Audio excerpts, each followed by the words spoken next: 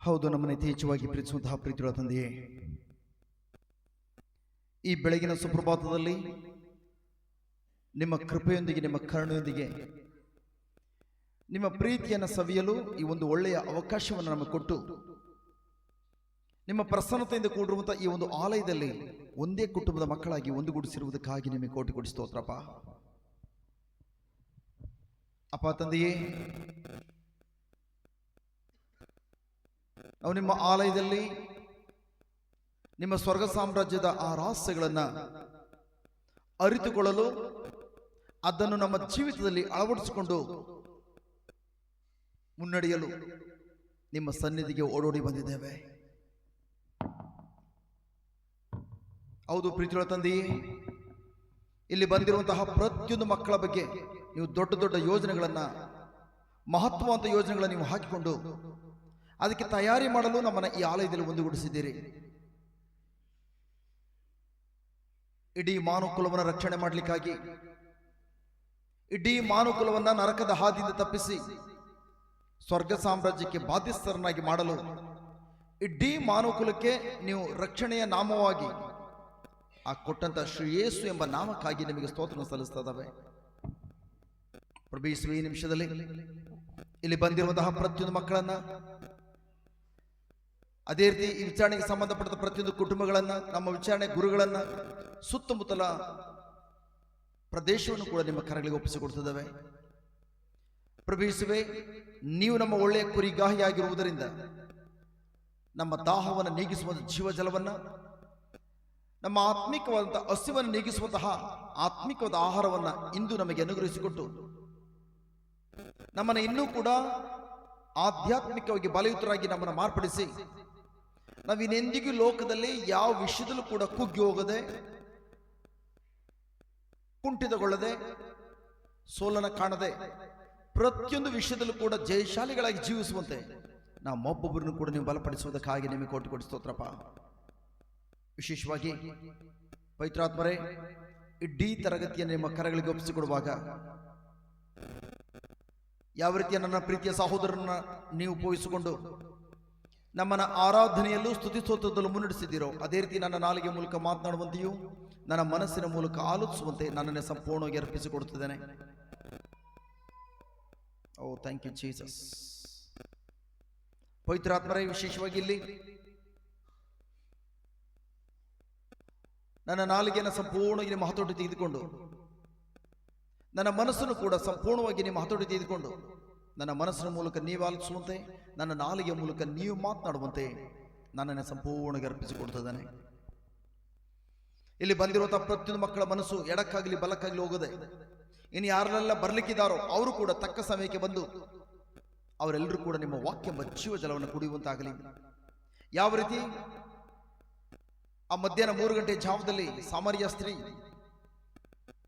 ಆ ಬಾವಿಯ ಬಳಿಯಲ್ಲಿ ಬಂದು ನಿಮ್ಮ ಬಾಯಿಂದ ಬಂತಹ ಆ ವಾಕ್ಯ ಎಂಬ ಜೀವ ಜಲವನ್ನು ಕುಡಿದ್ಲು, ಅವಳಿನ ಎಂದಿಗೂ ಲೋಕದ ಆಸೆ ಆಕಾಂಕ್ಷೆಗಳಲ್ಲಿ ಅವಳು ಯಾವ ಕಾರಣಕ್ಕೂ ಬಿದ್ದೋಗಲಿಲ್ಲ. ಅವಳು ಅದೇ ಕ್ಷಣದಲ್ಲಿ ಮಾರ್ಪಾಡಾಗಿ ಇಡೀ ಊರನ್ನ ಕ್ರಿಸ್ತನ ನಡೆಗೆ ಕರೆದುಕೊಂಡು ಬರುವಂತಹ ಸುವಾರ್ತಗಳಾದ್ಲು. ಅದೇ ರೀತಿಯಲ್ಲಿ ಬಂದಿರುವಂತಹ ಪ್ರತಿಯೊಬ್ಬೊಬ್ಬರು ಕೂಡ ಯೇಸು ನಿಮ್ಮ ಮಹಿಮೆಗಾಗಿ ಜೀವಿಸುವಂತೆ, ನಿಮಗೋಸ್ಕರ ಜೀವಿಸುವಂತೆ, ಸತ್ಯದ ಆದಿಯಲ್ಲಿ, ಪ್ರಾಮಾಣಿಕತೆ ಆದಿಯಲ್ಲಿ, ಪರಿಶುದ್ಧತೆ ಆದಿಯಲ್ಲಿ ಜೀವಿಸುವಂತೆ ಪ್ರತಿಯೊಬ್ಬೊಬ್ಬರನ್ನು ಕೂಡ ವಿಶೇಷವಾಗಿ ನೀವು ಆಶೀರ್ವದಿಸಿದ್ದೀರಿ.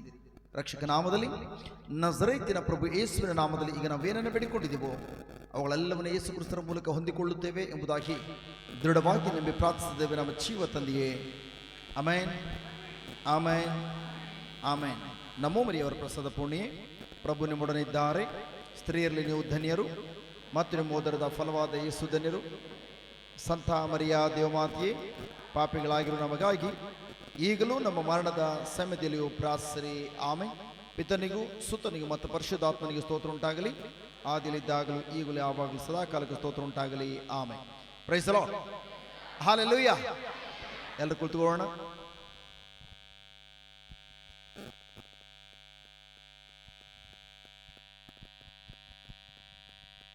Hallelujah. Thank you, Jesus. Praise you, Jesus. Hallelujah. Hallelujah. Thank you, Jesus. Praise you, Jesus. Hallelujah. Hallelujah ಅಂತ ಹೇಳುವಾಗ ದಯವಿಟ್ಟು ಕೈಗಳನ್ನ ಮೇಲೆತ್ತೋಣ. Hallelujah, hallelujah, hallelujah. So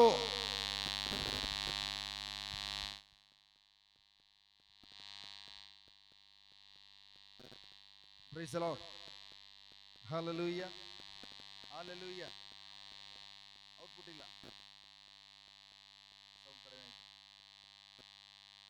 hallelujah, hallelujah, hallelujah.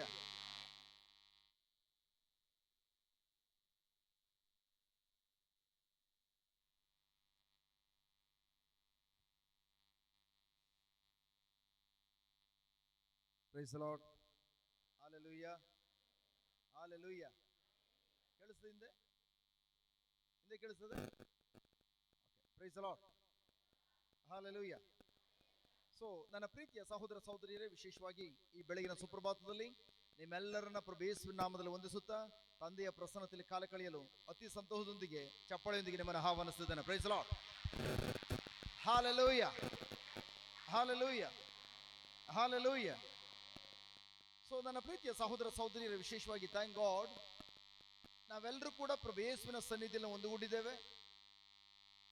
ಯಾಕೆಂದ್ರೆ ದೇವರ ವಾಕ್ಯ ಹೇಳ್ತದೆ, ಎಲ್ಲಿ ಇಬ್ಬರು ಮೂವರು ನನ್ನ ನಾಮದಲ್ಲಿ ಒಂದುಗೂಡುತ್ತೀರೋ ಅವರ ಮಧ್ಯದಲ್ಲಿ ಯಾರಿರ್ತಾರೆ? ಪ್ರಭು ಯೇಸು ಇರ್ತಾರೆ ಎಂಬುದಾಗಿ. ಸೊ ಪ್ರಭು ಯೇಸುವಿನ ಸನ್ನಿಧಿಗೆ ಬಂದಿದ್ದೇವೆ. ಬಟ್ ಖಂಡಿತವಾಗಿಯೂ ಥ್ಯಾಂಕ್ ಗಾಡ್ ಇಲ್ಲಿ ಬಂದಿರುವಂಥ ಪ್ರತಿಯೊಬ್ಬೊಬ್ಬರು ಕೂಡ ಒಂದಲ್ಲ ಒಂದು ಸಮಸ್ಯೆನ ಹೊತ್ಕೊಂಡು ಬಂದಿದ್ದೇವೆ. ಹೌದಾ? ಸಮಸ್ಯೆ ಇಲ್ದನೇ ಇರೋರು ಯಾರು ಇದ್ದೀರಾ? ಸಮಸ್ಯೆ ನನಗಿಲ್ಲ ಬ್ರದರ್, ಸುಮ್ಮನೆ ಮೈಸೂರಿಂದ ಬ್ರದರ್ಸ್ಗಳು ಬರ್ತಾರೆ ಅಂತೇಳಿ ನಮ್ಮ ಗುರುಗಳು ಅನೌನ್ಸ್ ಮಾಡಿದ್ರು, ಅದಕ್ಕೆ ನೋಡ್ಕೊಂಡು ಹೋಗೋಣ ಅಂತ ಬಂದಿದ್ದೇವೆ. ಯಾರಾದ್ರೂ ಅಂತ ಆ ಥರದವ್ರು ಇದ್ದೀರಾ? ಚಿಕ್ಕ ಮಕ್ಕಳಿಂದ ಹಿಡಿದು ದೊಡ್ಡವ್ರ ತನಕ ಎಲ್ರಿಗೂ ಒಂದಲ್ಲ ಒಂದು ಸಮಸ್ಯೆಗಳು. ಹೌದಾ? ಒಂದಲ್ಲ ಒಂದು ಸಮಸ್ಯೆಗಳು. ಈ ತರ ಬೆಳಗಿಂದ ಕರೆಕ್ಟ್ ಆಗಿತ್ತು, ಈ ನೋಡಿ ಹೆಂಗ್ ಕಿರ್ಚಾಡ್ತದೆ. ಯಾರಿಗಾರು ಗೊತ್ತಿತ್ತು ಹೆಂಗ್ ಕಿರ್ಚಾಡ್ತದೆ ಅಂತೇಳಿ? ಗೊತ್ತಿಲ್ಲ. ಅದೇ ತರ ನಮ್ಮ ಜೀವನದಲ್ಲೂ ಅಷ್ಟೇ ಎಲ್ಲ ಚೆನ್ನಾಗಿರ್ತದೆ. ಯಾವ ಸಮಯದಲ್ಲಿ ಮನೆಯಲ್ಲಿ ಸಮಸ್ಯೆಗಳು ಬರ್ತದೋ ಗೊತ್ತಾಗೋದಿಲ್ಲ. ಹೌದಾ? ಬಟ್ ಹೇಗೆ ಪ್ರಿಯರೇ, praise be God, thank God, ಆ ಸಮಸ್ಯೆಗಳನ್ನ ಹೇಗೆ ಪರಿಹಾರ ಮಾಡ್ಕೊಳ್ಳುವಂಥದ್ದು. ಉದಾಹರಣೆಗೆ ಬ್ರದರ್ ಆವಾಗಿಂದ ಎಲ್ಲ ಸರ್ಕಸ್ ಮಾಡ್ತಾ ಇದಾರೆ, ಇಲ್ಲಿ ಕಿರ್ಚಾಟನ್ನ ಏನಾದ್ರು ಹೋಗ್ಲಾಡ್ಸಕ್ಕೆ ಸಾಧ್ಯ ಆಗ್ತಾ ಇದೆಯಾ? ಅದಕ್ಕೆ ಕಿರ್ಚಾಡ್ತದೆ ಅಂತೇಳಿ ನನ್ನ ವಾಯ್ಸನ್ನು ಕೂಡ ಕಡಿಮೆ ಮಾಡಾಕ್ಬಿಟ್ರು. ಬ್ರದರ್ ಆಡುವಾಗ ಒಳ್ಳೆ ಜೋರಾಗಿ ವಾಯ್ಸ್ ಇತ್ತು, ಕರೆಕ್ಟಾ? ಈಗ ನನ್ನ ವಾಯ್ಸನ್ನು ಕಡಿಮೆ ಮಾಡ್ಬಿಟ್ರು, ನಾನು ಜೋರಾಗಿ ಮಾತಾಡೋದು. ನಾವು ಅದೇ ತರ ನಮ್ಮ ಜೀವನದಲ್ಲಿ ಅಷ್ಟೇ ಗುಡ್. ನಮ್ಮ ಜೀವನದಲ್ಲಿ ಎಲ್ಲಾದ್ರೂ ಸಮಸ್ಯೆ ಉತ್ಪತ್ತಿ ಆದಾಗ ನಾವೇನ್ ಮಾಡ್ತೇವೆ? ಆ ಸಮಸ್ಯೆನ ಪರಿಹಾರ ಮಾಡ್ಲಿಕ್ಕೆ ಹೋಗಿ ಎಲ್ಲರ ಬಾಯಿನ ಬಂದ್ ಮಾಡ್ತೇವೆ. ನಿನ್ನಿಂದ ಸಮಸ್ಯೆ ಸ್ಟಾರ್ಟ್ ಆಗಿದ್ದು, ನಿನ್ನಿಂದ. ಆ ಸಮಸ್ಯೆಗೆ ಮೂಲ ಕಾರಣ ಏನು ನಮ್ಗೆ ಗೊತ್ತಿಲ್ಲ, ಬಟ್ ಬ್ರದರ್ ಗೊತ್ತು. ಅದಕ್ಕೆ ಅವ್ರು ಹೇಳಿದ್ರು, ಬ್ರದರ್ ನೀವು ಮಾತನಾಡಿ ಅದು ಹಿಂಗೇನೆ, ಯಾಕಂದ್ರೆ ಏನಿಲ್ಲ, ಕರೆಂಟ್ ಇಲ್ಲ, UPS ಅಲ್ಲಿ ಓಡ್ತಾ ಇದೆ, ಅವ್ರಿಗೆ ಗೊತ್ತು ಅದು. ಬಟ್ ನನಗೆ ಗೊತ್ತಿಲ್ಲದೆ ಇದರಿಂದ ಯಾಕೆ ಹಿಂಗೆ ಬರ್ತದೆ ಅಂತೇಳಿ ಯೋಚನೆ ಮಾಡ್ತಾ ಇದೆ. ಈಗ ನನಗೆ ಗೊತ್ತಾಯ್ತು, ಸಮಸ್ಯೆ ಇರೋದು ಇಲ್ಲಿ ಎಲ್ಲೂ ಅಲ್ಲ, ಸಮಸ್ಯೆ ಇರೋದು ಕರೆಂಟ್ ಬಂದಿಲ್ಲ. ಅದೇ ತರ ಪ್ರಿಯರ, ಪ್ರೈಸ್ ಬಿ ಗಾಡ್, ನಮ್ಮ ಜೀವನದಲ್ಲೂ ಅಷ್ಟೇ. ನಮ್ಮ ಜೀವನದ ಏನೇ ಸಮಸ್ಯೆಗಳು ಬರಲಿ, ಆ ಸಮಸ್ಯೆಗಳಿಗೆ ಪರಿಹಾರ ಈ ಲೋಕದಲ್ಲಿ ಎಲ್ಲಿ ಹುಡುಕರು ಸಿಗೋದಿಲ್ಲ. ಒಂದೇ ಒಂದು ವ್ಯಕ್ತಿಯ ಕೈಲೂ ಇಲ್ಲ, ಒಂದೇ ಒಂದು ಶಕ್ತಿಯ ಕೈಲೂ ಇಲ್ಲ, ಅಥವಾ ಅಲ್ಲಿ ಹೊರಗಡೆ ಎಲ್ಲೂ ಇಲ್ಲ ನಮ್ಮ ಸಮಸ್ಯೆಗಳಿಗೆ ಪರಿಹಾರ. ನಮ್ಮ ಸಮಸ್ಯೆಗಳಿಗೆಲ್ಲ ಪರಿಹಾರ ಪ್ರಭು ಯೇಸು ತನ್ನ ವಾಕ್ಯದಲ್ಲಿ ಏನಂತ ನುಡಿದಿದ್ದಾರೋ ಆ ವಾಕ್ಯದಲ್ಲಿ ಮಾತ್ರ ಸಮಸ್ಯೆ ಪರಿಹಾರ ಇರುವಂಥದ್ದು. ಅದಕ್ಕಾಗಿ ನನ್ನ ಪ್ರೀತಿಯ ಸಹೋದರ ಸಹೋದರಿಯರೇ, ಯೋಹಾನ ಶುಭ ಸಂದೇಶ, ಅವ್ರಿಗೊಂದು ಮೈಕ್ ಕೊಡಿ. ಯೋಹಾನ 8ನೇ ಅಧ್ಯಾಯ ವಾಕ್ಯ 31-32.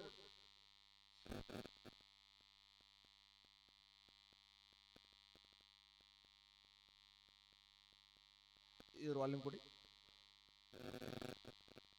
ಇವ್ರ ಮೈಕ್.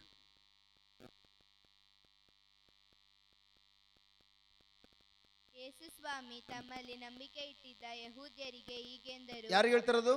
ಯೇಸು ಸ್ವಾಮಿ ಎಲ್ಲ ಯಹೂದ್ಯರಿಗೆಲ್ಲ. ಯಾರು ಯೇಸುವಿನಲ್ಲಿ ನಂಬಿಕೆ ಇಟ್ಟಿದ್ದಾರೋ ಅವ್ರಿಗೆ ಮಾತ್ರ, ಕರೆಕ್ಟಾ? ಯೇಸುವಿನಲ್ಲಿ ನಂಬಿಕೆ ಇಟ್ಟ ಯಹೂದ್ಯರಿಗೆ ಹೀಗಂದ್ರು. ನೀವು ಯೇಸುವಿನಲ್ಲಿ ನಂಬಿಕೆ ಇಟ್ಟಿದ್ದೀರಾ?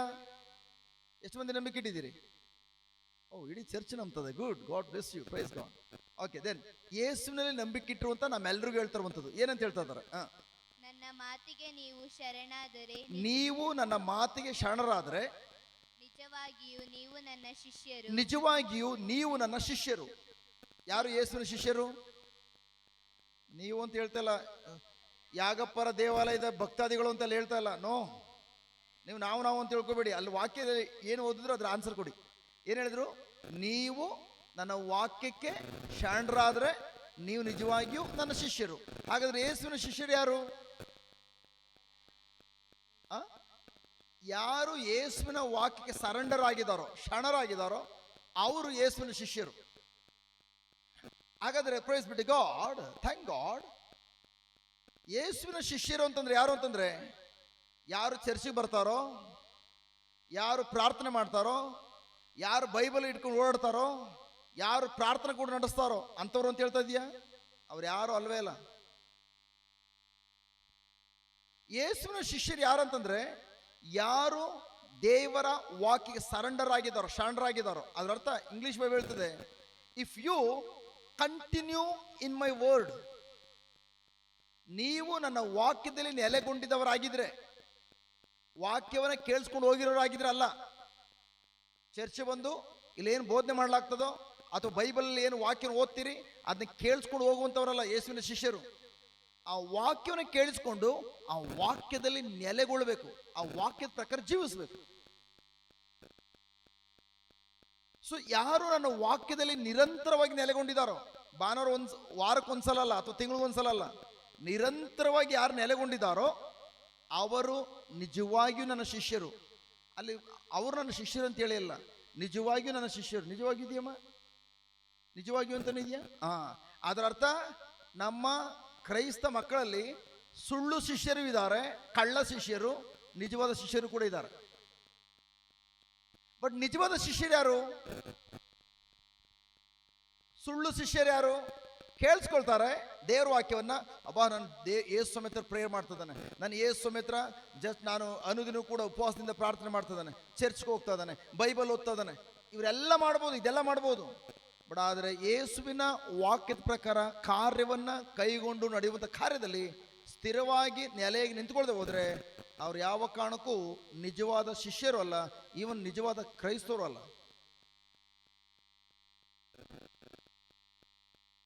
ಸೊ ನೀವು ನಿಜವಾದ ಶಿಷ್ಯರು ಎಂಬುದಾಗಿ ನೀವು ಅಥವಾ ನಾನು ಹೇಳ್ಕೊಳ್ಬೇಕಾದ್ರೆ ನನ್ನ ಜೀವನ ಬಂದು ಯೇಸು ಸ್ವಾಮಿ ತನ್ನ ವಾಕ್ಯದಲ್ಲಿ ಏನಂತ ಹೇಳಿದಾರೋ ಅವರ ವಾಕ್ಯದಲ್ಲಿ ನೆಲೆಗೊಂಡವರಾಗಬೇಕು. ನೆಲೆಗೊಂಡಿದ್ರೆ ಮಾತ್ರ ನಾವು ನಿಜವಾಗಿಯೂ ಶಿಷ್ಯರು. ಇವು ನನ್ನ ಕಂಕ್ಳಲ್ಲಿ ಒಂದು ಬೈಬಲ್ ಹಿಡ್ಕೊಂಡು ನಾನು ಪ್ರೀಚರ್, ನಾನು ಆಲ್ ಇನ್ ಬದರಪ್ಪ, ನಾನು ಎಲ್ಲ ಕಡೆ ಹೋಗಿ ಪ್ರಬೋಧನೆ ಮಾಡ್ತೀನಪ್ಪ, ನಿಜವಾದ ಶಿಷ್ಯ ಅಲ್ಲ. ನನ್ನ ಜೀವನ ಬಂದು ದೇವರ ವಾಕ್ಯ ಹೇಳ್ತದೋ ಆ ವಾಕ್ಯದಲ್ಲಿ ನೆಲೆಗೊಂಡಿದ್ರೆ ಮಾತ್ರ ನನ್ನ ಜೀವನ, ಥ್ಯಾಂಕ್ ಗಾಡ್, ಯೇಸು ಕ್ರಿಸ್ತರನ್ನ ಹಿಂಬಾಲಿಸುವ ಶಿಷ್ಯನ ಜೀವಿತವಾಗಿರ್ತದೆ. ಉದಾಹರಣೆಗೆ ಪ್ರಭು ಯೇಸು ಹೇಳಿದ್ದಾರೆ, ಯಾರು ಯೇಸುವಿನ ಶಿಷ್ಯರಂದ್ರೆ? ಹಾಗಾದ್ರೆ ಏನು ವಾಕ್ಯ ಕೇಳಿಸ್ಕೊಡ್ರಿ. ಇದುವರೆಗೆ ನಾನು ಏನು ಹೇಳಿದೆ? ಯಾರು ಯೇಸುವಿನ ಶಿಷ್ಯರು? ಯೇಸುವಿನ ವಾಕ್ಯದ ಪ್ರಕಾರ ಕಾರ್ಯವನ್ನ ಕೈಗೊಂಡು ನಡೆಯುವರು. ಕರೆಕ್ಟಾ? ಒಪ್ಕೊಳ್ತೀರಾ? ನನ್ನ ಮೈಸೂರು ಭಾಷೆ ಅರ್ಥ ಆಗ್ತಾ ಇದೆಯಾ? ಅರ್ಥ ಆಗ್ತದೆ. ಈಗ ಪ್ರಭು ಯೇಸು ತನ್ನ ವಾಕ್ಯದಲ್ಲಿ ಏನಂತ ಹೇಳಿದಾರೋ ಅದರ ಪ್ರಕಾರ ನೀವು ಕಾರ್ಯವನ್ನ ನಿರಂತರವಾಗಿ ಕೈ ನೋಡಿದ್ರೆ ನಿಜವಾಗಿಯೂ ನೀವು ಶಿಷ್ಯರು. ಎಷ್ಟು ಮಂದಿ ಶಿಷ್ಯರಿದ್ದರು ಅಂತ ನೋಡೋಣ. ಯಾಕಂದ್ರೆ ನೀವ್ ಹೇಳಿದ್ರಿ ಯಾರು ಯೇಸುವಿನ ಶಿಷ್ಯರು ಅಂತ ಹೇಳುವಾಗ ನೀವೆಲ್ಲ ಎದೆ ಬಡ್ಕೊಂಡ್ರಿ, ನಾನೇ ನಾನೇ ನಾನೇ. ನಿಮ್ಮಲ್ಲಿ ಕೆಲವರು ನಾನೇ ನಾನೇ. ನೋಡೋಣ ಎಷ್ಟು ಮಂದಿ ಎದೆ ಬಡ್ಕೊಂಡವರು, ಎಷ್ಟು ಮಂದಿ ಯೇಸುವಿನ ಶಿಷ್ಯರಾಗಿದ್ದೀರಿ. ಯೇಸು ಸ್ವಾಮಿ ತಮ್ಮ ವಾಕ್ಯದ ಹೇಳಿದ್ದಾರೆ, ಯಾರಾದ್ರೂ ನಿನ್ನ ವಿರುದ್ಧ ಬಂದು ಒಂದ್ ಕೆನೆಗೆ ಬಾರಿಸಿದ್ರೆ ನೀನು 2 ಕೆನೆಗೂ ಬಾರಿಸ್ಬೇಕು. ಕರೆಕ್ಟಾ?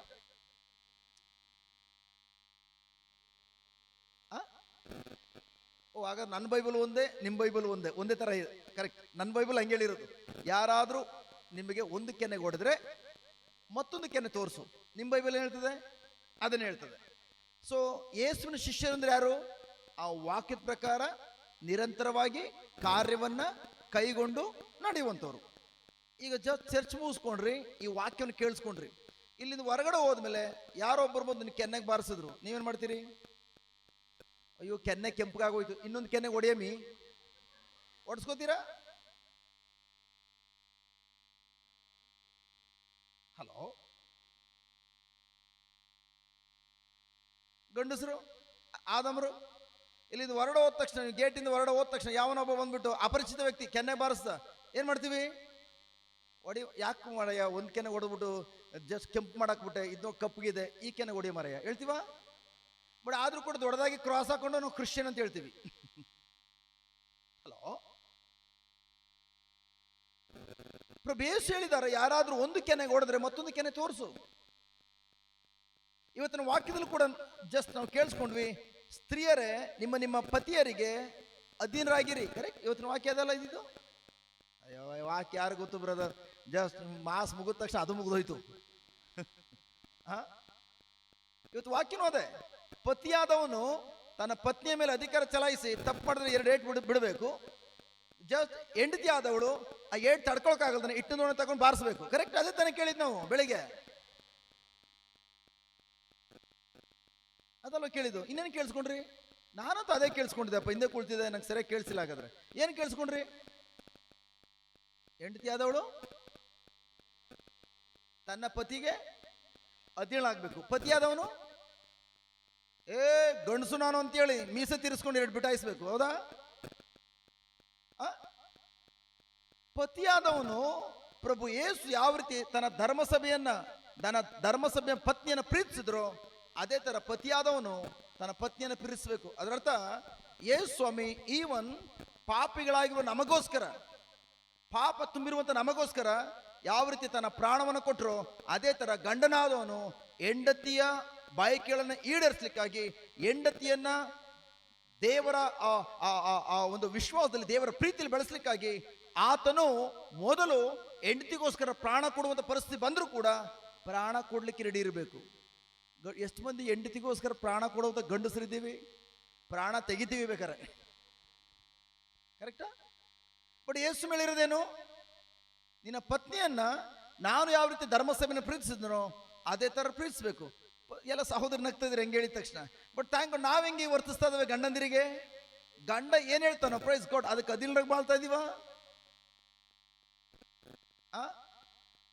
ಮೊದ್ಲಾದ್ರೆ ಪ್ರೈಸ್ ಗಾಡ್, ಜಸ್ಟ್ ನೋಡು ಈ ಭಾನುವಾರ ಕೆಲಸ ಐತೆ ಕಣೆ, ಜಸ್ಟ್ ನಿಮ್ಮ ಅಪ್ಪ ಅಮ್ಮನ ಮನೆಗೆ ಈ ವಾರ ಬೇಡ ಮುಂದಿನ ವಾರ ಹೋಗು, ಈ ವಾರ ಬೇರೆ ದುಡ್ಡಿಲ್ಲ, ಜಸ್ಟ್ ಒಂದು ವಾರ ಸ್ವಲ್ಪ ದುಡ್ಡು ಸೇರಿಸ್ತೇನೆ, ಆಗ ಜಸ್ಟ್ ಮುಂದಿನ ವಾರ ನಿನ್ನ ಬಸ್ ಚಾರ್ಜ್ಗೋ ಅಥವಾ ಏನೋ ಸಾಮಾನುಗಳು ತಗೊಂಡೋಗಿ ಸರಿ ಆಗ್ತದೆ. ಈಗ ಏನು ಮಾಡ್ತೇವೆ, ನೀನು ಕೊಡ್ಲೇ ಬೇಡ ಬಿಡು, ಡ್ರಾ ಮಾಡ್ಕೋತೀನಿ ಬರಲ್ವಾ, ತಿಂಗಳು 2,000. Bus free, correct. Bus free ಇದೆ, ಪ್ಲಸ್ ಅದಾದ್ಮೇಲೆ 2,000 ರೂಪಾಯಿ ಪಾಕೆಟ್ ಮನಿ ಸಿಗ್ತಾ ಇದೆ. ಹಲೋ ನನ್ನ ಪ್ರೀತಿಯ ಸಹೋದರ ಸಹೋದರಿಯರೇ, ದೇವರು ಅದೆಲ್ಲವನ್ನು ಕೂಡ ಥ್ಯಾಂಕ್ ಗಾಡ್ ಸರ್ಕಾರದ ಮೂಲಕ ನಮ್ಗೆ ಒದಗಿಸ್ಕೊಟ್ಟಿರುವಂಥದ್ದು. ಖಂಡಿತವಾಗಿಯೂ ನಾವು ವಿರೋಧವಾಗಿ ತಿರುಗಿಬೀಳ್ಲಿಕ್ಕಲ್ಲ, ನಾವು ಇನ್ನೂ ಕೂಡ ದೇವರಿಗೆ ಥ್ಯಾಂಕ್ಸ್ ಹೇಳುತ್ತಾ ಪ್ರೈಸ್ ಗಾಡ್, ದೇವರಿಗೆ ವಿಧೆ ತೋರೋದ್ರ ಮೂಲಕ ಪ್ರೈಸ್ ಬಿಟ್ಟು ಗಾಡ್, ನನ್ನ ಗಂಡಂದಿನಿಗೆ ಅಧೀನ ಬಾಳ್ಲಿಕ್ಕಾಗಿ. ಅಧೀನತೆ ಅಂದ್ರೇನು? ನನಗೆ ಇಷ್ಟ ಇದೆಯೋ ಇಲ್ವೋ ಗೊತ್ತಿಲ್ಲ, ನಾನು ಕೂಡ ಸೇಮ್ ಅಧಿಕಾರ ಇರ್ಬೋದು, ನನ್ನ ಗಂಡನಿಗೆ ಹಿಂತಿರುಗಿ ಮಾತನಾಡ್ಲಿಕ್ಕಾಗಿ ನನಗೂ ಅಧಿಕಾರ ಇರ್ಬೋದು. ಬಟ್ ದೇವ ನೀವ್ ಹೇಳ್ತಾ ಇದ್ದೀರಿ, ಜಸ್ಟ್ ನಿನ್ನ ಗಂಡ ಏನ್ ಹೇಳ್ತಾನೋ ಅದಕ್ಕೆ ಅಧೀನ ಬಾಳು ಅಂತ ಹೇಳ್ತಾ ಇದ್ದೀರಿ. ನನ್ನ ಕೆಲಸ ವಿಧೆ ತೋರೋದಲ್ಲ, ಅಧೀನತೆ ತೋರುವಂಥದ್ದು. ಒಣಗೊಟ್ಟೋದಿಲ್ಲ, ಪ್ರೀತಿಯಿಂದ ಅವನೇನ್ ಹೇಳ್ತಾನೋ ಅದಕ್ಕೆ ವಿಧೆ ತೋರ್ತಾನೆ. ಈಗ ನನ್ನ ಪ್ರಶ್ನೆ ಏನಂತಂದ್ರೆ ಪ್ರೈಸ್ ಗಾಡ್, ಆಮೇಲೆ ಬರೋಣ ಗಂಡ ಹೆಂಡತಿ ಬಗ್ಗೆ, ಆಮೇಲೆ ಬರೋಣ ಗಂಡ ಗಂಡಿ ಬಗ್ಗೆ. ಬಟ್ ಈಗ ನಾನು ಹೇಳ್ತಿರುವಂಥದ್ದು ಏನಂದ್ರೆ, ನಾವು ಕ್ರೈಸ್ತ ಮಕ್ಕಳಾಗಿದ್ದೇವೆ, ಯಾರಾದ್ರೂ ಬಂದು ನಾನು ಒಂದು ಕೆನೆ ಹೊಡೆದ್ರೆ ಇನ್ನೊಂದು ಕೆನೆ ತೋರಿಸ್ತೀವ? ಹಂಗಾರೆ ನಿಜವಾಗ್ಲೂ ಯೇಸುವಿನ ಶಿಷ್ಯರು ನಾವು ಕುತ್ತಿಗೆಲ್ಲ ಸರ್ ಹಾಕೊಂಡು ಓಡಾಡ್ತೇವೆ. ಇನ್ ಕೆಲವರು ಅಂತ ಬುದ್ಧಿವಂತರು, ರಾತ್ರಿ ಕತ್ಲೆ ಇರ್ತದೆ ಅಂತೇಳಿ ರೇಡಿಯಂ ಬೇರೆ ಹಾಕಿ ಓಡಾಡ್ತಾರೆ, ರೇಡಿಯಂದು ರೋಸ್ರಿ. ನೀವೆಲ್ಲಿಯ ತನಕ ದೇವರ ವಾಕ್ಯದ ಪ್ರಕಾರ ಕಾರ್ಯವನ್ನು ಕೈಗೊಂಡು ನಡೆಯೋದಿಲ್ವೋ ಅಲ್ಲಿ ತನಕ ಪ್ರಿಯರೇ, ನಿಮ್ಮ ಜೀವನದಲ್ಲಿ ಯಾವ ಕಾರಣಕ್ಕೂ ನೀವು ಬಿಡುಗಡೆ ಕಾಣ್ಲಿಕ್ಕೆ ಸಾಧ್ಯ ಇಲ್ಲ. ಯಾಕೆ ನಾನು ಹೇಳ್ತಲ್ಲ, ಹೌದು ಅದೇ ವಾಕ್ಯನ ಕಂಟಿನ್ಯೂ ಮಾಡಿ ಇನ್ನೊಂದ್ಸಲ. ನೀವು ನನ್ನ ವಾಕ್ಯಕ್ಕೆ ಶರಣರಾದರೆ ನೀವು ನಿಜವಾಗಿಯೂ ನನ್ನ ಶಿಷ್ಯರು. ಮೊದಲನೇದು ಶಿಷ್ಯರು, ಆಮೇಲೆ ನೀವು ಸತ್ಯವನ್ನು ಅರಿತುಕೊಳ್ಳಿ. ಯಾರು ನೀವು ಅಂದ್ರೆ ನೀವಲ್ಲ, ಯಾರು ಶಿಷ್ಯರಾಗಿದ್ದಾರೆ ಅವ್ರು ಮಾತ್ರ. ಅದಕ್ಕೆಲ್ಲ ಸ್ಟೆಪ್ ಬೈ ಸ್ಟೆಪ್ ವಾಕ್ಯ ಓದುವಾಗಲೂ ಅಷ್ಟೇ ಮೊದಲನೇದ ಮೊದಲ ಭಾಗದಲ್ಲಿ ಇಡಬೇಕು. ಯೇಸು ಹೇಳ್ತಾರೆ ಅಂತಂದ್ರೆ, ನೀವು ನನ್ನ ವಾಕ್ಯದಲ್ಲಿ ನಿರಂತರವಾಗಿ ನೆಲೆಗೊಂಡಿದ್ರೆ ನಿಜವಾಗಿ ನೀವು ನನ್ನ ಶಿಷ್ಯರು. ನೆಕ್ಸ್ಟ್ ಶಿಷ್ಯರಿಗೆ ಹೇಳ್ತಿರುವಂಥದ್ದು, ನೀವು ಸತ್ಯವನ್ನು ಅರಿತುಕೊಳ್ಳುವಿರಿ, ಆಮೇಲೆ ಸತ್ಯವು ನಿಮಗೆ ಸ್ವಾತಂತ್ರ್ಯ ನೀಡುವುದು. ಯಾವುದು ನಿಮಗೆ ಸ್ವಾತಂತ್ರ್ಯ ನೀಡೋದು? ಸತ್ಯ ಬಿಡುಗಡೆ ನೀಡ್ತದೆ ಎಂಬುದಾಗಿ ಹೇಳ್ತಾ ಇದೆಯಾ, ಅಥವಾ ಪ್ರಬೋಧಕರು ಪ್ರಾರ್ಥನೆ ಮಾಡಿದಾಗ ನಿಮ್ಗೆ ಬಿಡುಗಡೆ ಆಗ್ತದೆ ಅಂತ ಹೇಳ್ತಾ ಇದೆಯಾ? ಯಾವುದು ಬಿಡುಗಡೆ ಕೊಡುವಂಥದ್ದು? ಸತ್ಯ, ಕರೆಕ್ಟ್? ಅಥವಾ ಪ್ರಬೋಧಕರು ಪ್ರಾರ್ಥನೆ ಮಾಡಿದ್ಮೇಲೆ ಅಂತೇಳಿ ಆ ಥರ ಇದೆಯಮ್ಮ? ಇಲ್ಲ, ಸತ್ಯ, ಟ್ರೂತ್. ನನ್ನ ಪ್ರೀತಿಯ ಸಹೋದರ ಸಹೋದರಿಯರೇ, ನೀವು ಪ್ರಬೋಧಕರಿಂದ ಹೋದ್ರಿ ಹಾಳಾದ್ರಿ, ನನ್ನಿಂದ ಬಂದ್ರಿ ಅಳ್ಳಿಗೆ ಬೀಳ್ತೀರಿ. ಸೊ ಇವತ್ತು ನನ್ನನ್ನಾಗ್ಲಿ ನನ್ನ ಸಹೋದರನಾಗ್ಲಿ ಕರ್ಕೊಂಡ್ಬಂದಿರುವಂಥದ್ದು ನೀವೆಲ್ಲರೂ ಕೂಡ ನಮ್ಮನ್ನು ಹಿಂಬಾಲಿಸ್ಕೊಂಡು ಬರ್ಬೇಕೆಂಬುದಾಗಿಲ್ಲ. ಸಾರಿ, ದೇವರು ಯಾತಕ್ಕೆ ನಮ್ಮಲ್ಲಿ ಕರ್ಕೊಂಡ್ಬಂದು ಬರ್ಸಿದಾರೆ ಅಂತಂದ್ರೆ, ನಿಮಗೆ ದೇವರ ವಾಕ್ಯದ ಆ ಸತ್ಯವನ್ನು ಪ್ರಕಟಪಡಿಸಿ ಆ ಸತ್ಯವನ್ನು ನೀವು ಅಳವಡಿಸ್ಕೊಂಡು ನಡೆಯುವಾಗ ನೀವು ಬಿಡುಗಡೆ ಹೊಂದೋದು ಮಾತ್ರವಲ್ಲ, ನೀವು ಯೇಸುವನ್ನು ಹಿಂಬಾಲಿಸ್ಕೊಂಡು ಹೋಗ್ಬೇಕು ಅವರ ವಾಕ್ಯದ ಮೂಲಕ. ಹಾಗಾದ್ರೆ ಈಗ ಪ್ರಶ್ನೆ ಏನಂತಂದ್ರೆ, ಪ್ರೈಸ್ ಬಿ ಟು ಗಾಡ್, ಒಂದು ವ್ಯಕ್ತಿ ಯೇಸುವಿನ ಶಿಷ್ಯನಾಗಬೇಕಾದ್ರೆ ಅವನಿಗೆ ದೇವ್ರ ವಾಕ್ಯ ಗೊತ್ತಿರಬೇಕಾ ಬೇಡವಾ? ಸೊ ಯೇಸುವಿನ ಶಿಷ್ಯನಾಗ್ಲಿಕ್ಕೆ ಅವನಿಗೆ ದೇವರ ವಾಕ್ಯ ಗೊತ್ತಿರಬೇಕು ಅಂತ ಹೇಳಿದ್ಮೇಲೆ, ದೇವರ ವಾಕ್ಯ ಗೊತ್ತಿಲ್ಲದೆ ಹೋದ್ರೆ ದೇವರ ವಾಕ್ಯದ ಪ್ರಕಾರ ಅವನ ಕಾರ್ಯವನ್ನು ಕೈಗೊಂಡಿರ್ಲಿಕ್ಕೆ ಸಾಧ್ಯ ಇದೆಯಾ? ಇಲ್ಲ. ಹಾಗಾದ್ರೆ ದೇವರ ವಾಕ್ಯದ ಪ್ರಕಾರ ಕಾರ್ಯವನ್ನು ಕೈಗೊಂಡಿಯದೆ ಹೋದ್ರೆ ಅವನು ಯೇಸುವಿನ ಶಿಷ್ಯನಾಗ್ತಾನ? ಇಲ್ಲ. ಯೇಸುವಿನ ಶಿಷ್ಯನಾಗದೆ ಅವನು ಸತ್ಯ ತಿಳ್ಕೊಳ್ತಾನ? ಇಲ್ಲ. ಸತ್ಯ ತಿಳ್ಕೊಳ್ಳಿಲ್ಲ ಅಂದಮೇಲೆ ಸತ್ಯವನ್ನು ಅಳವಡಿಸ್ಕೊಳಕ್ಕಾಗ್ತಾನ? ಆಗಲ್ಲ. ಸತ್ಯ ಅಳವಡಿಸ್ಕೊಳ್ಳಿಲ್ಲ ಅಂದ್ರೆ ಅವನು ಬಿಡುಗಡೆ ಆಗ್ತದ? ಅವನು 24 ಗಂಟೆ ಚರ್ಚಲ್ಲಿ ಬಿದ್ದುಕೊಂಡು ಒದ್ದಾಡ್ಬೋದು, ಪ್ರೇಯರ್ ಮಾಡ್ಬೋದು, ಅವ್ನಿಗೆ ಯಾವುದೇ ಬಿಡುಗಡೆ ಇರೋದಿಲ್ಲ. ನಾನು ಅದೇ ಥರ ಇದ್ದವನು. 2003ರಲ್ಲಿ ರಕ್ಷಣೆ ಹೊಂದ್ಕೊಂಡೆ. ಥ್ಯಾಂಕ್ ಗಾಡ್, ಮೈಸೂರಿನ ಸೆಂಟ್ ತೆರೆದ ಚರ್ಚ್ನಲ್ಲಿ ನಾನು ಸ್ನಾನದೀಕ್ಷೆ ಪಡ್ಕೊಂಡಿದ್ದು. ಅದಾದ್ಮೇಲೆ ನೋಡಿದ್ರೆ 2003ರಿಂದ 2007 ತನಕ ನನ್ನ ಜೀವನದಲ್ಲಿ ಏನು ಚೇಂಜ್ ಆಗಿಲ್ಲ. 18 ಮಂದಿ ಪ್ರಬೋಧಕರಿಂದ ಓಡಿದ್ದು. ತಲೆ ಮೇಲೆ ಕೈ ಇಡ್ಸ್ಕೊಳ್ಳೋದು, ಪ್ರೇಯರ್ ಮಾಡಿಸ್ಕೊಳ್ಳೋದು, ಒಂದು ತಲೆಯಲ್ಲಿ ಹೊಡೆದ್ರೆ ಒಂದು ವಾಕ್ಯ ಗೊತ್ತಿಲ್ಲ, ಈ ವಾಕ್ಯನ ಯಾವ ಥರ ಅಳವಡಿಸ್ಕೊಳ್ಬೇಕಂತ ಗೊತ್ತಿಲ್ಲ, ತಲೆ ಮೇಲೆ ಕೈ ಇಟ್ಟು ಪ್ರೇಯರ್ ಮಾಡಿಸ್ಕೊಂಡು ನನ್ನ ಜೀವನದಲ್ಲಿ ಏನೂ ಚೇಂಜ್ ಆಗಲಿಲ್ಲ. ಎಲ್ಲ ಕೂದುದ್ರೋಯ್ತು. See, but praise be to God, ಯಾವಾಗ 2007ರಲ್ಲಿ ಥ್ಯಾಂಕ್ ಗಾಡ್ ಒಂದು ಧ್ಯಾನ ಕೂಟದಲ್ಲಿ, ಅದೇ ಮೈಸೂರು ನಡೆಯುವ ಧ್ಯಾನ ಕೂಟದಲ್ಲಿ ಅಲ್ಲಿ ಸತ್ಯ ಗೊತ್ತಾಗಿದ್ದು, ಜಸ್ಟ್ ನಾವು ಯಾವ ಕಾರಣಕ್ಕೂ ಪ್ರಬೋಧಕರನ್ನ ಹಿಂಬಾಲಿಸ್ಕೊಂಡು ಹೋಗಬೇಕಾಗಿಲ್ಲ, ಬದಲಾಗಿ ಪ್ರಬೋಧಕರು ನಮಗೆ ಸತ್ಯವನ್ನು ತಿಳಿಸ್ಕೊಡುವಂತಹ ದೇವರ ವಾಕ್ಯವನ್ನು ತಿಳಿಸ್ಕೊಟ್ಟು ದೇವರ ವಾಕ್ಯವನ್ನು ಯಾವ ಥರ ಹಿಂಬಾಲಿಸ್ಕೊಂಡು ಹೋಗ್ಬೇಕೆಂಬುದಾಗಿ ನಮಗೆ ತಿಳುವಳಿಕೆ ಕೊಡುವಂತಹ ಮಧ್ಯವರ್ತಿಗಳು ಅಷ್ಟೇ, ಸಾಧನಗಳು ಅಷ್ಟೇ. ಯಾವಾಗ 2007ರಿಂದ ಪ್ರೈಸ್ ಬಿ ಟು ಗಾಡ್ ದೇವರ ವಾಕ್ಯ ಹಿಂಬಾಲಿಸ್ಕೊಂಡು ಹೋಗ್ತದನೋ, ಮೈ ಗಾಡ್, ಅವತ್ತು ಯಾವ ರೀತಿ ಇದ್ನೋ ಅವತ್ತು ಈವನ್ ಊಟ ತಿನ್ಲಿಕ್ಕೆ ಗತಿರ್ಲಿಲ್ಲ. ನನ್ನ ತಾಯಿ ಮತ್ತು ನನ್ನ ದೊಡ್ಡಮ್ಮ ಇಬ್ರು ಕೂಡ ಗಾರೆ ಕೆಲಸ ಮಾಡಬೇಕಾಗಿತ್ತು. ಇಬ್ಬರು ತಂಗಿರು ಮನೆ ಕೆಲ್ಸಕ್ಕೆ ಹೋಗ್ತಾ ಇದ್ರು, ನಾನು ಒಬ್ಬ ಮಾತ್ರ ಓದ್ತಾ ಇದ್ದವನು. ಅಷ್ಟು ಕಡು ಬಡತನ. But praise be to God, ಆದರೆ ಈ 21 ವರ್ಷಗಳ ಜೀವಿತವನ್ನು ನೋಡೋದಾದ್ರೆ ಇವತ್ತು ಥ್ಯಾಂಕ್ ಗಾಡ್ ಮಂಗಳೂರು ನಡೆಯುವಂಥ ಧ್ಯಾನಕೂಟಕ್ಕೆ ಪ್ರತಿ ವಾರ ಧ್ಯಾನಕೂಟ ಇದೆ. ಮೊದಲನೇ ವಾರ ಕೊಂಕಣಿ, 2ನೇ ವಾರ ಕನ್ನಡ, ಮತ್ತೆ ಪ್ರತಿ ಭಾನುವಾರ ಎಲ್ಲ ಕಡೆಗಳು ಕೂಡ ಧ್ಯಾನಕೂಟ ಇದೆ. ಬಟ್ ಗುಡ್ ನ್ಯೂಸ್ ಏನು ಗೊತ್ತಾ, ಎಲ್ಲ ಕಡೆಗಳು ಕೂಡ ಯಾವುದೇ ಕಾರಣಕ್ಕೂ ಪ್ರಿಯರೇ ಜಸ್ಟ್ ರಿಜಿಸ್ಟ್ರೇಷನ್ ಫೀಸ್ ಆಗಲಿ, ಅದಕ್ಕೆ ಕಾಣಿಕೆ ಡಬ್ಬ ಆಗಲಿ ಯಾವುದು ಇಡ್ತಲ್ಲ, ದೇವರು ಎಲ್ಲವನ್ನ ಅಲೌಕಿಕವಾದ ರೀತಿಯಲ್ಲಿ, ಸಾವಿರಾರು ಜನ ಬಂದರೂ ಕೂಡ ಅಲೌಕಿಕವಾದ ರೀತಿಯಲ್ಲಿ ಆಹಾರವನ್ನು ಮತ್ತು ಅದಕ್ಕೆ ಬೇಕಂತ ಎಲ್ಲ ಸಂಪನ್ಮೂಲಗಳನ್ನು ದೇವರು ಇವತ್ತು ಒದಗಿಸ್ಕೊಡ್ತಾ ಇದ್ದಾರೆ. Praise the Lord, hallelujah. ಅಲ್ಲಿ ವಾಕ್ಯ ಹೇಳ್ತದೆ, ನೀವು ಸತ್ಯವನ್ನು ಅರಿತುಕೊಂಡಾಗ ಆ ಸತ್ಯವು ನಿಮಗಿರುವಂಥ ರೋಗದಿಂದ ಬಿಡುಗಡೆ ಕೊಡ್ತದೆ, ಆ ಸತ್ಯವು ನಿಮಗಿರುವಂಥ ಬಡತನದಿಂದ ಬಿಡುಗಡೆ ಕೊಡ್ತದೆ, ಸತ್ಯವು ಲೋಕದ ಆಸೆ ಆಕಾಂಕ್ಷೆಯಿಂದ ಬಿಡುಗಡೆ ಕೊಡ್ತದೆ, ಆ ಸತ್ಯವು ಎಲ್ಲ ಬಂಧನಗಳಿಂದ ಬಿಡುಗಡೆ ಮಾಡ್ತದೆ, ಆ ಸತ್ಯವು ನೀವು ಯಾವುದೆಲ್ಲವನ್ನ ಬಂಧನಗಳು ಎಂಬುದಾಗಿ ಹೇಳ್ತೀರಿ ಎಲ್ಲ ಬಂಧನಗಳನ್ನು ಬಿಡುಗಡೆ ಮಾಡುವಂಥದ್ದು ಸತ್ಯ. ಆ ಸತ್ಯ ಇರುವಂಥದ್ದು ದೇವರ ವಾಕ್ಯದಲ್ಲಿ. Praise the Lord, hallelujah, hallelujah. ಆಗ ದೇವರ ವಾಕ್ಯ ಸತ್ಯ ನೋಡ್ಲಿಕ್ಕೆ ಹೋಗೋಣ, ಬೇಕಾ ಬೇಡ? ಬೇಕು. ಓಕೆ, ಒಂದು ಯೋಹಾನ ಹಿಂದೆ ಲಾಸ್ಟ್ ಬಟ್ ಜಾನ್, ನಿಮ್ಗೆ ಯಾವುದು ಬಿಡುಗಡೆ ಕೊಡೋದು? ಯಾವುದು ಬಿಡುಗಡೆ ಕೊಡೋದು? ಸತ್ಯ, ಟ್ರೂತ್. ಸತ್ಯ ಸತ್ಯ ಸತ್ಯ ಸತ್ಯ ನಮಗೆ ಬಿಡುಗಡೆ ಕೊಡೋದು. ಓಕೆ, ಓದಿ. 1 ಯೋಹಾನ 5:4, 5ನೇ ಅಧ್ಯಾಯ ವಾಕ್ಯ 4.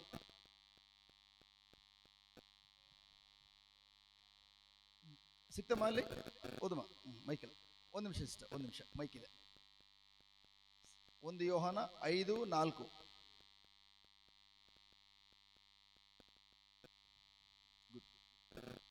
ದೇವರಿಂದ ಜನಿಸಿದ ಪ್ರತಿಯೊಬ್ಬನು ಲೋಕವನ್ನು ಜಯಿಸುತ್ತಾನೆ. ಲೋಕವನ್ನ ಜಯಿಸುವಂಥದ್ದು ನಮ್ಮ ವಿಶ್ವಾಸವೇ. ಲೋಕವನ್ನು ಜಯಿಸುವಂಥದ್ದು ನಮ್ಮ ವಿಶ್ವಾಸವೇ. ಕರೆಕ್ಟಾ? ನನ್ನ ಪ್ರೀತಿಯ ಸಹೋದರ ಸಹೋದರಿಯರು, ನಿಮ್ಮಲ್ಲಿ ಎಷ್ಟು ಮಂದಿ ನಂಬ್ತೀರಿ ನಾವೆಲ್ಲರೂ ದೇವರ ಸನ್ನಿಧಿಗೆ ಬಂದಿದ್ದೇವೆ? ನಮ್ಮ ಪ್ರಭು ಯೇಸು ಕ್ರಿಸ್ತರು ಮರಣವನ್ನು ಗೆದ್ದಿರುವಂಥವರು, ಅಷ್ಟು ಮಾತ್ರ ಅವರು ಜಯಶಾಲಿಯಾಗಿರುವಂಥವರು. ನಮ್ಮಲ್ಲಿ ಎಷ್ಟು ಮಂದಿ ನಂಬ್ತೇವೆ ಪ್ರಿಯರೇ? ಖಂಡಿತವಾಗಿಯೂ ನನ್ನ ಜೀವನದಲ್ಲಿ ಯಾವುದೆಲ್ಲ ಸಮಸ್ಯೆಗಳು ಇವತ್ತು ಹೊತ್ಕೊಂಡು ಬಂದಿದ್ದೀನೋ ಆ ಎಲ್ಲ ಸಮಸ್ಯೆಗಳಿಂದ ಕೂಡ ಪ್ರಭು ಯೇಸು ಇವತ್ತು ನನಗೆ ಜಯವನ್ನು ಕೊಡ್ತಾರೆ ಎಂಬುದಕ್ಕೆ ಎಷ್ಟು ಮಂದಿ ನಂಬಿಕೆ ಇಟ್ಟಿದ್ದೀರಿ? ಕೈ ಮೇಲೆ ಮಾಡಿ.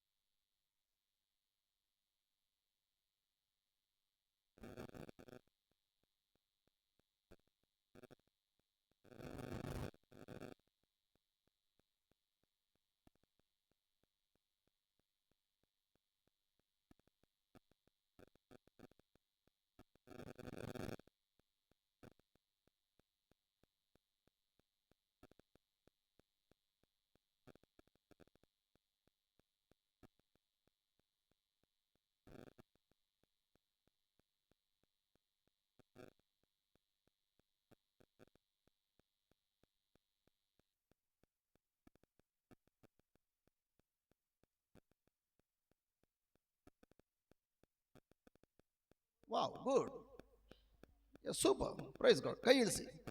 ನನ್ನ ಪ್ರೀತಿಯ ಸಹೋದರ ಸಹೋದರಿಯರು, ಪ್ರೈಸ್ ಗಾಡ್. ಬೆಳಗ್ಗಿಂದ ಕುಯ್ ಕುಯ್ ಅಂತ ಶಬ್ದ ಮಾಡ್ತಾ ಇತ್ತು, ಬಟ್ ಈಗ ನಿಂತೋಯ್ತು. ಮೋಸ್ಟ್ಲಿ ಈ ಬ್ರದರ್ ಬಂದು ಚೇಂಜ್ ಆದ್ರು, ಅದಕ್ಕೆ ಪವರ್ ಇರೋದು ಬ್ರದರಲ್ಲಿ. ನೋಡಿ, ನಿಮ್ಮ ಮನೇಲಿ ಏನಾದ್ರು ಕುಯ್ ಅಂತ ಶಬ್ದ ಬಂದರೆ ಮೊದಲಿದ್ದು ಕುಳ್ತಿದ್ರೆ ಆ ಬ್ರದರ್ ತಗೋಬೇಡಿ, ಎಲ್ಲ ಹೊಟ್ಟೋದ್ರು ಅವರು. ಈ ಬ್ರದರ್ ಬಂದ್ರು ಕುಯ್ ಅಂತ ನಿಂತೋಯ್ತು. ನೋಡಿ, ಪ್ರೈಸ್ ಗಾಡ್. ಮೊದಲು ಫ್ಯಾನ್ ಓಡ್ತಾ ಇರಲಿಲ್ಲ, ಫ್ಯಾನ್ ಓಡ್ತಾ ಇದೆ. Wow, hallelujah. ಕರೆಂಟ್ ಬಂತ? ಓ ಮೈ ಗಾಡ್.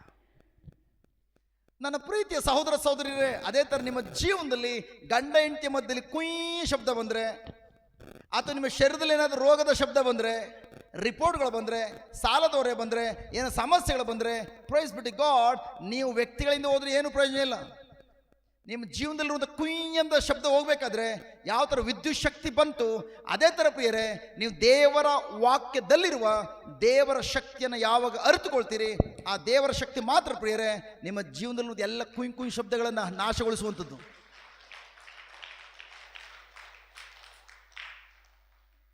ಇಬ್ಬರು ಅಲ್ಲೇ ಇದ್ದಾರೆ, ಕರೆಕ್ಟ್. ಆ ಬ್ರದರ್ ಎಲ್ಲೂ ಹೋಗಿಲ್ಲ, ಕರೆಕ್ಟ್. ಇಬ್ಬರು ಅಲ್ಲೇ ಇದ್ದಾರೆ. ಬ್ರದರ್, ಈ ಕಡೆ ಗಮನ ಕೊಡಿ. ನೀವು ಕೂತ್ಕೊಂಡಿದ್ರಿ ಬ್ರೌನ್ ಕಲರ್ ಬಟ್ಟೆ ಹಾಕೊಂಡು ಕುಯ್ ಕುಯ್ ಅಂತ ಶಬ್ದ ಮಾಡ್ತಾ ಇದ್ರಿ. ಓಕೆ, ಬಟ್ ಅವ್ರು ಬಿಳಿ ಕಲರ್ ಬಟ್ಟೆ ಹಾಕೊಂಡ್ಬಂದ್ರು, ಬಟ್ ನೋಡಿ ಶಬ್ದ ಹೊಟ್ಟೋಯ್ತು. ನನಗೆ ಯಾಕೋ ಡೌಟ್, ಆ ಬ್ರದರ್ ಕೂತ್ಕೊಂಡು ಅವರು ಅದಕ್ಕೆ ಮೊಣಕಲೂರು ಪ್ರೇ ಮಾಡ್ತಾ ಇದ್ರು, ಜೀಸಸ್ ಜೀಸಸ್ ಕುಯ್ ಕುಯ್ ಶಬ್ದ ಹೋಗ್ಲಿ ಜೀಸಸ್, ನಮ್ಮ ಚರ್ಚೆಲ್ಲರೂ ಬಂದ ಕುಯ್ ಕುಯ್ ಶಬ್ದ ಹೋಗ್ಲಿ ಜೀಸಸ್ ಜೀಸಸ್ ಜೀಸಸ್ ಜೀಸಸ್. ಮೈ ಗಾಡ್, ದೇವರ ಪ್ರಾರ್ಥನೆಗೆ ಉತ್ತರ ಕೊಟ್ಟರು, ಕುಯ್ ಕುಯ್ ಶಬ್ದ ನಿಲ್ಲಿಸ್ಬಿಟ್ರು. ಕರೆಕ್ಟಾ? ನಾವೇನು ಮಾಡ್ತೇವೆ ಸಮಸ್ಯೆ ಬಂದಾಗ, ನಮ್ಮ ಜೀವನದಲ್ಲಿ ಕುಯ್ ಕುಯ್ ಶಬ್ದ ಬಂದಾಗ ನಾವು ಇದನ್ನ ಮಾಡೋದು ಜೀಸಸ್ ಹತ್ರ ಹೋಗಿ. ನೀವೇನು ಪ್ರೇಯರ್ ಮಾಡಿದ್ರೆ ಬ್ರದರ್ ಕುಯ್ ಕುಯ್ ಶಬ್ದ ಹೋಗ್ಲಿ ಸ್ಪೀಕರ್ಲಿ ಅಂತೇಳಿ? ಇಲ್ಲ. ಬಟ್ ಹೇಗೆ ಅವ್ರು ಪ್ರೇಯರ್ ಮಾಡದೆ ಹೋದ್ರು ಕೂಡ ಹೇಗೆ ಕುಯ್ ಕುಯ್ ಶಬ್ದ ಹೊಟ್ಟೋಯ್ತು? ವಿದ್ಯುತ್ ಶಕ್ತಿ ಬಂತು. ವಿದ್ಯುತ್ ಶಕ್ತಿ, ಎಲ್ರೂ ಹೇಳೋಣ, ವಿದ್ಯುತ್ ಶಕ್ತಿ, ಎಲೆಕ್ಟ್ರಿಕ್ ಪವರ್ ಬಂತು, ಕುಯ್ ಕುಯ್ ಹೋಯ್ತು. ಅದೇ ತರ ನಿಮ್ಮ ಜೀವನದಲ್ಲೂ ಅಷ್ಟೇ, ಕುಯ್ ಕುಯ್ ಅನ್ನೋದು ಏನೆಲ್ಲ ಇದೆಯೋ ಸಮಸ್ಯೆಗಳು ಅವೆಲ್ಲ ಹೋಗ್ಬೇಕಾದ್ರೆ ಪವರ್ ಬೇಕು, ಶಕ್ತಿ ಬೇಕು. ಆ ಶಕ್ತಿ ಬೇರೆ ಎಲ್ಲೂ ಅಲ್ಲ. ಯೇಸು ಹೇಳಿದ್ದಾರೆ, ನನ್ನ ವಾಕ್ಯವು ಜೀವಂತವಾದದ್ದು, ನನ್ನ ವಾಕ್ಯವು ಶಕ್ತಿ ಭರಿತವಾದದ್ದು. ಅವ್ರ ವಾಕ್ಯವು ನೀವು ಯಾವಾಗ ಉಪಯೋಗಿಸ್ತೀರಿ, ಆ ವಾಕ್ಯದ ಸತ್ಯವನ್ನು ಯಾವಾಗ ಅರ್ಥ ಮಾಡ್ಕೊಳ್ತೀರಿ, ಆ ಏರಿಯಾದಲ್ಲಿ ಆ ವಿಷಯದಲ್ಲಿ ನೀವು ಯಾವಾಗ ಅಳವಡಿಸ್ಕೊಳ್ತೀರಿ, ಆ ಸತ್ಯವು ಆ ಶಕ್ತಿಯು ಆ ಸಮಸ್ಯೆ ನಿಮ್ಮ ಜೀವನದಲ್ಲಿ ತಂದು ಯಾವುದೆಲ್ಲ ಕುಯ್ ಕುಯ್ ಶಬ್ದವನ್ನು ಉತ್ಪತ್ತಿ ಮಾಡ್ತಾ ಇದೆಯೋ ಎಲ್ಲ ಸಮಸ್ಯೆಗಳನ್ನು ನಾಶಗೊಳಿಸ್ತದೆ. ಫ್ಯಾನ್ ಓಡ್ತದೆ, ಇಲ್ಲೂ ಫ್ಯಾನ್ ಓಡ್ತದೆ, ಪ್ರೈಸ್ ಗಾಡ್. ಬಟ್ ಫ್ಯಾನ್ ಬಂದಾಗ ಓಡ್ತಾ ಇರಲಿಲ್ಲ. ನನಗೆ ಯಾಕೋ ಡೌಟು, ಪ್ರೈಸ್ ಗಾಡ್, ಜಸ್ಟ್ ಯಾರೋ ಇದುವರೆಗೂ ಮಾಡಿಸ್ಬಿಟ್ಟಿದ್ರು, ನಾವು ಬಂದು ಪ್ರೇಯರ್ ಮಾಡಿದ ತಕ್ಷಣ ಬಿಡುಗಡೆ ಆಯ್ತು. ಅದಕ್ಕೆ ಕರೆಕ್ಟಾ? ಫ್ಯಾನ್ ಯಾಕೆ ಓಡ್ತಾ ಇರಲಿಲ್ಲ? ಎಲ್ಲರೂ ಹೇಳ್ತಾರೆ, ಬ್ರದರ್ ನನ್ನ ಜೀವನ ಎಷ್ಟೇ ಕೆಲಸ ಮಾಡಲಿ ಬ್ರದರ್, ನನ್ನ ಜೀವನದಲ್ಲಿ ಮೇಲ್ಮಟ್ಟಕ್ಕೆ ಬರೋಕ್ಕಾಗ್ತಿಲ್ಲ ಬ್ರದರ್ ಪ್ರೇಯರ್ ಮಾಡ್ತದವೆ, ನನ್ನ ಗಂಡ ಕುಡಿಯೋದು ಬಿಡ್ತಾ ಇಲ್ಲ, ನನ್ನ ಮಕ್ಕಳು ಹೇಳ್ದ ಮಾತು ಕೇಳೋದಿಲ್ಲ, ನನ್ನ ಗಂಡ ಸರಿ ಇಲ್ಲ, ನನ್ನ ಗಂಡಿ ಸರಿ ಇಲ್ಲ, ಎಲ್ಲ ಸಮಸ್ಯೆಗಳು. ನನಗೆ ಯಾಕೋ ಡೌಟ್ ಬ್ರದರ್, ಯಾರು ಏನೋ ಮಾಡಿಸ್ಬಿಟ್ಟಿದ್ದಾರೆ. ಅದಕ್ಕೆ ನಾವು ಹಿಂದಿನ ಹೋಗ್ತಲ್ಲ, ಮುಂದಿನ ಹೋಗ್ತಲ್ಲ. ಫ್ಯಾನ್ ಮೊದಲಿಂದ ಬಂದಾಗಿಂದಲೂ ಕೂಡ ಒಂದೇ ಥರ ಓಡ್ತದೆ. ಯಾಕೆ ಒಂದೇ ಥರ ಓಡ್ತದೆ? ಹೆಚ್ಚು ಆಗ್ತಿಲ್ಲ, ಕಡಿಮೆನೂ ಆಗ್ತಿಲ್ಲ. ಬ್ರದರ್ ನಾವು 6 ಕೇರ್ಲಿಲ್ಲ, 3 ಕಿಳಿಯಿಲ್ಲ, ಅಯ್ಯೋ ಏಸಪ್ಪು ನಂಬಿ ಬರೀ ಹಂಗೇ ಇದ್ದೀವಿ. ಮೇಲ್ಮಟ್ಟಕ್ಕೆ ಹೋಗ್ತಲ್ಲ, ಕೆಳಮಟ್ಟಕ್ಕೆ ಹೋಗ್ತಲ್ಲ. ನನಗೆ ಯಾಕೋ ಡೌಟ್ ಬ್ರದರ್, ಯಾರೋ ಏನೋ ಮಾಡಿಸ್ಬಿಟ್ಟಿದ್ದಾರೆ. ಆ ಫ್ಯಾನ್ಗೆ ಯಾರಾದ್ರು ಮಾಡಿಸಿದಾರ? ಯಾಕೆ ಒಂದೇ ಥರ ಓಡ್ತದೆ ಅವಾಗಿಂದ? ಪ್ರೇಯರ್ ಮಾಡೋಣ in the name of Jesus. ಆ ಫ್ಯಾನ್ ಹಿಡಿದಿರುವಂತ ದೆವ್ವ ಮಾಟವಂತ ಬಿಟ್ಟು ತೋಲಲಿ. ವಾವ್, ಫ್ಯಾನ್ ಜೋರಾಗಿ ಓಡ್ತದೆ. Wow, hallelujah. ಕರೆಕ್ಟ್. ಈ ರೀತಿ ಆಗಲಿಕ್ಕೆ ಸಾಧ್ಯ ಇದೆಯಾ? ಯಾಕೆ ಫ್ಯಾನ್ ಒಂದೇ ತರ ಓಡ್ತದೆ? ರೆಗ್ಯುಲೇಟರ್ ಹತ್ರ ಸೆಟ್ ಮಾಡಿರೋದ್ರಿಂದ. ಕರೆಕ್ಟಾ? ನಿಮ್ಮ ಜೀವನದಲ್ಲೂ ಅಷ್ಟೇ ಪ್ರಿಯರೇ. ಯಾಕೆ ನೀವು ಮೇಲ್ಮಟ್ಟಕ್ಕೆ ಹೋಗಕ್ಕಾಗ್ತಲ್ಲ ಅಂತಂದ್ರೆ ಕಾರಣ ಒಂದು ನಿಮ್ಮ ಮನಸ್ಸಿನ ಸೆಟ್ಟಿಂಗ್ ದೇವ್ರ ವಾಕ್ಯ ಪ್ರಕಾರ ಚೇಂಜ್ ಆಗಿಲ್ಲ. Setting problem.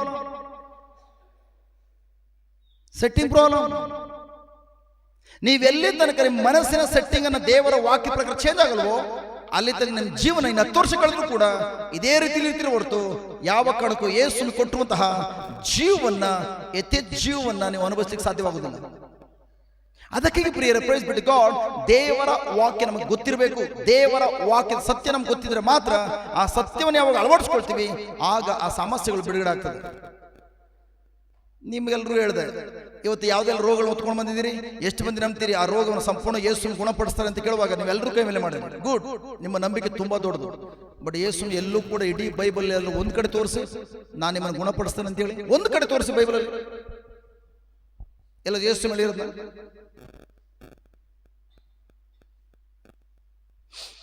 ಉದಾಹರಣೆಗೆ ಬೈಬಲಲ್ಲಿ 12 ವರ್ಷದಿಂದ ರಕ್ತಸ್ರಾವ ಮಹಿಳೆ ಇದ್ದಾಳೆ. ಕರೆಕ್ಟ್? ಕೇಳಿಸ್ಕೊಂಡಿದ್ದೀರಾ? ಆ ಮಹಿಳೆ ಡಾಕ್ಟರ್ ಬಳಿಗೆ ಹೋಗಿದ್ಲ? ಎಸ್, ಅನೇಕ ಡಾಕ್ಟರ್ ಬಳಿಗೆ ಹೋಗಿದ್ಲು. ಡಾಕ್ಟರ್ ಕೊಟ್ಟಿರೋದು ಕಲರ್ ಚಾಕ್ಲೇಟ್ ತಿಂದಾಳ. ಬಟ್ ಯಾವ ಡಾಕ್ಟರ್ ಕೂಡ ಗುಣಪಡಿಸಕ್ಕಾಗ್ಲಿಲ್ಲ. ಕೊನೆಗೆ ಒಂದಿನ ಯೇಸು ನಡ್ಕೊಂಡು ಹೋಗ್ತಾ ಇರೋದನ್ನ ಅವಳು ಕೇಳಿಸ್ಕೊಂಡು ಕೊನೆಗೆ ಹೋಗಿ ಜನರ ಗುಂಪಿನ ಮಧ್ಯದಲ್ಲಿ ಹೋಗಿ ಯೇಸುವಿನ ಬಟ್ಟೆ ಮುಟ್ಟಿದ ತಕ್ಷಣ ಸತ್ತೋದ್ಲು. ಕರೆಕ್ಟ್? ಸತ್ತೋದ್ಲ? ತಲೆ ಆಡಿಸ್ತಾ ಇದೀರಿ? ಗುಣ ಹೊಂದಿದ್ಲು. ಸತ್ತೋದ್ಲು ಅಂತ ತಲೆ ಆಡಿಸ್ತಾ ಇದೀರಿ? ಗುಣ ಹೊಂದಿದ್ಲು. ಹಾಗಾದ್ರೆ ಈಗ ನನ್ನ ಪ್ರಶ್ನೆ, ಆ ಮಹಿಳೆಯನ್ನ ವೈದ್ಯರು ಗುಣಪಡಿಸಕ್ಕಾಯ್ತಾ? ಮಾತ್ರೆಗಳು ಗುಣಪಡಿಸ್ಲಿಕ್ಕಾಯ್ತಾ? ಮತ್ತೆ ಯಾರು ಅವಳನ್ನ ಗುಣಪಡಿಸಿದ್ದು? ಯಾರು ಅವಳನ್ನ ಗುಣಪಡಿಸಿದ್ದು? ಯೇಸು ಅಲ್ವಾ?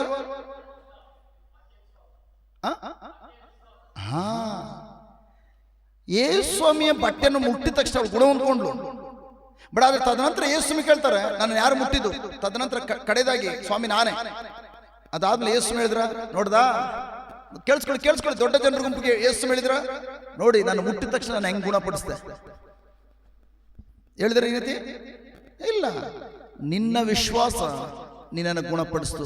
ಹಾಗಾದ್ರೆ ಆ ಮಹಿಳೆಯ ರೋಗವನ್ನು ಯಾರು ಗುಣಪಡಿಸಿದ್ದು? ನಿಮ್ಮನ್ನು ಗುಣಪಡಿಸೋದು ಯಾರು? ಅದಂಗೆ ಮತ್ತೆ ಯೇಸು ಅಂತ ಕೈ ಮೇಲೆ ಮಾಡಿದ್ರಿ ಮೊದಲು ಕೇಳಿದಿಕ್ಕೆ? ಅದಂಗೆ ನೀವು ಕೈ ಮೇಲೆ ಮಾಡಿದ್ರಿ? ಯೇಸು ನಿಮ್ಮನ್ನು ಗುಣಪಡಿಸ್ತಾರೆ ಅಂತ ಕೇಳುವಾಗ ಹೌದು ಅಂತ ಕೈ ಮೇಲೆ ಮಾಡಿದ್ರಿ. ಯೇಸು ಯಾರನ್ನು ಗುಣಪಡಿಸೋದಿಲ್ಲ, ನಿಮ್ಮ ವಿಶ್ವಾಸ. ಅವಳ ವಿಶ್ವಾಸ ಅವಳು ಯಾವ ತರ ಗುಣಪಡಿಸ್ತು, ಅದೇ ತರ ನಿಮ್ಮ ವಿಶ್ವಾಸ ನಿಮ್ಮನ್ನು ಗುಣಪಡಿಸುವಂತ. ಇವತ್ತು ಪ್ರಿಯರ ವೆರಿ ವೆರಿ ಇಂಪಾರ್ಟೆಂಟ್, ಇವತ್ತು ನಿಮ್ಮ ಶರೀರದಲ್ಲಿ ಏನೋ ರೋಗಗಳಿದ್ದು ಗುಣ ಆಗಿಲ್ಲ ಅಂತಂದ್ರೆ ನೀವು ಪ್ರಾರ್ಥನೆ ಮಾಡ್ತಾ ಇದ್ದೀರಿ, ಪ್ರಾರ್ಥನೆ ಮಾಡ್ತಲ್ಲ ಎಂಬುದಾಗಿ ಹೇಳ್ತಾ ಇಲ್ಲ, ಪ್ರಾರ್ಥನೆ ಮಾಡಿದ್ರು ಕೂಡ ಆ ರೋಗ ಗುಣ ಆಗ್ತಲ್ಲ ಅಂತಂದ್ರೆ ಯೇಸುವಿನ ಮೇಲೆ ಹೋಗಿ ದೂಷಣೆ ಮಾಡಬೇಡಿ. ಯೇಸುವೆ ಪ್ರೇಯರ್ ಮಾಡ್ತಾ ಇದೆ, ನೀನು ಯಾಕೆ ಗುಣಪಡಿಸಲಿಲ್ಲ? ಯೇಸು ಹೇಳ್ತಾರೆ, ನಾನು ಗುಣಪಡಿಸೋದಿಲ್ಲ, ನಿನ್ನ ವಿಶ್ವಾಸ ನಿನ್ನನ್ನ ಗುಣಪಡಿಸುವಂಥದ್ದು. ಹಾಗಾದ್ರೆ 1 ಯೋಹಾನ 5:4 ಈಗ ನನ್ನ ಮಗಳು ಓದಿದ್ಲು, ಜಸ್ಟ್ ನಿನ್ನ ವಿಶ್ವಾಸ ನಿನಗೆ ಜೀವನ ತಂದು ಕೊಡ್ತದೆ. ರಕ್ತಶವಂತ ಮಹಿಳೆಯಲ್ಲಿ ನೋಡ್ತವೆ, ನಿನ್ನ ವಿಶ್ವಾಸ ನಿನ್ನ ಗುಣಪಡಿಸ್ತದೆ. ಹಾಗಾದ್ರೆ ಯೇಸು ಹೇಳ್ತಿದ್ದಾರೆ, ನಿನ್ನ ವಿಶ್ವಾಸ ನಿಮ್ಗೆ ಬಿಡುಗಡೆ ಬೇಕಾ? ನಿಮ್ಮ ವಿಶ್ವಾಸ ನಿಮ್ಗೆ ಬಿಡುಗಡೆ ಕೊಡ್ತದೆ. ನಿಮಗೆ ಆರೋಗ್ಯ ಬೇಕಾ? ನಿಮ್ಮ ವಿಶ್ವಾಸ ನಿಮ್ಮನ್ನು ಗುಣಪಡಿಸ್ತದೆ. ನಿಮಗೆ ಸಮಾಧಾನ ಬೇಕಾ? ನಿಮ್ಮ ವಿಶ್ವಾಸ ನಿಮಗೆ ಸಮಾಧಾನ ತಂದು ಕೊಡ್ತದೆ.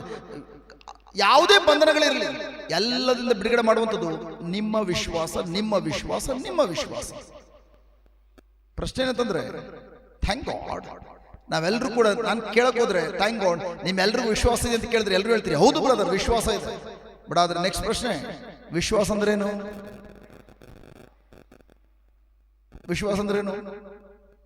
ಗೊತ್ತಿಲ್ಲ. ನನ್ನ ಪ್ರೀತಿಯ ಸಹೋದರ ಸಹೋದರಿಯರು, ಪ್ರೈಸ್ ಗಾಡ್. ಅದಕ್ಕಾಗಿ very very important, thank god, ದೇವರು ಎತ್ತಕ್ಕಾಗಿ ನಮ್ಮನ್ನ ಈ ಆಲಯದಲ್ಲಿ ಒಂದುಗೂಡಿಸಿದ್ದಾರೆ ಅಂತಂದ್ರೆ, ನಾನು ಯಾವ ರೀತಿ ಈ ಲೋಕದಲ್ಲಿ ಪ್ರತಿಯೊಂದು ಏರಿಯಾದಲ್ಲೂ ಕೂಡ ಆರೋಗ್ಯ, ಹಣಕಾಸು, ದಾಂಪತ್ಯ ಜೀವನ, ಮಕ್ಕಳ ಜೀವನ, ನನ್ನ ಭವಿಷ್ಯದಲ್ಲಿ ಎಲ್ಲಾ ಏರಿಯಾದಲ್ಲೂ ಕೂಡ ಅಲೌಕಿಕವಾಗಿ ಜೀವಿಸಬೇಕು ಎಂಬುದನ್ನ ಪ್ರಭು ಯೇಸು ಕಲಿಸ್ಕೊಡ್ಲಿಕ್ಕೆ ನಮ್ಮ ಮುಂದುಗೂಡಿಸಿರುವಂಥದ್ದು. ಇನ್ನೂ ಸಲ ಓದಮ್ಮ ಅದೇ ವಾಕ್ಯ, ಕೇಳಿಸ್ಕೊಳ್ಳಿ. Praise God. ದೇವರಿಂದ ಜನಿಸಿದ ಪ್ರತಿಯೊಬ್ಬನು ಲೋಕವನ್ನು ಜಯಿಸ್ತಾನೆ. ಕರೆಕ್ಟ್? ಸಾಕು. ಯಾರು ಲೋಕವನ್ನು ಜಯಿಸುವಂಥದ್ದು? ಲೋಕದಲ್ಲಿ ಏನೇ ಸಮಸ್ಯೆ ಬರಲಿ, ರೋಗ ಬಂತ, ರೋಗವನ್ನು ಜಯಿಸುವಂಥವನು ಯಾರು? ದೇವರಿಂದ ಹುಟ್ಟಿದವನು. ಲೋಕದ ಏನೇ ಸಾಲದವರೇ ಬಂತು, ಸಾಲದವರೇನು ಜಯಿಸುವಂಥದ್ದು ಯಾರು? ಸಾಲದ ಹೊರೆಯನ್ನು ಜಯಿಸುವಂಥದ್ದು ಯಾರು? ದೇವರಿಂದ ಹುಟ್ಟಿದಾನ ಅವನು. ಅದ್ರ ಅರ್ಥ, ಈ ಲೋಕದಲ್ಲಿ ಏನೇ ಸಮಸ್ಯೆಗಳು ಬಂದರೂ ಕೂಡ ಆ ಎಲ್ಲಾ ಸಮಸ್ಯೆಗಳು ಜಯಿಸುವ ವ್ಯಕ್ತಿ ಯಾರು ಅಂತಂದ್ರೆ, ಯಾರು ದೇವರಿಂದ ಹುಟ್ಟಿದಾನೋ ಅವನು ಮಾತ್ರ. ಈ ನನ್ನ ಪ್ರಶ್ನೆ ಅಂತಂದ್ರೆ, ನೀವು ದೇವರಿಂದ ಹುಟ್ಟಿದ್ದೀರಾ ಅಥವಾ ಅಪ್ಪ ಅಮ್ಮನಿಂದ ಹುಟ್ಟಿದ್ದೀರಾ? ಹಲೋ, ನೀವು ದೇವರಿಂದ ಹುಟ್ಟಿದ್ದೀರಾ ಅಪ್ಪ ಅಮ್ಮನಿಂದ ಹುಟ್ಟಿದ್ದೀರಾ? ನೀವು ಹೆಂಗ್ ಹುಟ್ಟಿದ್ರು ನಿಮೇ ಗೊತ್ತಿಲ್ವಾ?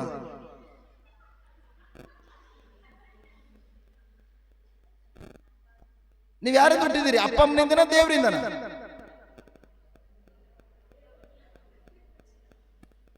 ಅರೆ,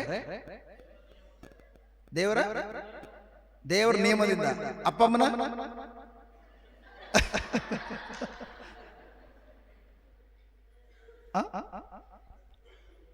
ಯಾಕಂದ್ರೆ ವಾಕ್ಯ ಹೇಳ್ತದೆ, ಯಾರು ದೇವರಿಗೆ ಹುಟ್ಟಿದಾರೋ ಅವ್ರು ಮಾತ್ರ ಲೋಕವನ್ನು ಜಯಿಸ್ತಾರೆ. ಲೋಕದಲ್ಲಿ ಏನೇ ಸಮಸ್ಯೆ ಬಂದರೂ ಕೂಡ ಸೋತೋಗೋದಿಲ್ಲ, ಲೋಕವನ್ನು ಜಯಿಸ್ತಾರೆ. ಬಟ್ ಫಸ್ಟ್ ಯಾರು? ಅವರು ದೇವರಿಂದ ಹುಟ್ಟಿದವರು. ಈಗ ನಾನು ದೇವರಿಂದ ಹುಟ್ಟಿದ್ರೆ ಮಾತ್ರ ಸಮಸ್ಯೆಗಳನ್ನು ಜಯಿಸಬಹುದು. ದೇವರಿಂದ ಹುಟ್ಟಿದ ಹೋದ್ರೆ ನಾನು ಯಾವ ಕಾರಣಕ್ಕೂ ನಾನು ಎಷ್ಟೇ ಪ್ರಾರ್ಥನೆ ಮಾಡ್ಬೋದು, ಸಮಸ್ಯೆಗಳನ್ನು ಜಯಿಸ್ಲಿಕ್ಕೆ ಸಾಧ್ಯ ಇಲ್ಲ.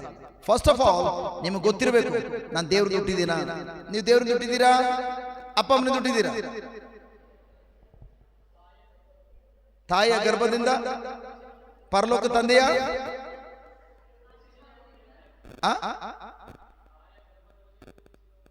ಬಟ್ ಈಗ ನನ್ನ ಪ್ರಶ್ನೆ ಅರ್ಥ ಆಗಿಲ್ಲ ನಿಮಗೆ. Yes or no? ತಂದೆ ತಾಯಿಯಿಂದ ಹುಟ್ಟಿದ್ದೀರಾ ಇಲ್ಲ ದೇವರಿಂದ ಹುಟ್ಟಿದ್ದೀರಾ? ಇಬ್ಬರಿಂದ ಯಾರು ಹುಟ್ಟಿದಾರೋ ಅವ್ರು ಜಯ ಹೊಂದಕ್ಕೆ ಸಾಧ್ಯ ಇಲ್ಲ. ದೇವರಿಂದಲೂ ತಂದೆ ತಾಯಿಗಳಿಂದ ಯಾರು ಹುಟ್ಟಿದಾರೋ ಅವ್ರು ಲೋಕವನ್ನು ಜಯಿಸ್ತಾರೆ ಎಂಬುದು ಹೇಳ್ತಾ ಇಲ್ಲ. ಯಾರು ದೇವರಿಂದ ಹುಟ್ಟಿದಾರ ಅಂತವ್ರು ಮಾತ್ರ ಜಯಿಸ್ಲಿಕ್ಕೆ ಸಾಧ್ಯ. ಎಷ್ಟು ಮಂದಿಗೆ ದೇವರಿಂದ ಹುಟ್ಟಿದ್ದೀರಿ? ಕೈ ಮೇಲೆ ಮಾಡಿ.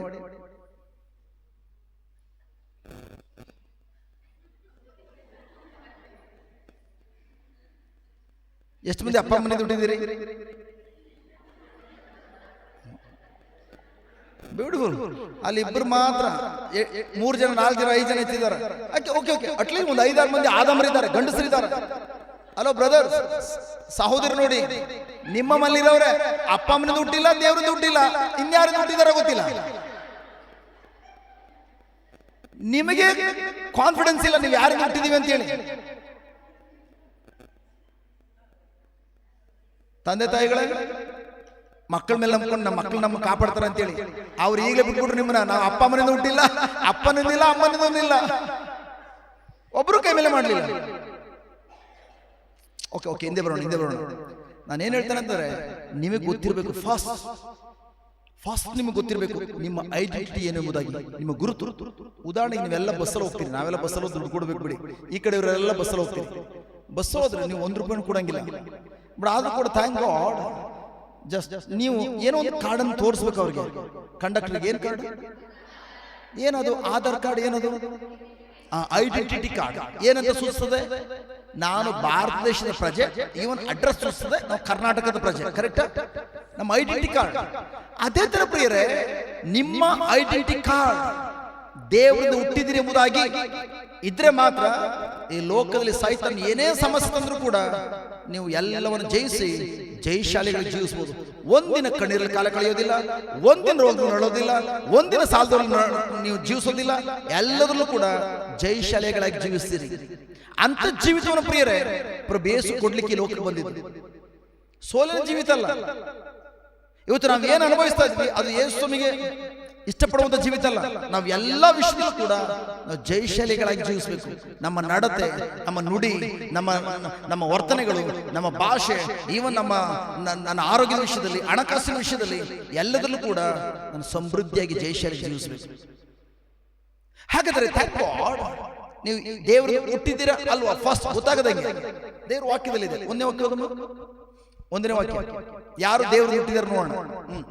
ಯೇಸುವೇ ಕ್ರಿಸ್ತ ಎಂದು ವಿಶ್ವಾಸಿಸುವ ಯೇಸುವೇ ಕ್ರಿಸ್ತ ಎಂದು ವಿಶ್ವಾಸಿಸುವ ಪ್ರತಿಯೊಬ್ಬನು ದೇವರ ಮಗು. ದೇವರಿಂದ ಹುಟ್ಟಿರುವಂತ ದೇವರ ಮಗು. ಯಾರು ಹಂಗಂದ್ರೆ ದೇವರಿಂದ ಹುಟ್ಟಿರುವಂತ ದೇವರ ಮಗು? ಯೇಸುವೇ ಕ್ರಿಸ್ತ ಅಂತೇಳಿ ಯಾರು ನಂಬಿದಾರೋ ಅವರು ದೇವರಿಂದ ಹುಟ್ಟಿರುವಂತ ದೇವರ ಮಗು.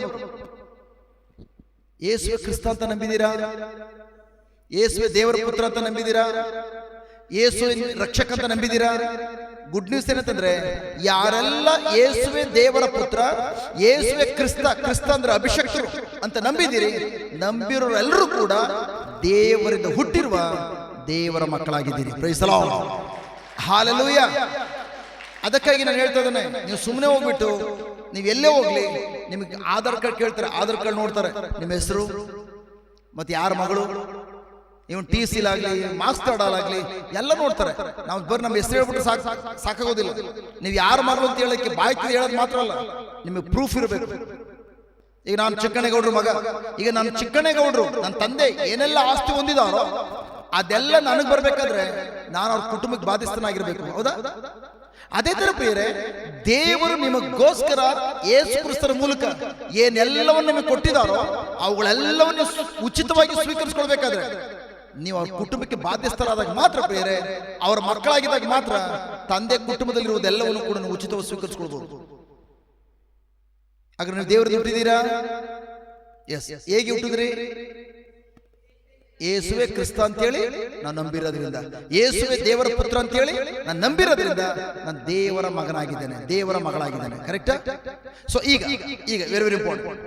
ನೀವು ಯಾವಾಗ ದೇವರಿಗೆ ಹುಟ್ಟಿದ್ರಿ, ದೇವರಿಂದ ಹುಟ್ಟಿದ ಪ್ರತಿಯೊಬ್ಬನು ಲೋಕವನ್ನು ಜಯಿಸುವ ಶಕ್ತಿಯನ್ನು ಹೊಂದಿದ್ದಾನೆ. ಅದರ ಅರ್ಥ, ಈ ಲೋಕದಲ್ಲಿ ಏನೇ ಸಮಸ್ಯೆಗಳು ಬರಲಿ, ನೀವು ಯಾವ ಸಮಸ್ಯೆಗಳು ಕೂಡ ನೀವು ಸೋತು ಹೋಗಿಲ್ಲ. ಲೋಕದ ಮಕ್ಕಳು ಸೋತು ಹೋಗ್ಬೋದು, ಬಟ್ ನೀವು ಯಾವ ಕಾರಣಕ್ಕೂ ಸೋಲಂಗಿಲ್ಲ. ಯಾಕೆಂದ್ರೆ ನಿಮ್ಮ ಒಳಗಡೆ ನೀವು ದೇವರಿಂದ ಹುಟ್ಟಿರೋದ್ರಿಂದ ನಿಮ್ಮ ಒಳಗಡೆ ದೇವರ DNA ಇದೆ, ದೇವರ DNA, ದೇವರ ಶಕ್ತಿ ಇದೆ. ಸೊ ನಿಮ್ಮ ಒಳಗಡೆ ಆ ದೇವರ DNA ಇರೋದ್ರಿಂದ ನಮ್ಮ ದೇವರು ಯಾವ ರೀತಿ ಜಯಶಾಲಿ ಆಗಿದ್ದಾರೋ, ನಾನು ಮತ್ತು ನೀವು ಕೂಡ ಅವರ DNA ಹೊಂದಿರೋದ್ರಿಂದ ನಾನು ಮತ್ತು ನೀವು ಕೂಡ ಲೋಕವನ್ನು ಜಯಿಸುವ ಜಯಶಾಲಿಗಳಾಗಿದ್ದಾವೆ.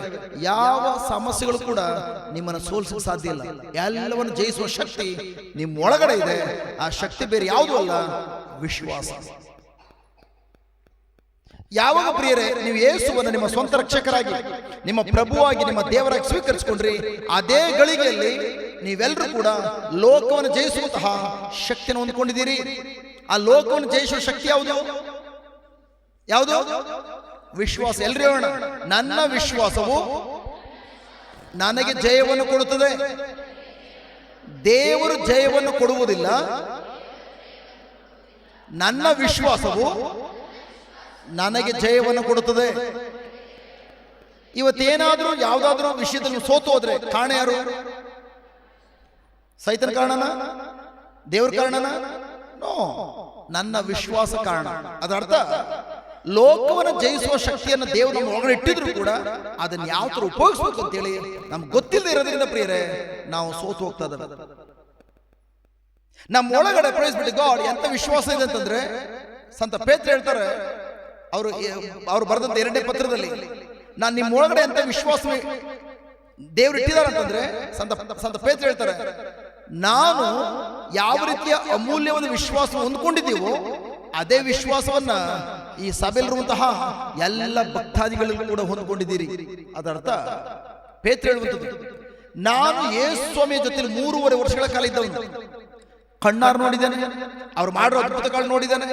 ಅಷ್ಟು ಮಾತ್ರ ಅಲ್ಲ, ಅವರು ಏನೆಲ್ಲ ಅದ್ಭುತಗಳು ಮಾಡಿದ್ರು ಅದು ನೋಡಿದ ಮಾತ್ರವಲ್ಲ, ಯೇಸು ರೂಪಾಂತರಗೊಂಡಾಗ ನಾನು ಕೊಡಲಿದ್ದವನು, ಅವ್ರ ಜೊತೆ ಮಲಗಿದ್ದೇನೆ, ಅವ್ರ ಜೊತೆ ಎಲ್ಲ ಕಡೆ ಓಡಾಡಿದ್ದೇನೆ, ಅವ್ರ ಕೈ ತಿಂದಿದ್ದಾನೆ.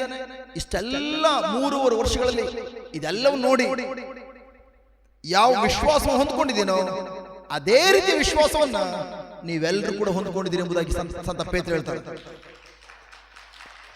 Hello hello hello hello hello ಸಂತ ಪೇತ್ರಲಿದ್ದ ವಿಶ್ವಾಸ ಎಂತ ವಿಶ್ವಾಸ? ಅವ್ರು ನಡ್ಕೊಂಡು ಹೋಗುವಾಗ ಅವ್ರ ನೆರಳು ರೋಗಿಗಳ ಮೇಲೆ ಬಿದ್ದರೆ ಸಾಕು, ರೋಗಿಗಳು ಗುಣವಂತ ಇದ್ರು. ಅವ್ರು ನಡ್ಕೊಂಡು ಹೋಗುವಾಗ ದೆವ್ವಡಿದ ವ್ಯಕ್ತಿಗಳನ್ನು ತಂದು ಮಲಗಿಸ್ತಾ ಇದ್ರು. ಆ ದೆವ್ವಡಿದ ವ್ಯಕ್ತಿಗಳ ಮೇಲೆ ಪೇತ್ರ ನೆರಳು ಬಿದ್ದರೆ ಸಾಕು, ಆ ದೆವ್ವಗಳು ಬಿಡುಗಡೆ ಆಗ್ತಾ ಇದ್ರು. ಅಂತ ವಿಶ್ವಾಸ ನಿಮ್ಮೆಲ್ಲರೂ ಒಳಗಡೆ ಇದೆ. ಆ ವಿಶ್ವಾಸ ಪ್ರಿಯರೇ ನಿಮಗೆ ಜೀವನ ಕೊಡುವಂಥದ್ದು.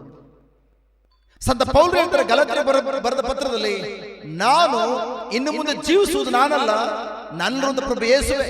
ಆದ್ರೂ ಕೂಡ ನಾನು ಯೇಸುವಿನ ಮೇಲೆ ಇಟ್ಟಂತ ವಿಶ್ವಾಸದಲ್ಲಿ ಜೀವಿಸ್ತೀನಿ ಎಂಬುದಾಗಿ ಹೇಳ್ತಾರೆ ಅವರು. ನನ್ನ ಒಳಗಡೆ ಇರುವಂತಹ ಯೇಸುವಿನ ವಿಶ್ವಾಸದಿಂದಲೇ ನಾನು ಜೀವಿಸ್ತಾ ಇದ್ದಾನೆ. ನನ್ನೊಳಗಡೆ ಯೇಸುವಿನ ವಿಶ್ವಾಸ ಇದೆ. ಮತ್ತೊಂದು ಹೇಳೋದಾದ್ರೆ, ಪ್ರಭು ಯೇಸುವಿನಲ್ಲಿ ಯಾವ ವಿಶ್ವಾಸವಿತ್ತು, ಸಂತ ಪೇತ್ರರಲ್ಲಿ ಯಾವ ವಿಶ್ವಾಸ ಇತ್ತು, ಸಂತ ಪೌಲರಲ್ಲಿ ಯಾವ ವಿಶ್ವಾಸವಿತ್ತು, ಅದೇ ಸೇಮ್ ವಿಶ್ವಾಸವನ್ನ ನಾನು ಮತ್ತು ನೀವೆಲ್ಲರೂ ಕೂಡ ಹೊಂದ್ಕೊಂಡಿದ್ದೇವೆ. ಪೌಲರ ವಿಶ್ವಾಸ ಎಂತ ವಿಶ್ವಾಸ? ಅವ್ರ ಕರ್ಷಿವನ್ನ ತೆಗೆದುಕೊಂಡೋಗಿ ರೋಗಿಗಳು ಟಚ್ ಮಾಡಿದ್ರೆ ರೋಗಿಗಳು ಗುಣವಂತ ಇದ್ರು. ಅದೇ ವಿಶ್ವಾಸ ನಿಮ್ಮ ಒಳಗಡೆ ಇದೆ. ಬಟ್ ಆ ವಿಶ್ವಾಸವನ್ನ ಯಾವ ರೀತಿ ಬೆಳೆಸಬೇಕು ನಮ್ಗೆ ಗೊತ್ತಿಲ್ಲ. ಉದಾಹರಣೆ, ನಿಮ್ ಕೈಗೆ ಪ್ರೈಸ್ ಗಾಡ್ ಜಸ್ಟ್ ಒಂದು ಬ್ಯಾಗ್ ಹತ್ತಿ ಬೀಜಗಳು ತುಂಬಿರುವಂತ ಒಂದು ಚೀಲವನ್ನು ನಿಮ್ ಕೈ ಕೊಟ್ರೆ ನೀವೇನ್ ಮಾಡ್ತೀರಿ? ಅದ್ ಇಟ್ಕೊಂಡು ಪೂಜೆ ಮಾಡಿದ್ರೆ ಏನಾದ್ರು ಹತ್ತಿ ಬರ್ತದ? ಏನ್ ಮಾಡ್ಬೇಕು? ಅದನ್ನ ತೆಗೆದುಕೊಂಡೋಗಿ ಭೂಮಿಲಿ ಊತ ಹಾಕ್ಬೇಕು, ಅದಕ್ಕೆ ಗೊಬ್ಬರ ಹಾಕ್ಬೇಕು, ಸಕಾಲಕ್ಕೆ ತಕ್ಕಂತೆ ಔಷಧಿ ಏನೆಲ್ಲ ಮಾಡ್ಬೇಕು ಎಲ್ಲ ನೀವು ಮಾಡಿದ್ರೆ ಕೊನೆಗೆ ಆ ಕಪ್ ಕಲರ್ ಬೀಜದಿಂದ ಬಿಳಿ ಕಲರ್ ಹತ್ತಿ ಬರ್ತದೆ. ಕರೆಕ್ಟಾ? ಹಲೋ, ಅದೇ ತರ ಪ್ರಿಯರೇ ಪ್ರೈಸ್ ಬಿಟ್ಟು ಗಾಡ್ ಅದೇ ಅದ್ರ ಬಗ್ಗೆ ಏನು ಗೊತ್ತಿಲ್ಲ ಅಂತ ಹೋಗಿ ನೀವು ಫಾರಿನರ್ಸ್ ಬರ್ತಾರಲ್ಲ, ಅವ್ರ ಕೈ ತೆಗೆದುಕೊಂಡು ಹತ್ತಿ ಬೀಜ ತೆಗೆದುಕೊಂಡು ಕೊಡಿ, ಏನ್ ಮಾಡ್ತಾರೆ? ನೋಡ್ತಾರೆ, ಕಚ್ತಾರೆ, ಕೈ ಸ್ವಲ್ಪ ಕೈ ಹೊಡಿತಾರೆ, ಬಿಸಾಕ್ತಾರೆ. ಅವ್ರಿಗೆ ಅದ್ರ ಬಗ್ಗೆ ಏನೂ ಗೊತ್ತಿಲ್ಲ. ಅದೇ ತರ ನನ್ನ ಪ್ರೀತಿಯ ಸಹೋದರ ಸಹೋದರಿಯರು ಪ್ರೈಸ್ ಬಿಟ್ಟು ಗಾಡ್ ಯಾವ ರೀತಿ ರೈತರು ಫಸಲನ್ನ ಬೆಳಿತಾರೋ ಅದೇ ತರ ಪ್ರೈಸ್ ಬಿಟ್ಟು ಗಾಡ್ ನಾನು ಮತ್ತು ನೀವು ಕ್ರೈಸ್ತ ಮಕ್ಕಳಾಗಿ ನಮ್ಮ ವಿಶ್ವಾಸವನ್ನ ಬೆಳೆಸುವಂತಹ ಆಧ್ಯಾತ್ಮಿಕ ರೈತರಾಗಿದ್ದೇವೆ. ನಿಮ್ಮ ಒಳಗಡೆ ಏನು ದೇವರು ವಿಶ್ವಾಸ ಇಟ್ಟಿದ್ದಾರೋ ಆ ವಿಶ್ವಾಸ ಬೆಳಿಬೇಕು. ವಿಶ್ವಾಸ ಎಷ್ಟು ಮಟ್ಟಿಗೆ ಬೆಳೀತದೋ ಅಷ್ಟು ಮಟ್ಟಿಗೆ ಪ್ರಿಯರೇ ನಿಮ್ಮ ಜೀವನದಲ್ಲಿ ಆ ವಿಶ್ವಾಸವು ಆರೋಗ್ಯ ತಂದು ಕೊಡ್ತದೆ, ಆ ವಿಶ್ವಾಸವು ಸಮೃದ್ಧಿ ತಂದು ಕೊಡ್ತದೆ, ಆ ವಿಶ್ವಾಸವು ಬಿಡುಗಡೆ ಕೊಡ್ತದೆ.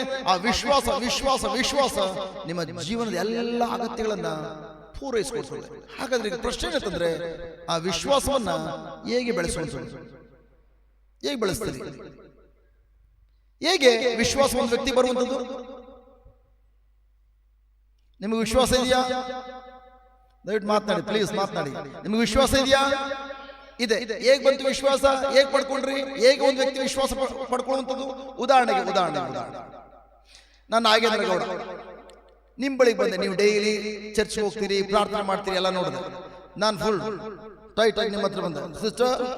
ಸಿಸ್ಟರ್ ನಾನು ಕೂಡ, ನನಗೂ ವಿಶ್ವಾಸ ಬೇಕು, ನನಗೂ ಸ್ವಲ್ಪ ವಿಶ್ವಾಸವನ್ನ ಯಾವ ತರ ಪಡ್ಕೊಳ್ಬೇಕು ಅಂತ ಹೇಳಿ ಸಿಸ್ಟರ್, ನನಗೂ ವಿಶ್ವಾಸ ಬೇಕು, ಕೊಡಿ ಸಿಸ್ಟರ್. ನೀವೇನ್ ಮಾಡ್ತೀರಿ?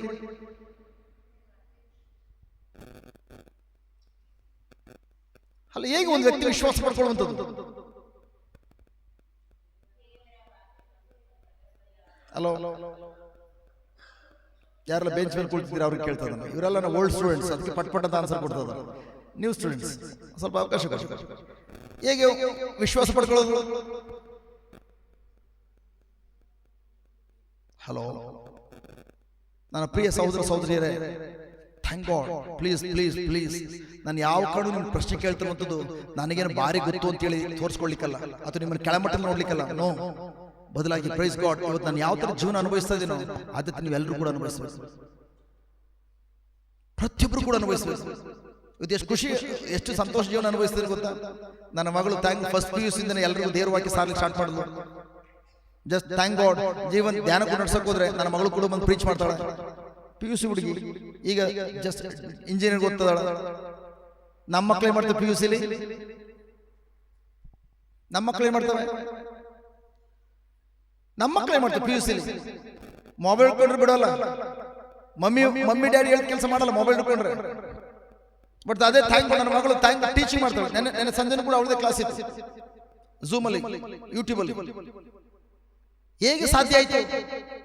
ತಂದೆ ತಾಯಿಗಳಾದ ನೀವು ವಿಶ್ವಾಸನ ಯಾವ ತರ ಬೆಳೆಸ್ಕೊಳ್ಬೇಕು ಅಂತ ನೀವು ಕಲ್ತ್ಕೊಂಡ್ರಿ, ನಿಮ್ಮ ಮಕ್ಕಳು ಸುಲಭವಾಗಿ ಹೇಳ್ತೀರಿ. ನೀವು ಸಂಜೆ ಆದ ತಕ್ಷಣ 7 ಗಂಟೆ ಆದ ತಕ್ಷಣ ಒಂದು ಮನೆ 3 ಬಾಗಿಲು ರಮಣ ಶ್ರೀ ಅಂತ ಆ ತರ ಕುತ್ಕೊಂಡು ಬಾಗಿಲು ಕ್ಲೋಸ್ ಮಾಡ್ಬಿಟ್ಟು ಟಿವಿ ಓಪನ್ ಮಾಡಿಬಿಟ್ಟು ಇಂಥದ್ನೆಲ್ಲ ನೀವು ನೋಡ್ತಾ ಇದ್ರೆ ಮಕ್ಳೇನ್ ಮಾಡ್ತಾರೆ? ಓ, ಜೀವನ ಅಂದ್ರೆ ಹಿಂಗೇನೆ, 7 ಗಂಟೆ ಆದ್ಮೇಲೆ ಟಿವಿ ಮುಂದೆ ಕೂತ್ಕೋಬೇಕು. ಮಕ್ಕಳು ಕಲ್ತ್ಕೊಳ್ತವೆ.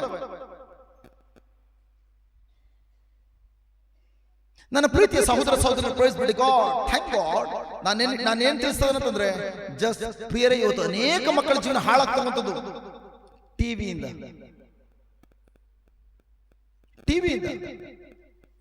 ಅಲ್ಲಿ ಬರುವಂತ ಸ್ಟೋರಿಗಳನ್ನ ಯಾರು ಮಾಡ್ತಾರೋ ಅವ್ರು ದುಡ್ಡು ತಗೊಂಡು ಚೆನ್ನಾಗಿರ್ತಾರೆ. ಅವ್ರು ದುಡ್ಡು ಕೊಡ್ತಾರೆ, ಪ್ರೊಡ್ಯೂಸರ್ ದುಡ್ಡು ಕೊಡ್ತಾನೆ, ಡೈರೆಕ್ಟರ್ ಹೇಳ್ತಿದ್ದ ಕೆಲಸ ಮಾಡ್ತಾರೆ, ಅವ್ರು ಚೆನ್ನಾಗಿರ್ತಾರೆ. ನಾವೇನ್ ಮಾಡ್ತೀವಿ? ಅದೇ ನೋಡಿ ನೋಡಿ ನೋಡಿ ನೋಡಿ ಅಲ್ಲಿ ಬರೋದನ್ನ ಜಸ್ಟ್ ನಮ್ಮ ಜೀವನದಲ್ಲಿ ಅಳವಡಿಸ್ಕೊಳಕ್ ಹೋಗ್ತವೆ. ನಾವ್ ಹೇಳ್ಬೋದು, ನಮ್ಮಲ್ಲಿ ಅನೇಕರು ಟೈಮ್ ಪಾಸ್ ಆಗಿ ಬ್ರದರ್ ಮಾಡ್ತಾರೆ. ಕೆಲವರು ಅದೇ ನಾನು ಕೇಳುವಾಗ, ಟೈಮ್ ಪಾಸ್ ಬ್ರದರ್. ನನ್ನ ಪ್ರಿಯ ಸಹೋದರ ಸಹೋದರಿಯರೇ, ಟೈಮ್ ಪಾಸ್ ಅಲ್ಲ. ನೀವೇನನ್ನ ನೀವು ಕಣ್ಣಾರು ನೋಡ್ತೀರಿ, ಏನನ್ನ ಕಿವಿಯಾರ ಕೇಳಿಸ್ಕೊಳ್ತೀರಿ, ಏನನ್ನ ಬಾಯಿ ನೋಡ್ತೀರಿ, ಈ 3 ಕಡೆ ಹೋಗುವಂತ ಬೀಜಗಳು ಯಾವತ್ತೂ ವೇಸ್ಟ್ ಆಗೋದಿಲ್ಲ. ನಿಮ್ಮ ಹೃದಯ ಹೊಲದೊಳಗೆ ಬಿತ್ತನಾಗ್ತದೆ. ಇಲ್ಲಿ ನಿಮಗೆ ಜಮೀನಿದೆ, ಜಮೀನಲ್ಲಿ ಥ್ಯಾಂಕ್ ಗಾಡ್ ಪ್ರತಿ ವರ್ಷ ರಾಗಿ ತೆಗಿತಾ ಇದ್ರಿ. ಈ ವರ್ಷ ಹೋಗಿ ಜಾಗಕ್ಕೆ ಹೋಗಿ ನೀವು ಜೋಳ ಹಾಕಕ್ ಹೋದ್ರಿ, ಜಮೀನ್ ಏನಾದ್ರು ಹೇಳ್ತದ, ನಾನು ಪ್ರತಿ ವರ್ಷ ರಾಗಿನ ಕೊಟ್ಟಿರೋದು, ನೀನೇನೇ ಹಾಕಿ ಬರ್ರಿ ರಾಗಿನ ಕೊಡ್ತೀನಿ ಅಂತ ಹೇಳ್ತದ?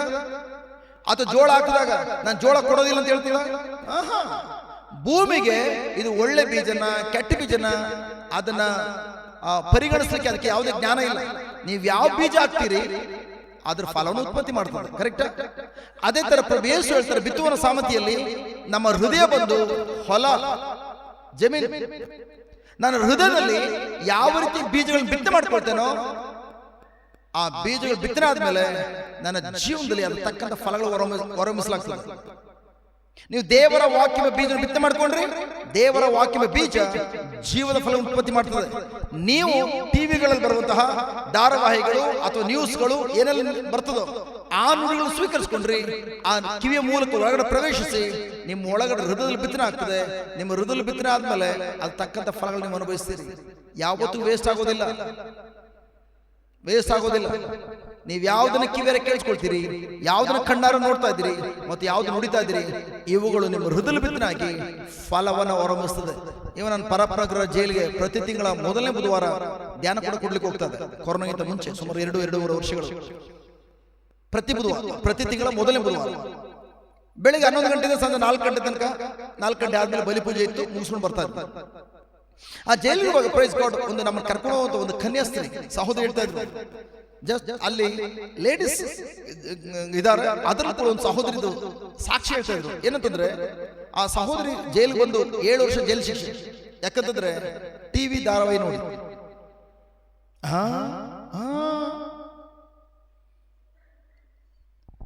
ಆ ಟಿವಿ ಧಾರಾವಾಹಿಲಿ ಏನಾಗಿದೆ ಅಂದ್ರೆ ಮನೇಲಿ ಅತ್ತೆ ಸೊಸೆ ಒಂದು ಮಗು ಇದೆ. ಸೊ ಅದಾದ್ಮೇಲೆ ಜಸ್ಟ್ ಗಂಡ ಹೋಗಿ ಡ್ಯೂಟಿ ಮುಗಿಸ್ಕೊಂಡು ಬರ್ತಾ ಇದ್ದಾನೆ. ಒಂದಿನ ಟಿವಿಲಿ ಧಾರಾವಾಹಿ, ಆ ಧಾರಾವಾಹಿಲಿ ಏನೋ ಒಂದು ವಿಷಯಕ್ಕೆ ಕುಟುಂಬದಲ್ಲಿ ಒಂದು ಸ್ವಲ್ಪ ಸಮಸ್ಯೆ ಬಂತು. ಅದಕ್ಕೆಲ್ಲ ಕಾರಣ ನಮ್ಮ ಈ ಮುದುಗುಬೇನೆ ಅಂತ ಹೇಳಿ ಕೊನೆಗೆ ಇವ್ರು ಕತೆ ಮುಗಿಸ್ಬಿಟ್ರೆ ನಾವು ಚೆನ್ನಾಗಿರ್ಬೋದು ಅಂತ ಹೇಳಿ ಕೊನೆಗೆ ಓದ್ಲು ಸೊಸೆ. ನೀವು ಕೂಡ ನೋಡಿರ್ಬೋದು ಧಾರಾವಾಹಿಲ ಆ ಸೀನ್.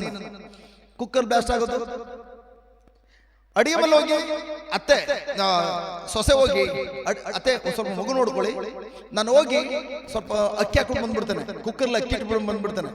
ಅತ್ತೆ ಓದ್ಲು, ಸೊಸೆ ಓದ್ಲು, ಅಕ್ಕಿ ಇಡ್ಲಿಲ್ಲ, ಬರೀ ಖಾಲಿ ಕುಕ್ಕರ್ನ ಸ್ಟವ್ ಮೇಲೆ ಇಟ್ಬಿಟ್ಟು ವಿಷಲ್ ಹಾಕೊಂಡು ಬಂದ್ಲು.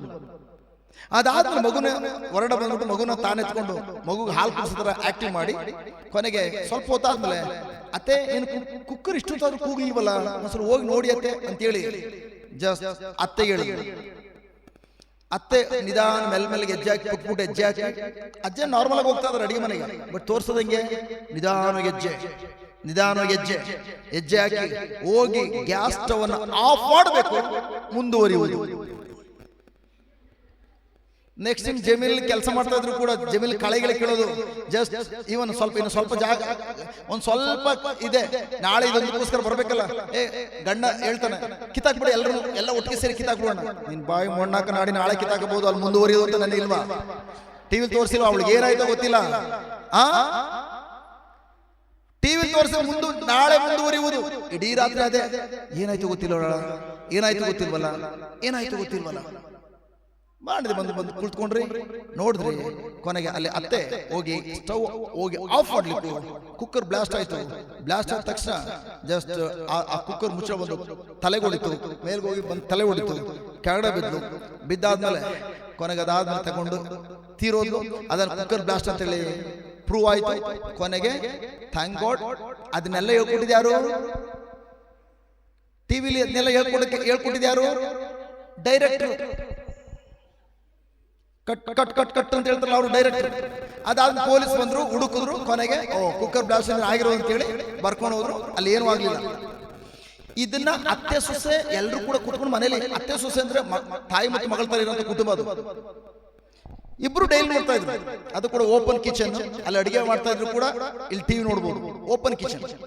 ಸೊ ಅದೇ ತರ ಪ್ರೈಸ್ ಗಾಡ್ ಈ ಕುಟುಂಬ ಅಷ್ಟು ಚೆನ್ನಾಗಿತ್ತು. ಗಂಡ ಹೆಂಡತಿ ಮತ್ತು ಅವ್ರಿಗೆ ಇಬ್ಬರು ಮಕ್ಕಳೇನೇ ಇದ್ರು, 4 ಮಂದಿ ಚೆನ್ನಾಗಿದೆ. ಕೊನೆಗೆ ಏನಾಯ್ತು ಅಂದ್ರೆ ಅತ್ತೆಯ ಆಸ್ತಿ ಡಿವೈಡ್ ಆಗೋ ಸಮಯದಲ್ಲಿ ಸ್ವಲ್ಪ ಕಿರಿಕ್ ಸ್ಟಾರ್ಟ್ ಆಯ್ತು. ಎಲ್ರು ಯಾಕೆ ಸಂಬಳ ಕೊಡ್ತೀರಿ? ನಾವು ತ ನಿಮ್ಮ ನೋಡ್ಕೊಳ್ತಾ ಇರೋದು ಅತ್ತೆ, ಜಸ್ಟ್ ನಮಗೂ ಜಾಸ್ತಿ ಬರಬೇಕು, ಯಾಕೆ ನಿಮ್ಮ ಆ ಮಗನು ಕೂಡ ಒಂದೇ ಪಾಲು ಕೊಡ್ತೀರಿ? ಈ ವಿಷಯ ಸ್ವಲ್ಪ ಕಸಿವಿಸಿ ಆದ್ಮೇಲೆ ಗಂಡನಿಗೆ ಹೇಳಿದವ್ರ ಸೊಸೆ, ರೀ ನಿಮ್ಮ ಅತ್ತೆಗೆ ನಾವು ಎಷ್ಟು ಹೇಳಿದ್ರು ಕೇಳಲ್ಲ, ನೀವು ಸ್ವಲ್ಪ ಮಾತಾಡ್ರಿ, ಎಲ್ಲ ಬುಡಮ್ಮ ಆಸ್ತಿ ಪಾಸ್ತಿ ಹಾಕಬೇಕು, ಹಂಗೆ ನಿಮ್ದೇಗಿದೀವಲ್ಲ, ಕೇಳಲಿಲ್ಲ. ಅದಾದ್ಮೇಲೆ ಗಂಡನು ಕೂಡ ನನ್ನ ಮಾತು ಕೇಳ್ತಲ್ಲ ಅಂತೇಳಿ ಇವಳು ಸರಿ ಮಾಡ್ಬೇಕು ಅಂತೇಳಿ ಅದು ಘಟನೆ ಆಗಿ ಟಿವಿಲಿ ಎಷ್ಟೋ ದಿನ ಆಗ್ಬಿಟ್ಟಿದೆ. ರಾತ್ರಿ ಮಲಗಿದ್ರು ಕೂಡ ಅದೇ. ಈ ಮುದುಗು ಬಿದ್ರೆ ಜಸ್ಟ್ ಇದೇ ತರ ಹಣೆ ಬರ ನಿಂಗೆ ನಮ್ ನೆಮ್ಮದಿ. ನಾನು 10 ವರ್ಷ ನೋಡ್ಕೊಂಡಿದೀವಿ, ನೋಡಿದ್ರೆ ಹಿರಿ ಮಗನಿಗೂ ಅದೇ ಅಂತೆ, ನಮಗೂ ಅದೇ ಅಂತೆ. ಯಾಕೆ ನಾವು ಆತರ ತಗೊಳ್ಳೋಣ ಅಂತೇಳಿ ಮನ್ಸಲ್ಲಿ ಕೆಟ್ಟ ಆಲೋಚನೆ ಬಂದು ಕೊನೆಗೆ ಸೇಮ್ ಪ್ಲಾನ್ ಹಾಕಿದ್ದು, ಕುಕ್ಕರ್ ಬ್ಲಾಸ್ಟ್ ಮಾಡೋಣ. ಎಲ್ಲಿಂದ ಬಂತು ಅದು? ಟಿವಿ. ಅದೇ ತರ ಇವರು ಕೂಡ ಅದೇ ಸೇಮ್ ಪ್ರೊಸೀಜರ್. ಒಳಗಡೆ ಹೋದ್ರು, ಜಸ್ಟ್ ಸ್ಟವ್ ಮೇಲೆ ಕುಕ್ಕರ್ ಇಟ್ಟರು, ಜಸ್ಟ್ ಅತ್ತೆ ಸ್ವಲ್ಪ ನನ್ನ ಮಗು ಸ್ವಲ್ಪ ಹೋಮ್ವರ್ಕ್ ಬರೆಸ್ತಾ ಇದ್ದೀನಿ ಅತ್ತೆ, ನೀವು ಸ್ವಲ್ಪ ಕುಕ್ಕರ್ ಆಫ್ ಮಾಡ್ಬಿಡಿ ಅಂತೇಳಿ ಇವ್ರು ಹೋದ್ರು. ಕುಕ್ಕರ್ ಆಫ್ ಮಾಡ್ಲಿಕ್ಕೆ ಹೋದ್ರು, ಬ್ಲಾಸ್ಟ್ ಆಯ್ತು. ಬ್ಲಾಸ್ಟ್ ಆದ್ಮೇಲೆ ಅತ್ತೆ ಸಾಯ್ಲಿಲ್ಲ, ಜರ ಕುಕ್ಕರ್ ಮುಚ್ಚ ಬಂದು ಹೊಡೆದು ಸ್ವಲ್ಪ ಏನೋ ಶರೀರಕ್ಕೆ ಪೆಟ್ಟಾಗಿ ಕೆಳಗಡೆ ಬಿದ್ರು. ಅದಾದ್ಮೇಲೆ ಜಸ್ಟ್ ಸ್ವಲ್ಪ ಯಾಕೋ ಅತ್ತೆಗೆ ಡೌಟ್ ಬಂತು, ಕುಕ್ಕರ್ಲಿ ಏನೂ ಇಲ್ಲ, ಅಕ್ಕಿನೂ ಹಾಕಿಲ್ಲ, ಬೇಳೆನೂ ಹಾಕಿಲ್ಲ, ನೀರು ಇಲ್ಲ, ಇವಳೇನೋ ಪ್ಲಾನ್ ಮಾಡ್ಕೊಂಡು ಅಂತೇಳಿ ಹೋಗಿ ಕಂಪ್ಲೇಂಟ್ ಕೊಟ್ಟಾದ್ಮೇಲೆ ಪೊಲೀಸ್ ಹುಡುಕಿದ್ರು, ಸರ್ಚ್ ಮಾಡಿದ್ರು, ಪೊಲೀಸ್ ಭಾಷೆಯಲ್ಲಿ ಬಿಟಾಯಿಸಿದ್ರು. ಆಗ ಗೊತ್ತಾಯ್ತು. ಟಿವಿ ನೋಡ್ಬಿಟ್ಟು ನಾನು ಕೂಡ ಮತ್ತೆ ಆಸ್ತಿಗೋಸ್ಕರ ಹಿಂಗ್ ಮಾಡ್ಬೇಕು ಅಂತ ಮಾಡ್ಕೊಂಡೆ, ಹಂಗ ಅನ್ಕೊಂಡು 7 ವರ್ಷ ಜೈಲು ಶಿಕ್ಷೆ ಅನುಭವಿಸ್ತದ. ಎಲ್ಲಿದೆ ಮತ್ತದು? ಟೈಮ್ ಪಾಸ್ ಬ್ರದರ್ ನೋಡೋದು, ಅವ್ರು ಕೂಡ ಟೈಮ್ ಪಾಸ್ಗೆ ನೋಡ್ತಾ ಇದ್ರು. ಒಳಗಡೆ ಯಾವಾಗ ಬಿತ್ತನೆ ಆಗ್ತದೋ ಒಂದಿನ ಪ್ರಿಯರೇ ನಿಮ್ಮ ಜೀವನದಲ್ಲಿ ಫಲ ಉತ್ಪತ್ತಿ ಆಗ್ತದೆ. ಅದ್ರ ಬದಲು ಪ್ರೈಸ್ ಬಿಡಿ ಗಾಡ್, ಅದೇ ನೀವು ಸಂಜೆ ಸಮಯ ಕುಳಿತುಕೊಂಡು ಥ್ಯಾಂಕ್ ಗಾಡ್ ಯೂಟ್ಯೂಬ್ ಅಲ್ಲಿ ಬರುವಂತದ್ದು ಅಥವಾ ನಿಮ್ಮ ಮೊಬೈಲ್ ಬರುವಂತ ಯೂಟ್ಯೂಬ್ ಅಲ್ಲಿ ಬರುವಂತ ಟೀಚಿಂಗ್ ಪ್ರತಿದಿನ 7 ಗಂಟೆ ಯೂಟ್ಯೂಬ್ ಚಾನಲ್ ನಮ್ದು ಬ್ರಾಡ್ಕಾಸ್ಟ್ ಆಗ್ತದೆ.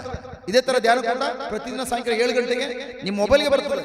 ನೀವು ಅದನ್ನು ಕೂತ್ಕೊಂಡು ನೀವು ಮಾಡಿದ್ರೆ ಮೈ ಗಾಡ್ ನಿಮ್ಮ ಮಕ್ಕಳು ಕೂಡ ಸರಿಯಾದ ಆದಿಗೆ ಬರ್ತಾರೆ. ನಿಮ್ಮ ಮಕ್ಕಳು ಕೂಡ ಅದನ್ನು ಪ್ರಾಕ್ಟೀಸ್ ಮಾಡಿ ನಿಮ್ಮ ಮಕ್ಕಳ ಭವಿಷ್ಯ ಉಜ್ವಲಗೊಳಿಸಬಹುದು. ನನ್ನ ಪ್ರೀತಿಯ ಸಹೋದರ ಸಹೋದರಿ, ಅದಕ್ಕಾಗಿ ವೆರಿ ವೆರಿ ಇಂಪಾರ್ಟೆಂಟ್ ಪ್ರೈಸ್ ಬಿಡಿ ಗಾಡ್, ಥ್ಯಾಂಕ್ ಗಾಡ್. ನಿಮ್ಮ ವಿಶ್ವಾಸವನ್ನು ಹೇಗೆ ಬೆಳೆಸ್ಕೊಳ್ಬೇಕು?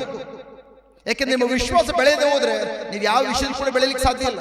ಯಾಕೆಂದ್ರೆ ಬೈಬಲ್ ಹೇಳ್ತದೆ ನಿಮ್ಮ ವಿಶ್ವಾಸ ನಿಮ್ಮನ್ನು ಗುಣಪಡಿಸ್ತದೆ, ನಿಮ್ಮ ವಿಶ್ವಾಸ ಥ್ಯಾಂಕ್ ಗಾಡ್ ನಿಮಗೆ ಜಯವನ್ನು ಕೊಡ್ತದೆ, ನಿಮ್ಮ ವಿಶ್ವಾಸ ನಿಮಗೆ ಬಿಡುಗಡೆ ಕೊಡ್ತದೆ. ನಿಮ್ದೇನ್ ಸಮಸ್ಯೆಗಳಿದೆಯೋ ಎಲ್ಲಾ ಸಮಸ್ಯೆಗಳನ್ನು ಬಿಡುಗಡೆ ಮಾಡುವಂಥದ್ದು ನಿಮ್ಮ ವಿಶ್ವಾಸ. ಹಾಗಾದ್ರೆ ಹೇಗೆ ವಿಶ್ವಾಸವನ್ನು ಬಲಪಡಿಸಿಕೊಳ್ಳುವಂಥದ್ದು? ರೋಮ 10:17 ಓದಿ.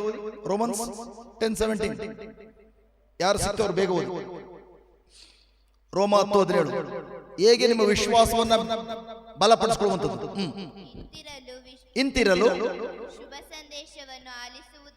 ಶುಭ ಸಂದೇಶವನ್ನು ಆಲಿಸುವುದರಿಂದ ವಿಶ್ವಾಸ ಮೂಡುತ್ತದೆ. ಎಲ್ಲರೂ ಹೇಳೋಣ, ಇಂತಿರಲು ಶುಭ ಸಂದೇಶವನ್ನು ಆಲಿಸುವುದರಿಂದ ವಿಶ್ವಾಸ ಮೂಡುತ್ತದೆ. ಹಾಗಾದ್ರೆ ಪ್ರೈಸ್ ಗಾಡ್, ನಿಮ್ಮ ಒಳಗಡೆ ವಿಶ್ವಾಸ ಮೂಡಬೇಕಾದ್ರೆ, ವಿಶ್ವಾಸ ಬಲಗೊಳ್ಳಬೇಕಾದ್ರೆ ಏನನ್ನ ಆಲಿಸಬೇಕು? ಏನನ್ನ ಆಲಿಸಬೇಕು? ಶುಭ ಸಂದೇಶವನ್ನ. ಶುಭ ಸಂದೇಶ ಅಂದ್ರೆ ಏನು? ದೇವರ ವಾಕ್ಯಗಳನ್ನ. ನೀವು ದೇವರ ವಾಕ್ಯವನ್ನು ಆಲಿಸದೆ ಹೋದ್ರೆ ನಿಮ್ಮಲ್ಲಿ ವಿಶ್ವಾಸ ಮೂಡ್ತದ? ವಿಶ್ವಾಸ ಮೂಡದೆ ಹೋದ್ರೆ, ವಿಶ್ವಾಸ ಬಲಗೊಳ್ಳದೆ ಹೋದ್ರೆ ನಿಮ್ಮ ವಿಶ್ವಾಸ ನಿಮ್ಗೆ ಜಯ ತಂದು ಕೊಡ್ತದ? ದಯವಿಟ್ಟು ಪ್ಲೀಸ್ ಮಾತಾಡಿ, ದಯವಿಟ್ಟು ಪ್ಲೀಸ್ ಮಾತಾಡಿ. ನಿಮಗೆ ನೀವು ದೇವರ ವಾಕ್ಯನ ಆಲಿಸದೆ ಹೋದ್ರೆ ನಿಮ್ಗೆ ವಿಶ್ವಾಸ ಬರೋದಿಲ್ಲ. ವಿಶ್ವಾಸ ಬರಲ್ಲ ಅಂತ ಹೇಳಿದ್ಮೇಲೆ ನಿಮ್ಮ ಜೀವನ ಹೊಂದ್ಕೊಳಕ್ ಸಾಧ್ಯ ಇದೆಯಾ? ಆರೋಗ್ಯ ಪಡ್ಕೊಳಕ್ ಸಾಧ್ಯ ಇದೆಯಾ? ಅದಕ್ಕಾಗಿ ಯೇಸು ಹೇಳುವಂಥದ್ದು, ನನ್ನ ಜನರು ಯಾತಕ್ಕಾಗಿ ಹಾಳಾಗ್ತದಾರೆ ಅಂತಂದ್ರೆ ನನ್ನ ವಾಕ್ಯದ ಬಗ್ಗೆ ತಿಳುವಳಿಕೆ ಇಲ್ಲದವರಾಗಿ. ಹೊಸೇಯ ಗ್ರಂಥ 4ನೇ ವಾಕ್ಯ 6. ನನ್ನ ಜನರು ಹಾಳಾಗ್ತಿರುವಂಥದ್ದು ನನ್ನ ವಾಕ್ಯವನ್ನ, ನನ್ನ ವಾಕ್ಯದ ಬಗ್ಗೆ ತಿಳುವಳಿಕೆ ಇಲ್ಲದೆ ಇರೋದ್ರಿಂದ. ನನ್ನ ಪ್ರೀತಿಯ ಸಹೋದರ ಸಹೋದರಿಯರೇ, ಇವತ್ತು ವಿಶೇಷವಾಗಿ ನಮ್ಮ ಕಥೋಲಿಕ ಸಭೆಯಲ್ಲಿರೋ ದೊಡ್ಡ ಗಂಡಾಂತರ ಏನಂತಂದ್ರೆ ನಾವು ಪ್ರಾರ್ಥನೆ ಮಾಡ್ತೇವೆ, ಗುಡ್, ಚರ್ಚೆ ಬರ್ತೇವೆ, ಗುಡ್, ಉಪವಾಸ ಮಾಡ್ತೇವೆ, ಗುಡ್, ಆದ್ರೆ ಮುಖ್ಯವಾಗಿ ದೇವರ ವಾಕ್ಯದ ಬೀಜವನ್ನ ಇನ್ನೂ ಕೂಡ ನಾವು ಅರ್ಥಕೊಂಡಿಲ್ಲ. ಈ ಉದಾಹರಣೆ, ನಿಮ್ಮ ಮನೆ ಮುಂದೆ ಜಾಗ ಇದೆ. ಆ ಜಾಗದಲ್ಲಿ ಪ್ರೈಸ್ ಬಿಡಿ ಗಾಡ್, ಇವತ್ತು ನಮ್ಮ ಹೆಂಗಿರೋ ನಮ್ಮ ಚರ್ಚಿಗೆ ಧ್ಯಾನ ಕೂಡ ಕೊಡ್ಲಿಕ್ಕೆ ಬ್ರದರ್ಗಳು ಬರ್ತಾರೆ ಅಂತ ಹೇಳಿ ನೀವು ಕೂಡ ನಿಮ್ಮ ಮನೆ ಮುಂದೆ ಒಂದು ಜಾಗವನ್ನು ಕ್ಲೀನ್ ಮಾಡಿದ್ದೀರಿ. ಅದಾದ್ಮೇಲೆ ಪ್ರಾರ್ಥನೆ ಕೂಡ ಮುಗಿದಾದ್ಮೇಲೆ ನಿಮ್ಮ ಮನೆ ಕರ್ಕೊಂಡು ಹೋದ್ರಿ. ಫಾದರ್ನ, ನಾವು, ನಮ್ಮ ಬ್ರದರ್ಸ್ ಎಲ್ಲರೂ ಬಂದು, ಬ್ರದರ್ ಈ ಜಾಗದಲ್ಲಿ ಒಂದು ಹೂ ತೋಟ ಮಾಡಬೇಕು ಅಂತ ಅನ್ಕೊಂಡಿದ್ದೇವೆ. ಈ ಹೂ ತೋಟದಲ್ಲಿ ಬರುವಂತ ಹೂಗಳನ್ನ ನಾವು ಉಪಯೋಗಿಸೋದಿಲ್ಲ. ಪ್ರತಿ ಬಲಿ ಪೂಜೆಗೆ ಬಲಿಪೀಠವನ್ನು ಅಲಂಕರಿಸಲಿಕ್ಕಾಗಿ ನಾವು ಅಲ್ಲಿಂದ ಹೂಗಳು ತರಬೇಕು ಅಂತ ಹೇಳಿ ನಾವು ಅರಕೆ ಕಟ್ಕೊಂಡಿದ್ದೇವೆ. ಇಲ್ಲಿ ಬರೋದು ಹೂಗಳನ್ನ ನಾವು ಬಲಿಪೀಠಕ್ಕೆ ಅಲಂಕರಿಸಲಿಕ್ಕಾಗಿ ನಾವು ಅದನ್ನು ಉಪಯೋಗಿಸ್ತೇವೆ ಅಂತ ಹೇಳಿ. ಒಳ್ಳೇದೇ ಕೆಟ್ಟದ? ಅದು ಒಳ್ಳೆ. ಅದಾದ್ಮೇಲೆ ಪ್ರೈಸ್ ಬಿಡಿ ಗಾಡ್, ಅದಕ್ಕೋಸ್ಕರ ಬ್ರದರ್ ದಯವಿಟ್ಟು ಶಕ್ತವಾಗಿ ಪ್ರಾರ್ಥನೆ ಮಾಡಿ. ಅದಾದ್ಮೇಲೆ ಪ್ರೈಸ್ ಗಾಡ್ ಎಲ್ಲವನ್ನು ಉಳುಮೆ ಮಾಡಿ ಅಲ್ಲಿ ಒಂದು ಕಲ್ಲು ಮುಳುಗಳನ್ನು ತೆಗೆದಾಕಿ ಹಸನಗೊಳಿಸಿದ್ದೀರಿ. ಈಗ ನಾನು ಕೂಡ ಪ್ರೇಯರ್ ಮಾಡಿದೆ, ಗುರುಗಳು ಕೂಡ ಪ್ರೇಯರ್ ಮಾಡಿದ್ರು, ನಾವೆಲ್ಲ ಒಟ್ಟಿಗೆ ಸೇರಿ ನಾವೆಲ್ಲರೂ ಇಡೀ ಚರ್ಚ್ ಎಲ್ಲರೂ ಪ್ರೇಯರ್ ಮಾಡಿದ್ವಿ. ಅದಾದ್ಮೇಲೆ ಗುರುಗಳು ಕೂಡ ಆಶೀರ್ವಾದ ಮಾಡಿ ಅದಕ್ಕೆ ಹೋಲಿ ವಾಟರ್ ಹಾಕೋದು, ಈ ಜಾಗದಲ್ಲಿ ಒಳ್ಳೆ ಹೂ ತೋಟ ಬರಲಿ ಅಂತ ಹೇಳಿ. ಅದಾದ್ಮೇಲೆ ಪ್ರೇಯರ್ ಪ್ರೈಸ್ ಬಿಡಿ ಗಾಡ್, ಥ್ಯಾಂಕ್ ಗಾಡ್. ಒಂದು ಹೂ ತೋಟ ಬರ್ಬೇಕಾದ್ರೆ ಒಂದು 3 ತಿಂಗಳಾದ್ರೂ ಬೇಕಾ? ಒಂದು ಹೂ ತೋಟ ಹೂ ಬಿಡ್ಬೇಕಾದ್ರೆ 3 ತಿಂಗಳು ಬೇಕು. ಸೊ ಅದಾದ್ಮೇಲೆ ಪ್ರೈಸ್ ಬಿಡಿ ಗಾಡ್, ನೀವು ಡೈಲಿ ಗೊಬ್ಬರ ಹಾಕ್ತಾ ಇದ್ದೀರಿ, ನೀವು ನೀರು ಹಾಕ್ತಾ ಇದ್ದೀರಿ, ಎಲ್ಲ ಹಾಕ್ತಾ ಇದ್ದೀರಿ. ಗುರುಗಳು ಬಂದು ಪ್ರೇಯರ್ ಮಾಡಿದ್ದಾರೆ, ಬ್ರದರ್ಗಳು ಬಂದು ಪ್ರೇಯರ್ ಮಾಡಿದ್ರು, ಶುಕ್ರವಾರ ಉಪವಾಸದಿಂದ ಪ್ರೇಯರ್ ಮಾಡ್ತಾ ಇದ್ದೀರಿ. 3 ತಿಂಗಳು ಆದ್ಮೇಲೆ ಹೋಗಿ ನೋಡ್ತಾ ಇದ್ದೀರಿ, ಅಲ್ಲಿ ಒಳ್ಳೆ ಹೂ ತೋಟ ಬಂದಿರ್ತದೆ. ಕರೆಕ್ಟಾ? ಬಂದಿರಲ್ವಾ? ನೀವು ನಾನು ಹೇಳಿದ್ದೀನಿ ಕೇಳಿಸ್ಕೊಂಡಿಲ್ಲ. ಗೊಬ್ಬರ ಹಾಕ್ತಾ ಇದ್ದೀರಿ, ನೀರು ಹಾಕ್ತಾ ಇದ್ದೀರಿ, ಔಷಧಿ ಹೊಡಿತಾ ಇದ್ದೀರಿ, ಗುರುಗಳು ಬಂದು ಪ್ರೇಯರ್ ಮಾಡಿದ್ದಾರೆ, ಬ್ರದರ್ಗಳು ಬಂದು ಪ್ರೇಯರ್ ಮಾಡಿದ್ದಾರೆ, ಬಟ್ ನೀವು ಬೀಜನ ಹಾಕಿಲ್ಲ. 3 ತಿಂಗಳಾದ್ಮೇಲೆ ಫಲ ಬರ್ತದ? ಬರ್ತದ? ಹೂ ತೋಟ ಬರ್ತದ? ಯಾಕೆ ಬರಲ್ಲ? ಬ್ರದರ್ ತುಂಬಾ ಪವರ್ಫುಲ್ ಆಗಿರೋ ಬ್ರದರ್ಗಳು ಬಂದು ಪ್ರೇಯರ್ ಮಾಡಿದ್ದೀವಿ, ಫಾದರ್ ಬಂದು ಹೋಲಿ ವಾಟರ್ ಹಾಕಿದ್ದಾರೆ, ಆಶೀರ್ವಾದ ಮಾಡಿದ್ದಾರೆ. ನೀವು ವಾರದಲ್ಲಿ ಒಂದಿನ ಶುಕ್ರವಾರ ಉಪವಾಸ ತೆಗೆದುಕೊಳ್ತಾ ಇದ್ದೀರಿ, ಗೊಬ್ಬರ ನೀರು ಎಲ್ಲ ಹಾಕಿದ್ದೀರಿ, ಇಷ್ಟೆಲ್ಲ ಮಾಡಿದ್ರು ಕೂಡ ಯಾಕೆ ಫಲ ಬರಲಿಲ್ಲ? ಬೀಜ ಹಾಕಿಲ್ಲ. ಅದೇ ತರ ಬೈಬಲ್ ಹೇಳ್ತದೆ, ನನ್ನ ವಾಕ್ಯ ಬಂದು ಬೀಜ. ದೇವರ ವಾಕ್ಯವು ದೇವರ ಶಕ್ತಿಯನ್ನು ಹೊಂದಿರುವಂತ ಬೀಜವಾಗಿದೆ.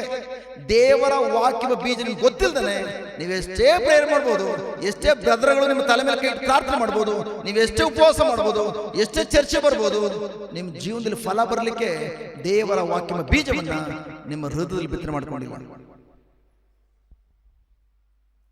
ಹಲೋ, ಅರ್ಥ ಆಗ್ತದೆಯಾ? ದೇವರ ವಾಕ್ಯವ ಬೀಜ ಇಲ್ವಾ, ಯಾವ ಕಡೆ ಫಲವನ್ನು ಅನುಭವಿಸಲಿಕ್ಕೆ ಸಾಧ್ಯ ಇಲ್ಲ. ಅದಕ್ಕೆ ಪ್ರಿಯರೇ, ಹಾಗಾದ್ರೆ ಪ್ರೈಸ್ ಬಿಡಿ ಗಾಡ್, ನಿಮ್ಮ ಒಳಗಡೆ ಇರುವಂತ ವಿಶ್ವಾಸವನ್ನ ಹೇಗೆ ಉಪಯೋಗಿಸ್ತೀರಿ, ಹೇಗೆ ಉಪಯೋಗಿಸುವಂಥದ್ದು?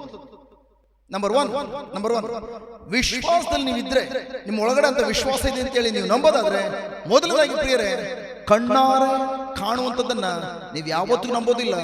ದೇವರು ತನ್ನ ವಾಕ್ಯದ ಏನಂತ ಹೇಳಿದಾರೋ ಅದನ್ನು ಮಾತ್ರ ನಂಬುವಂತ ವ್ಯಕ್ತಿಗಳಾಗ್ತಾರೆ. ನಂಬರ್ ಒನ್, ಯಾಕೆಂದ್ರೆ 2 ಕೊರಿಂಥಿಯ 5ನೇ ಅಧ್ಯಾಯ ವಾಕ್ಯ 7 ಹೇಳ್ತದೆ, ನಾವು ಕಣ್ಣಾರೆ ಕಂಡದ್ದನ್ನು ನಂಬಿ ಜೀವಿಸುವಂತ ಮಕ್ಕಳಲ್ಲ, ಬದಲಾಗಿ ವಿಶ್ವಾಸದಲ್ಲಿ ಜೀವಿಸುವಂತವ್ರು. ವಿಶ್ವಾಸ ಅಂದ್ರೆ ಕಣ್ಣಿಗೆ ಕಾಣದೆ ಇರುವಂತದ್ದನ್ನ ನಂಬುವಂಥದ್ದು. ವಿಶ್ವಾಸ ಅಂದ್ರೇನು? ಕಣ್ಣಿಗೆ ಕಾಣದೆ ಇರುವಂತದ್ದನ್ನ ನಂಬುವಂಥದ್ದು. ಅದರ ಅರ್ಥ ಪ್ರೈಸ್ ಗಾಡ್. ಫಾರ್ ಎಕ್ಸಾಂಪಲ್, ಮುಂದೆ ಇಬ್ರು ಅಮ್ಮಂದಿರು ಕುಳಿತಿದ್ದೀರಿ, ಕರೆಕ್ಟ್? ನೀವು ಒಬ್ರು ಕರ್ನಾಟಕ ಹಾಕಿದ್ದೀರಿ, ಅಮ್ಮ ಈ ಕಡೆ, ಕರೆಕ್ಟ್? ನಿಮ್ಮ ಎಡಭಾಗದಲ್ಲಿ ಅಮ್ಮ ಕುಳಿತಿದ್ದಾರೆ ಒಬ್ರು, ಕರೆಕ್ಟ್? ನಿಮ್ಮ ಬಲಭಾಗದಲ್ಲಿ ಯಾರು ಕುಳಿತಿದ್ದಾರೆ? ಕರೆಕ್ಟ್? ಅವ್ರು ಹೇಳ್ತಾರೆ ಸರಿ, ಕರೆಕ್ಟಾ? ಕೈ ಮೇಲೆ ಮಾಡಿ. ಇವ್ರು ಯಾರು ಕೈ ಮೇಲೆ ಮಾಡಿದಾರ ಅವ್ರು ಹೇಳ್ತಾ ಇದಾರೆ, ಅವ್ರು ಎಡಭಾಗದಲ್ಲಿ ಅಮ್ಮ ಕುಳಿತಿದ್ದಾರೆ, ಬಲಭಾಗದಲ್ಲಿ ಯಾರು ಕೂಡ ಕುಳಿತಿಲ್ಲ ಅಂತ ಹೇಳಿ ಅವ್ರು ಹೇಳ್ತಾ ಇದ್ದಾರೆ. ನಂಬ್ತೀರಾ ಅದನ್ನ? ನಂಬ್ತೀರ? ಅವ್ರು ಹೇಳದ್ನ ಸುಳ್ಳು ಹೇಳ್ತಾರೆ, ನಿಜ ಹೇಳ್ತಾ ಇದಾರ? ಅರೆ ದಯವಿಟ್ಟು ಸಿಂಪಲ್ ಪ್ರಶ್ನೆ, ನಿಮ್ಗೇನು ಟ್ರಿಕ್ಕಿ ಕ್ವಶನ್ ಅಲ್ಲ. ಎಡಭಾಗದಲ್ಲಿ ಅಮ್ಮ ಕುಳಿತಿದ್ದಾರೆ, ಕರೆಕ್ಟಾ? ಬಲಭಾಗ ಬೇಡ ಬಿಡಿ. ನಿಮ್ಮಿಬ್ಬರ ಮಧ್ಯದಲ್ಲಿ ಯಾರೋ ಒಬ್ರು ಕೂಳ್ತವ್ರೆ, ಒಂದ್ ಸ್ವಲ್ಪ ಆ ಕಡೆ ಹೊತ್ಕೊಳ್ಳಿ. ನಿಮ್ಮಿಬ್ಬರ ಮಧ್ಯದಲ್ಲಿ ಯಾರು ಕೂಳ್ತಿದ್ದಾರೆ? ಯಾರು ಕೂಳ್ತವ್ರೆ? ಯಾರು? ಕರೆಕ್ಟ್? ಈಗ ಪ್ರಶ್ನೆ, ಎಡಭಾಗದಲ್ಲಿ ಅಮ್ಮ ಕೂಳ್ತಿದವ್ರೆ, ಬಟ್ ಆದ್ರೆ ಅವ್ರಿಬ್ಬರ ಮಧ್ಯದಲ್ಲಿ ಯಾರಾದ್ರೂ ಕೂಳ್ತಿದಾರ ಅಲ್ಲಿ? ಇಲ್ಲ. ಹೇಗೆ ಹೇಳ್ತೀರಿ ಇಲ್ಲ ಅಂತ ಹೇಳಿ? ಕಣ್ಣಿಗೆ ಕಾಣುವಂತ ಸಾಕ್ಷಿ ಆದ್ರೆ ಹೇಳ್ತಾ ಇದೆ, ಎಡಭಾಗದಲ್ಲಿ ಅಮ್ಮ ಕೂಳ್ತಿದ್ದಾರೆ, ಮಧ್ಯದಲ್ಲಿ ಯಾರು ಕೂಡ ಕೂಳ್ತಿಲ್ಲ. ಆದ್ರೆ ಬೈಬಲ್ನ ಸಾಕ್ಷಿ ತೆಗೆದುಕೊಂಡ್ರೆ ಅವರಿಬ್ಬರ ಮಧ್ಯದಲ್ಲಿ ದೇವದೂತರು ಕುಳಿತಿದ್ದಾರೆ. ಬೈಬಲ್ ಹೇಳ್ತದೆ, ನೀನು ಹೋಗುವಾಗಲೂ ಬರುವಾಗಲೂ ನಿಮ್ಮ ಕಾಲು ಕಲ್ಲಿಗೆ ತಾಗದಂತೆ ನಿಮ್ಮನ್ನು ಕಾಪಾಡ್ಲಿಕ್ಕಾಗಿ ನಿಮ್ಮ ಜೊತೆಯಲ್ಲಿ 6,000 ದೇವದೂತರು ಕೊಟ್ಟಿದ್ದಾನೆ. ಆ 6,000 ದೇವದೂತರಲ್ಲಿ ಕೆಲವೊಂದು ದೇವದೂತರು ಇಲ್ಲಿ ಬಂದು ನಿಮ್ಮ ಪಕ್ಕದಲ್ಲಿ ಕುಳಿತಿದ್ದಾರೆ ನಿಮ್ಮನ್ನು ಕಾಪಾಡ್ಲಿಕ್ಕಾಗಿ. ಅರ್ಥ ಆಗ್ತಿದ್ಯಾ? ಹಲೋ, ಅದ್ರ ಅರ್ಥ ಏನು? ಇವನ ಕಣ್ಣಾರೆ ದೇವದೂತರು ನೋಡದೆ ಹೋದ್ರು ಕೂಡ ದೇವರು ತನ್ನ ವಾಕ್ಯದ ಹೇಳಿದ್ದಾರೆ, ನಿನ್ನ ಕಾಲು ಕಲ್ಲಿಗೆ ತಾಗದಂತೆ ಎತ್ತಿಕೊಳ್ಳುವುದಕ್ಕೋಸ್ಕರ ನಾನು ನಿನ್ನನ್ನು ಕಾಯ್ದು ಪರಿಪಾಲಿಸಲಿಕ್ಕಾಗಿ ನಿನ್ನೊಂದಿಗೆ ನಾನು ಕಾವದೂತರನ್ನು ಕೊಟ್ಟಿದ್ದೇನೆ. ಕಾವದೂತರನ್ನ ಕಣ್ಣಾರ ನೋಡ್ತಾ ಇದ್ದೀರಾ? ದೇವದೂತರನ್ನ ಇಲ್ಲ. ಕಣ್ಣಾರು ಯಾವುದನ್ನ ನೋಡದೆ, ಈವನ್ ಕಣ್ಣಾರು ಕಾಣುವ ಸಾಕ್ಷಿ ಆದ್ರೆ ಅಲ್ಲಿ ಇಲ್ಲದಿದ್ರು ಕೂಡ ದೇವರು ತನ್ನ ವಾಕ್ಯದ ಹೇಳಿದ್ದಾರೆ, ನಿನ್ನ ಕಾಲು ಕಲ್ಲಿಗೆ ತಾಗದಂತೆ ಎತ್ತಿಕೊಳ್ಳುವುದಕ್ಕೋಸ್ಕರ ನಿನ್ನೊಂದಿಗೆ ಸದಾಕಾಲ ನಿನ್ನ ಕಾಯ್ದು ಪರಿಪಾಲಿಸಲಿಕ್ಕಾಗಿ ದೇವದೂತರು ಕೊಟ್ಟಿದ್ದೇನೆ ಎಂಬುದಾಗಿ. ಅದರ ಅರ್ಥ, ನಿಮ್ಮಿಬ್ಬರ ಮಧ್ಯದಲ್ಲಿ ನೀವು ಕಣ್ಣಾರು ನೋಡ್ಲಿಕ್ಕೆ ಯಾವುದೇ ಸಾಕ್ಷಿ ಆಧಾರ ಇಲ್ಲದಿದ್ರು ಕೂಡ ಬೈಬಲ್ನ ಸಾಕ್ಷಿ ಆಧಾರ ಇದೆ. ನಿಮ್ಮಿಬ್ಬರ ಮಧ್ಯದಲ್ಲಿ ದೇವದೂತರು ಕುಳಿತಿದ್ದಾರೆ. ಅರ್ಥ ಆಗ್ತದೆಯಾ? ಹಾಗಾದ್ರೆ ನಿಮ್ಮ ಜೊತೆಲಿ ಸದಾಕಾಲ ದೇವದೂತರು ಇದ್ದಾರೆ ಅಂತ ಹೇಳಿದ್ಮೇಲೆ ನೀವೇನಾದ್ರೂ ಸಪೋಸ್ ಒಂದಿನ ರಾತ್ರಿ, ಅದು ಅಮಾವಾಸ್ಯೆ ರಾತ್ರಿ, ನೀವು ನಡ್ಕೊಂಡು ಹೋಗ್ತಾ ಇದ್ದೀರಿ. ನಡ್ಕೊಂಡು ಹೋಗುವಾಗ ಪ್ರೈಸ್ ಗಾಡ್, ಅದು ಕೂಡ ನಿಮ್ಮ ಮನೆಗೆ ಹೋಗ್ಬೇಕು, ಹುಣಸೆ ಮರದ ಕೆಳಗಡೆ ಹೋಗ್ಬೇಕು. ಹುಣಸೆ ಮರದ ಕೆಳಗಡೆ ಹೋಗ್ಬೇಕಾದ್ರೆ ಎದುರ್ಬೇಕಾ? ಎಷ್ಟು ಮಂದಿ ಹೋಗ್ತೀವಿ ಅಮಾವಾಸ್ಯೆ ದಿನ ಹುಣಸೆ ಮರದ ಕೆಳಗಡೆಯಿಂದ? ನೋಡು, ನಮ್ಗೆ ನಾಚಿಕೆ ಆಗ್ಬೇಕು, ದೊಡ್ಡದಾಗಿ ಹೇಳ್ತೀವಿ ಕ್ರಿಶ್ಚಿಯನ್, ಬಟ್ ಬೈಬಲ್ ಅದೇನೂ ಇಲ್ಲ. ಬಟ್ ಬೈಬಲ್ ಇಲ್ಲದೇ ಇರೋದು ನಂಬ್ತವೆ, ಬಟ್ ಬೈಬಲ್ ಇರೋ ವಾಕ್ಯ ನಮ್ಗೆ ಗೊತ್ತಿಲ್ಲ. ಹಲೋ, ಯಾಕೆ ಹೋಗಲ್ಲ ಅಮಾವಾಸ್ಯೆ ದಿನ ಹೊರಗಡೆ? ಮಕ್ಕಳು ಹೇಳ್ತೀವಿ ಅಮಾವಾಸ್ಯೆ ಹೊರಗಡೆ ಹೋಗ್ಬೇಡಿ. ಏನಕ್ಕೆ? ನಿಜವಲ್ಲೂ ಪ್ರಿಯರೇ, ಜಸ್ಟ್ ಅಮಾವಾಸ್ಯೆ ದಿನ ಹೊರಗಡೆ ಹೋಗ್ಬೇಡಿ ಎಂಬುದಾಗಿ ಏನು ಹೇಳ್ತಾ ಇದ್ದೀರಿ? ನಿಜವಲ್ಲೂ ನೀವು ಅಲ್ಲಿ ದೆವ್ವ ಇರ್ತದೆ, ಎಂಬುದಾಗಿ ಏನ್ ಹೇಳ್ತಿದ್ದೀರಿ?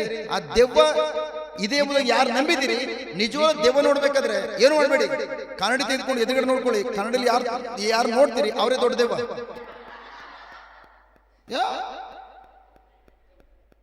ನೀವು ಯಾವಾಗ ದೇವರ ವಾಕ್ಯ ವಿರುದ್ಧವನ್ನು ನಂಬ್ತೀರಿ, ನಿಮ್ಮ ಜೀವನವನ್ನು ಸೈತಾನ ಆಳ್ವಿಕೆ ಮಾಡ್ತಾ ಇರ್ತಾನೆ. ಅಮಾವಾಸ್ಯೆ ಹುಣ್ಣಿಮೆ ಅನ್ನುವಂಥದ್ದು, ಪ್ರೈಸ್ ಬಿಡಿ ಗಾಡ್, ನಮ್ಮ ಅಪ್ಪ ಸ್ವಚ್ಛ ಮಾಡುವಂತಹ ಸೂರ್ಯ ಮತ್ತು ಚಂದ್ರ ನಡುವೆ ಆಗುವಂತಹ ಕಾರ್ಯಗಳದು. ನಮ್ಮ ಅಪ್ಪ ಸ್ವಚ್ಛ ಮಾಡಿರೋದು 15 ದಿನ ಕತ್ಲಾಗ್ತದೆ, 15 ದಿನ ಬೆಳಕಾಗ್ತದೆ. ಬಟ್ ನಾವು ನಂಬಿರೋದೇನು? ಸುತ್ತಮುತ್ತರು ಏನ್ ನಂಬ್ತಾರೋ ಅದನ್ನ ನಂಬ್ಕೊಂಡು ಹೋಗ್ತದವೆ. ನೋ, ನಾವೆಲ್ಲ ಪ್ರಿಯರೇ ನಮ್ಮ ಮನಸ್ಸಲ್ಲಿ, ನಮ್ಮ ಹೃದಯದಲ್ಲಿ ಅಂತ ವಿಷಯಗಳು ತುಂಬಿಕೊಂಡಿರೋದ್ರಿಂದ ನಾವು ಅವ್ರ ತರನೇ ನಾವು ಕೂಡ ನಂಬಿರೋದ್ರಿಂದ ಅವ್ರು ಏನ್ ನಂಬಿದಾರೋ ಅದ್ರ ಪ್ರಕಾರ ಅವ್ರಿಗಾಗೋದು ಮಾತ್ರವಲ್ಲ, ನಮಗ್ ಕೂಡ ಆಗ್ತದೆ.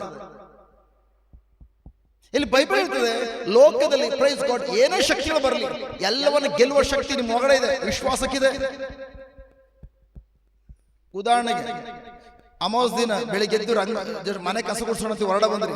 ಹೊರಡ ಬಂದ ತಕ್ಷಣ ನಿಮ್ಮ ಮನೇಲಿ ಎಡಗಡೆ ಬಲಗಡೆ ಆ ಕಡೆ ಒಂದು ಅರ್ಧ ಓಳು, ಈ ಕಡೆ ಒಂದು ಅರ್ಧ ಓಳು ನಿಂಬೆಹಣ್ಣು ಕಟ್ ಮಾಡಿ ಬಿಸಾಕಿದ್ದಾರೆ. ಏನ್ ಮಾಡ್ತೀರಿ?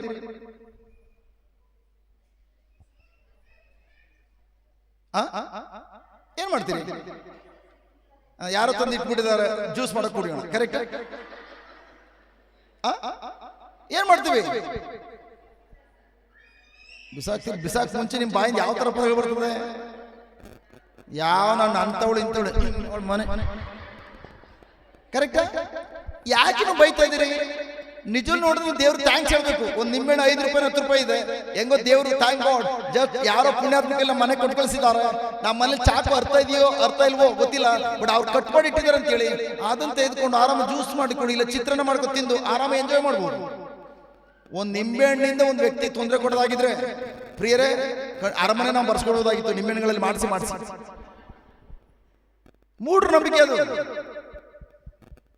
ಬೈಬಲ್ ಹೇಳ್ತದೆ, ಕ್ರಿಸ್ತ ಯೇಸು ಯಾರು ವಿಶ್ವಾಸ ಬಿಟ್ಟಿದ್ದೀರಿ, ಯೇಸುವಿನ ರಕ್ತದ ಒಳಗಡೆ ಯಾರೆಲ್ಲ ಇದ್ದೀರಿ, ಯಾವ ಮಾಟ ಮಂತ್ರ ಶಕ್ತಿ ಟಚ್ ಆಗ್ಲಿಕ್ಕೆ ಸಾಧ್ಯ ಇಲ್ಲ. ಯಾಕೆಂದ್ರೆ ಲೋಕದಲ್ಲಿ ಇರುವಂತ ದುರಾತ್ಮನ ಶಕ್ತಿಗಿಂತ ನಮ್ಮ ಒಳಗಡೆ ಇರುವ ದೇವರು ತುಂಬಾ ಪವರ್ಫುಲ್. ಯೇಸು ನಿಮ್ಮ ಒಬ್ಬೊಬ್ಬರು ಒಳಗಡೆ ಇದ್ದಾರೆ, ನಿಮ್ಮ ಒಳಗಡೆ ಇದ್ದಾರೆ. ನಿಮ್ಮ ಒಳಗಡೆ ಇದ್ದ ಮೇಲೆ ನೀವೆಲ್ಲೆಲ್ಲೂ ಹೋಗ್ತೀರಿ, ನೀವೆಲ್ಲೂ ವಾಸ ಮಾಡ್ತಾ ಇದ್ದೀರಿ, ಅಲ್ಲಿ ಯೇಸುವಿನ ರಕ್ಷಣೆ ಇದೆ. ಅದಕ್ಕಾಗಿ ಬೈಬಲ್ ಹೇಳ್ತದೆ, ನಂಬುವವನಿಗೆ ಅಸಾಧ್ಯತೆ ಯಾವುದೂ ಇಲ್ಲ. ಅದರ ಅರ್ಥ ಏನು? ನೀವು ಯಾವುದು ನಂಬ್ತೀರಿ, ನೀವು ನಂಬಿದಂತೆ ನಿಮ್ಗೆ ಆಗ್ತದೆ. ನಂಬಿದಂತೆ ನಿಮ್ಗೆ ಆಗ್ತದೆ. ನೀವು ಆ ನಿಂಬೆಹಣ್ಣು ನೋಡ್ಬಿಟ್ಟು ಜಸ್ಟ್ ನೀವು ಯಾರೋ ಏನೋ ಮಾಡಿಸ್ಬಿಟ್ಟವ್ರೆ ಅಂತೇಳಿ ನೀವು ನಂಬಿದ್ರಿ, ನೀವು ನಂಬಿದಂತೆ ನಿಮ್ಗೆ ಆಗ್ತದೆ. ಖಂಡಿತ ಜ್ವರದಲ್ಲಿ ಅವತ್ತು ಹೇಳ್ತೀರಿ.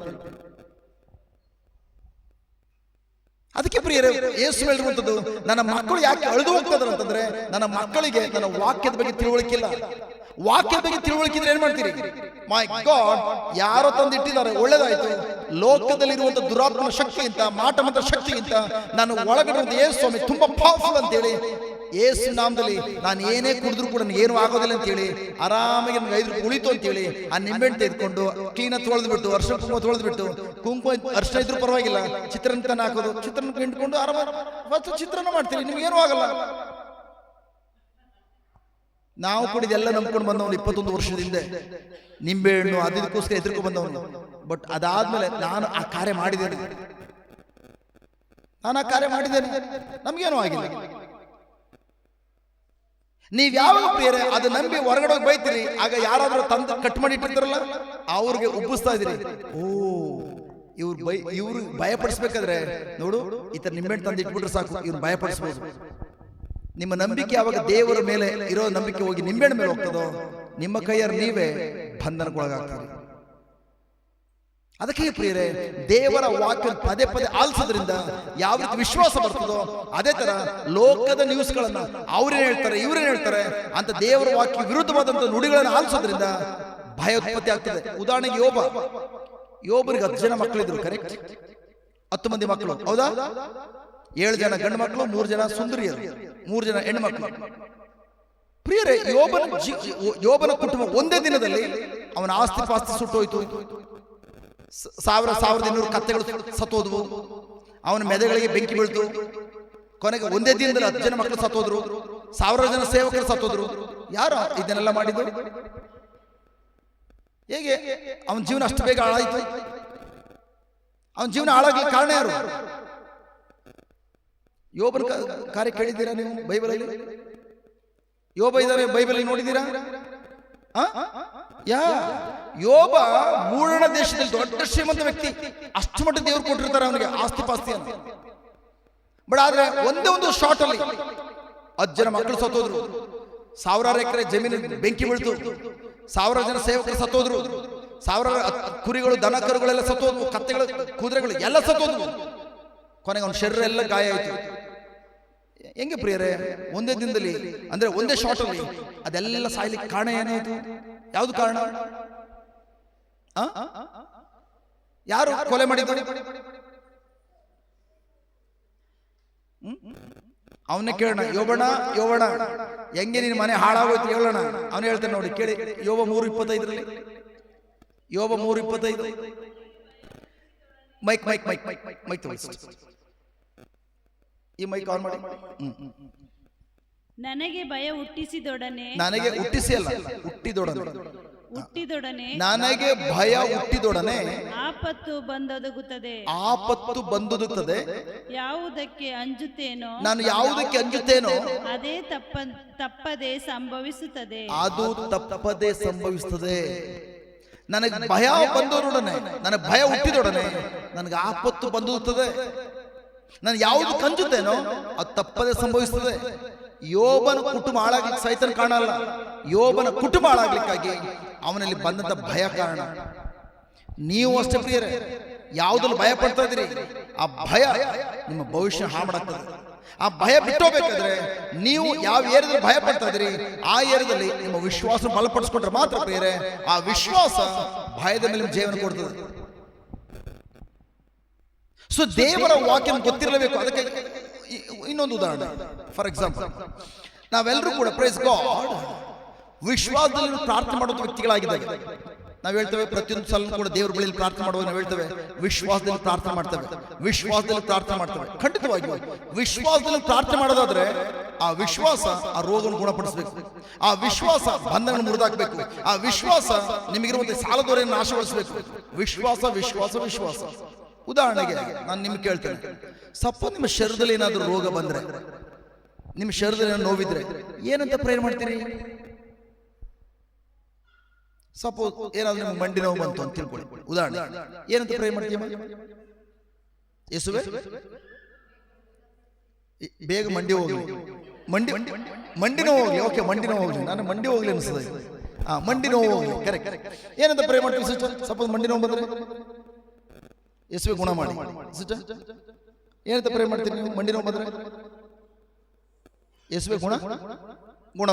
ಗುಡ್. ಅದೇ ತರ ಥ್ಯಾಂಕ್ ಗಾಡ್. ಜಸ್ಟ್ ನಮ್ಮ ಸಹೋದರರು ಏನಂತ ಬ್ರದರ್ ನೀವು ಪಟ್ಟಂತ ಆನ್ಸರ್ ಕೊಡ್ತಾ ಇದ್ರಿ. ಸಪೋಸ್ ನಿಮ್ಗೆ ಮಂಡಿ ನೋವು ಬಂತು, ಮಂಡಿ ನೋವು ಬಂದ್ರೆ ಏನಂತ ಪ್ರೇಯರ್ ಮಾಡ್ತಾರೆ? ಮಂಡಿ ನೋವು ಹೋಗ್ಲಿ, ಕರೆಕ್ಟ್ ಅಮ್ಮ, ಕರೆಕ್ಟ್ ಅಮ್ಮ, ಕರೆಕ್ಟ್. ಮಂಡಿ ಹೋಗ್ಲಿಲ್ಲ, ಮಂಡಿ ನೋವು ಹೋಗ್ಲಿ, ಮಂಡಿ ನೋವು ಹೋಗ್ಲಿ. ಅದರ ಅರ್ಥ ನಾವು ಪ್ರೇಯರ್ ಮಾಡೋದೇನು? ಯೇಸುವೆ ನನ್ನ ಮಂಡಿ ನೋವನ್ನು ಗುಣಪಡಿಸು. ಕರೆಕ್ಟಾ? ನಾವು ನಂಬಿಕೆ ಇಟ್ಟಿದ್ದೀವಿ, ಯಾಕಂದ್ರೆ ಯೇಸು ಗುಣಪಡಿಸ್ತಾರೆ ಅಂತೇಳಿ ಖಂಡಿತ ಅದಕ್ಕೋಸ್ಕರ ಪ್ರೇಯರ್ ಮಾಡ್ತಾರೆ.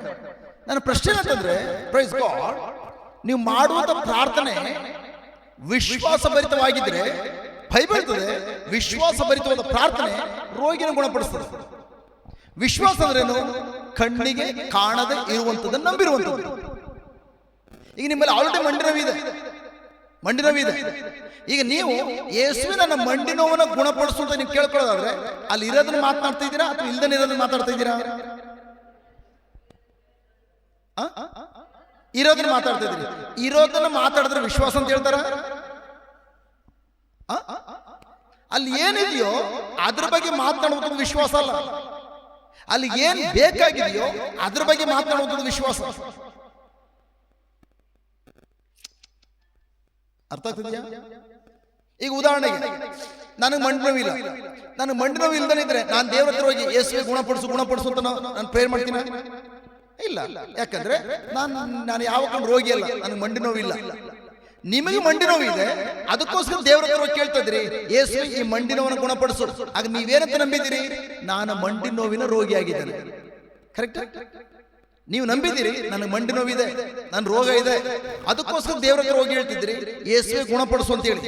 ಬಟ್ ನಿಮ್ಮ ನಂಬಿಕೆಯನ್ನು ನೀವು ರೋಗಿಯಾಗಿದ್ದೀರಿ. ನಾನೇಕೆ ಪ್ರೇಯರ್ ಮಾಡ್ಲಿಕ್ಕೆ ಹೋಗ್ತಲ್ಲ, ನಾನು ರೋಗಿ ಅಲ್ಲ, ನನ್ನ ಶರೀರದಲ್ಲಿ ಯಾವುದೇ ಮಂಡಿ ನೋವಿಲ್ಲ.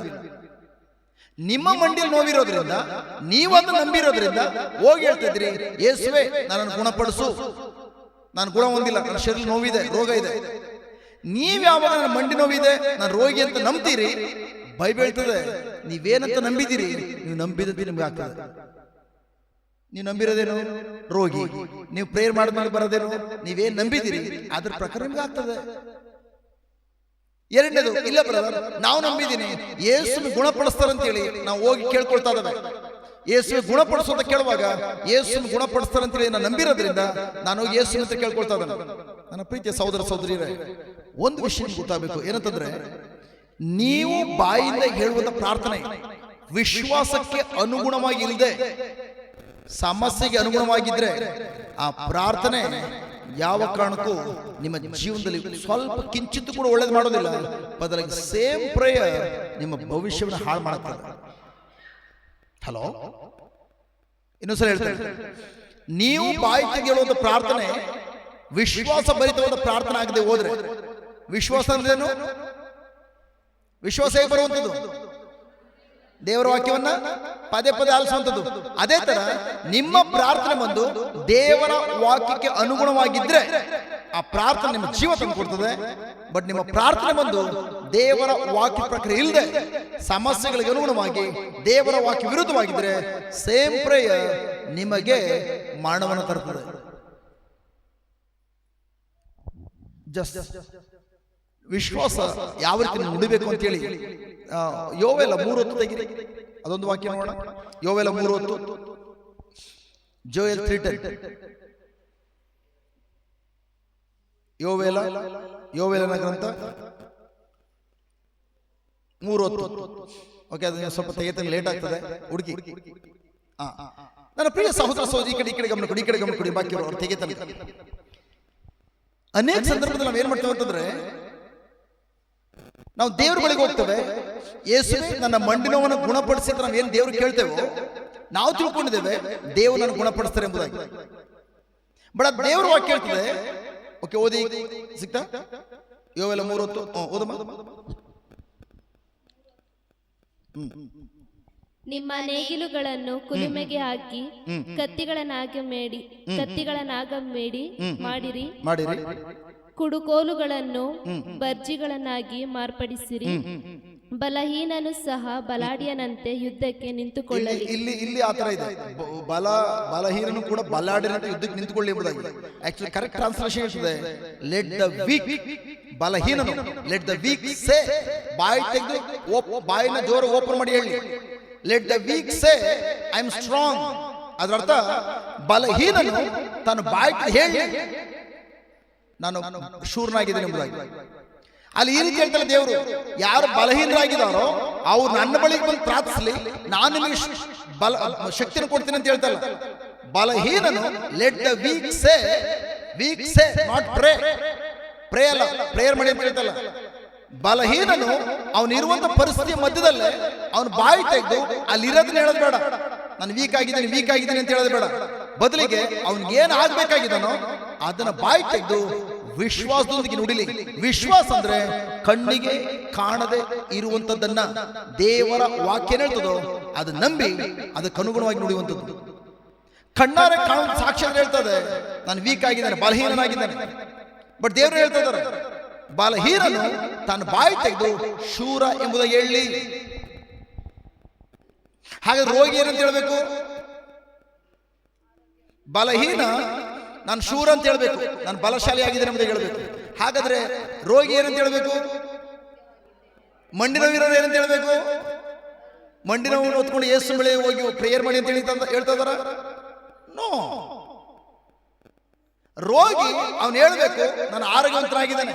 ಯಾವ ಆಧಾರದ ಮೇಲೆ ಹೇಳ್ತಾರೆ ಅವನು?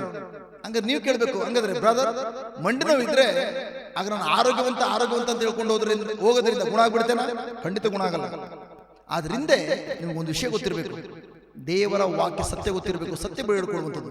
ಈಗ ಉದಾಹರಣೆಗೆ ಪ್ರೈಸ್ ಗಾಡ್, ನೀವೇನನ್ನ ಬಾಯಿ ಕೊಂಡಿದ್ದೀರಿ ಆ ಪ್ರಾರ್ಥನೆ ಬಂದು ದೇವರ ವಾಕ್ಯದ ಪ್ರಕಾರ ಇದ್ರೆ ನಿಮಗೆ ಜೀವ ಬರ್ತದೆ. ದೇವರ ವಾಕ್ಯ ವಿರುದ್ಧವಾಗಿದ್ರೆ ಮರಣ ಬರ್ತದೆ. ಅದನ್ನಾಗಿದೆ ಜ್ಞಾನೋಕ್ತಿ 18:21 ಹೇಳುವಂಥದ್ದು. ಜೀವ ಮತ್ತು ಮರಣ ಶಕ್ತಿ ನಿಮ್ಮ ನಾಲಿಗೆಯಲ್ಲಿದೆ, ನೀವೇನನ್ನ ಬಾಯಿ ನುಡಿತೀರಿ ಅದರ ಪ್ರಕಾರ ಫಲ ಬರ್ತದೆ. ಈಗ ನೀವು ಮಾವಿನ ಬೀಜ ಹಾಕಿದ್ರೆ ಯಾವ ಹಣ್ಣು ಬರ್ತದೆ? ಮಾವಿನ ಹಣ್ಣು. ನೀವು ಮಾವಿನ ಬೀಜ ಹಾಕ್ಬಿಟ್ಟು ದೇವರ ಹತ್ರ ಹೋಗಿ ಸಪಡ ಕೊಡು ಅಂತ ಪ್ರೇಯರ್ ಮಾಡ್ತಿದ್ದೀರಿ, ಸಪಡ ಬರ್ತದ? ಯಾಕೆ ಬರಲ್ಲ? ನೀವು ಹಾಕಿರೋದು ಮಾವಿನ ಬೀಜ. ಅದೇ ತರ ದೇವರು ಹೇಳ್ತಾರೆ, ನೀನ್ ಏನನ್ನ ಬಾಯಿ ನುಡಿತೀಯೋ ನಿನ್ನ ಬಾಯಿಂದ ಬರುವಂತ ಬೀಜಗಳು ದೇವರ ವಾಕ್ಯ ಆಗಿದ್ರೆ ಆ ವಾಕ್ಯ ಜೀವದ ಫಲ ಉತ್ಪತ್ತಿ ಮಾಡ್ತದೆ. ಬಟ್ ನಿನ್ನ ಬಾಯಿಂದ ಬರುವಂತ ನುಡಿಗಳು ದೇವರ ವಾಕ್ಯಕ್ಕೆ ವಿರುದ್ಧವಾಗಿ ನುಡಿಗಳಾಗಿದ್ರೆ ಆ ವಿರುದ್ಧವಾದ ನುಡಿಗಳು ನಿನಗೆ ಮರಣ ತರ್ತದೆ. ಅರ್ಥ ಆಗ್ತದೆಯಾ? ಹಲೋ. ಬಟ್ ಪ್ರಶ್ನೆ ಏನಂತಂದ್ರೆ, ಬೆಳಗಿನ ಸಂಜೆ ತನಕ ನಾವು ಯಾವ ರೀತಿ ನುಡಿಗಳು ನುಡಿತೇವೆ? ಯಾವ ರೀತಿ ನುಡಿಗಳು ನಾವು ಬಾಯ್ತು ನುಡಿತೇವೆ? ನೀವು ಇದನ್ನು ತಿಳ್ಕೊಳ್ದೆ ಹೋದ್ರೆ ನಮ್ಮ ಭವಿಷ್ಯದಲ್ಲಿ ಯಾವುದೇ ಕಾರಣಕ್ಕೂ ದೇವರ ಬಯಸುವಂತಹ ದೇವರ ಚಿತ್ತಾನುಸಾರದ ಫಲಿತಾಂಶಗಳನ್ನು ಪಡ್ಕೊಳ್ಳೋಕೆ ಸಾಧ್ಯ ಇಲ್ಲ. ಸಿಗ್ತದೆ ಜ್ಞಾನ 18:21 ಓದಿ. 21 ಮಾರ್ಕ್ ಮಾಡಿದ್ದೀರಿ. ಜನನ ಮರಣಗಳ ಶಕ್ತಿ ನಾಲಿಗೆಗಿದೆ, ವಚನ ಪ್ರಿಯರು ಅದರ ಫಲವನ್ನು ರುಚಿಸುವರು. ಜನನ ಮರಣಗಳ ಶಕ್ತಿ ನಾಲಿಗೆಗಿದೆ, ವಚನ ಪ್ರಿಯರು ಅದರ ಫಲವನ್ನು ರುಚಿಸುವರು. ಅದರ ಫಲವನ್ನು ರುಚಿಸುವರು. ನನ್ನ ಪ್ರೀತಿಯ ಸಹೋದರ ಸಹೋದರಿಯರು, ಪ್ರೈಸ್ ಬಿ ಗಾಡ್.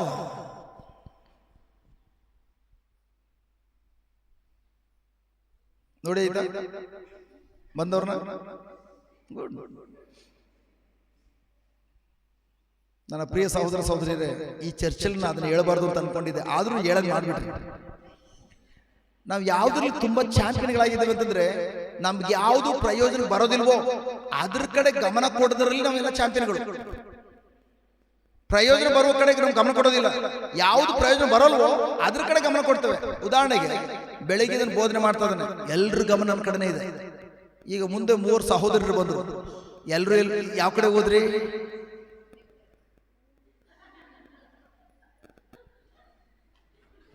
ಅವ್ರು ಕೂತ್ಕೊಳ್ಳೋ ತನಕ ನೋಡಿದ್ರು ಕೆಲವರು. ಏನು ಪ್ರಯೋಜನ ಆಯ್ತಾ? ಏನು ಪ್ರಯೋಜನ ಆಯ್ತಾ ನಿಮಗೆ? ನಿಮಗೆ ಅವರಿಂದ ಏನಾದ್ರು ಪ್ರಯೋಜನ ಆಯ್ತಾ ಅಥವಾ ಅವ್ರಿಗೆ ನಿಮ್ಮಿಂದ ಏನಾದ್ರು ಪ್ರಯೋಜನ ಆಯ್ತಾ? ನಾವು ಯಾವ್ದು ಪ್ರಯೋಜನ ಬರಲ್ವೋ ಅದ್ರ ಕಡೆ ಗಮನ ಕೊಟ್ಟು ನಮ್ಮ ಜೀವನ ಹಾಳು ಮಾಡ್ಕೊಂಡಿದ್ದೇವೆ. ಪ್ರಯೋಜನ ಬರುವಂತ ವಿಷಯಗಳ ಕಡೆ ನೀವು ಗಮನ ಕೊಟ್ಟಿದ್ರೆ ಇವತ್ತು ದೇವರು ನಿಮ್ಮನ್ನು ಉಪಯೋಗಿಸಿಕೊಂಡು ಇವತ್ತು ಸುತ್ತಮುತ್ತಲ ಪರಿಸರ ಚೇಂಜ್ ಮಾಡ್ತಾ ಇದ್ದಾರೆ. ಈಗಲೂ ಸ್ಟ್ರಿಕ್ಟ್ ಮಾಡೋಣ. ಇಲ್ಲಿ ನೋಡಿ, ನೀವು ನಾನು ಜೋರಾಗಿ ವಾಕ್ಯ ಬೋಧನೆ ಮಾಡ್ತಿದ್ದಾನೆ. ಬೋಧನೆ ಮಾಡುವಾಗಲೇ ಯಾರೊಬ್ರು ಗೆಜ್ಜೆ ಹಾಕೊಂಡು ಬಂದ್ರು ಅಂತೇಳಿ ಸ್ವಲ್ಪ ಶಬ್ದ ಬಂದ ತಕ್ಷಣ ನಿಮ್ ಗಮನ ಆ ಕಡೆ ಹೋಗೋದಾದ್ರೆ, ಇಲ್ಲಿಂದ ಮನೆಗೆ ಹೋದ್ಮೇಲೆ ಗೆಜ್ಜೆ ಶಬ್ದ ಅಲ್ಲ, ನಾಯಿ ಕಿರ್ಚೋ ಶಬ್ದ ಇರ್ತದೆ. ಒಂದ್ ಕಡೆ ಗಂಡ ಕಿರಿಸ್ತಾ ಇರ್ತಾನೆ, ಒಂದ್ ಕಡೆ ಅತ್ತೆ ಕಿರಿಸ್ತಾ ಇರ್ತಾರೆ, ಒಂದ್ ಕಡೆ ಮಕ್ಕಳು ಕಿರಿಸ್ತಾ ಇರ್ತಾರೆ. ಅಲ್ಲಂಗೆ ಪರೀಕ್ಷೆ ಪಾಸ್ ಮಾಡ್ತೀರಿ? ಕಾನ್ವೆಂಟ್ಗಳು ಬಿಡಿ, ಯಾರು ಕಿರ್ಚೋರಿಲ್ಲ. ಅಲ್ಲೆಲ್ಲ ಯೇಸುವಿಗೆ ಅರ್ಪಿಸ್ಕೊಟ್ಬಿಟ್ಟಿರ್ತಾರೆ, ಅಲ್ಲಿ ಕಿರ್ಚಾಟ ಇಲ್ಲ, ಎಲ್ಲ ಸೈಲೆಂಟ್. ಬಟ್ ನಾವು ಮನೆಗೆ ಹೋದ್ಮೇಲೆ ಏನ್ ಮಾಡೋದು?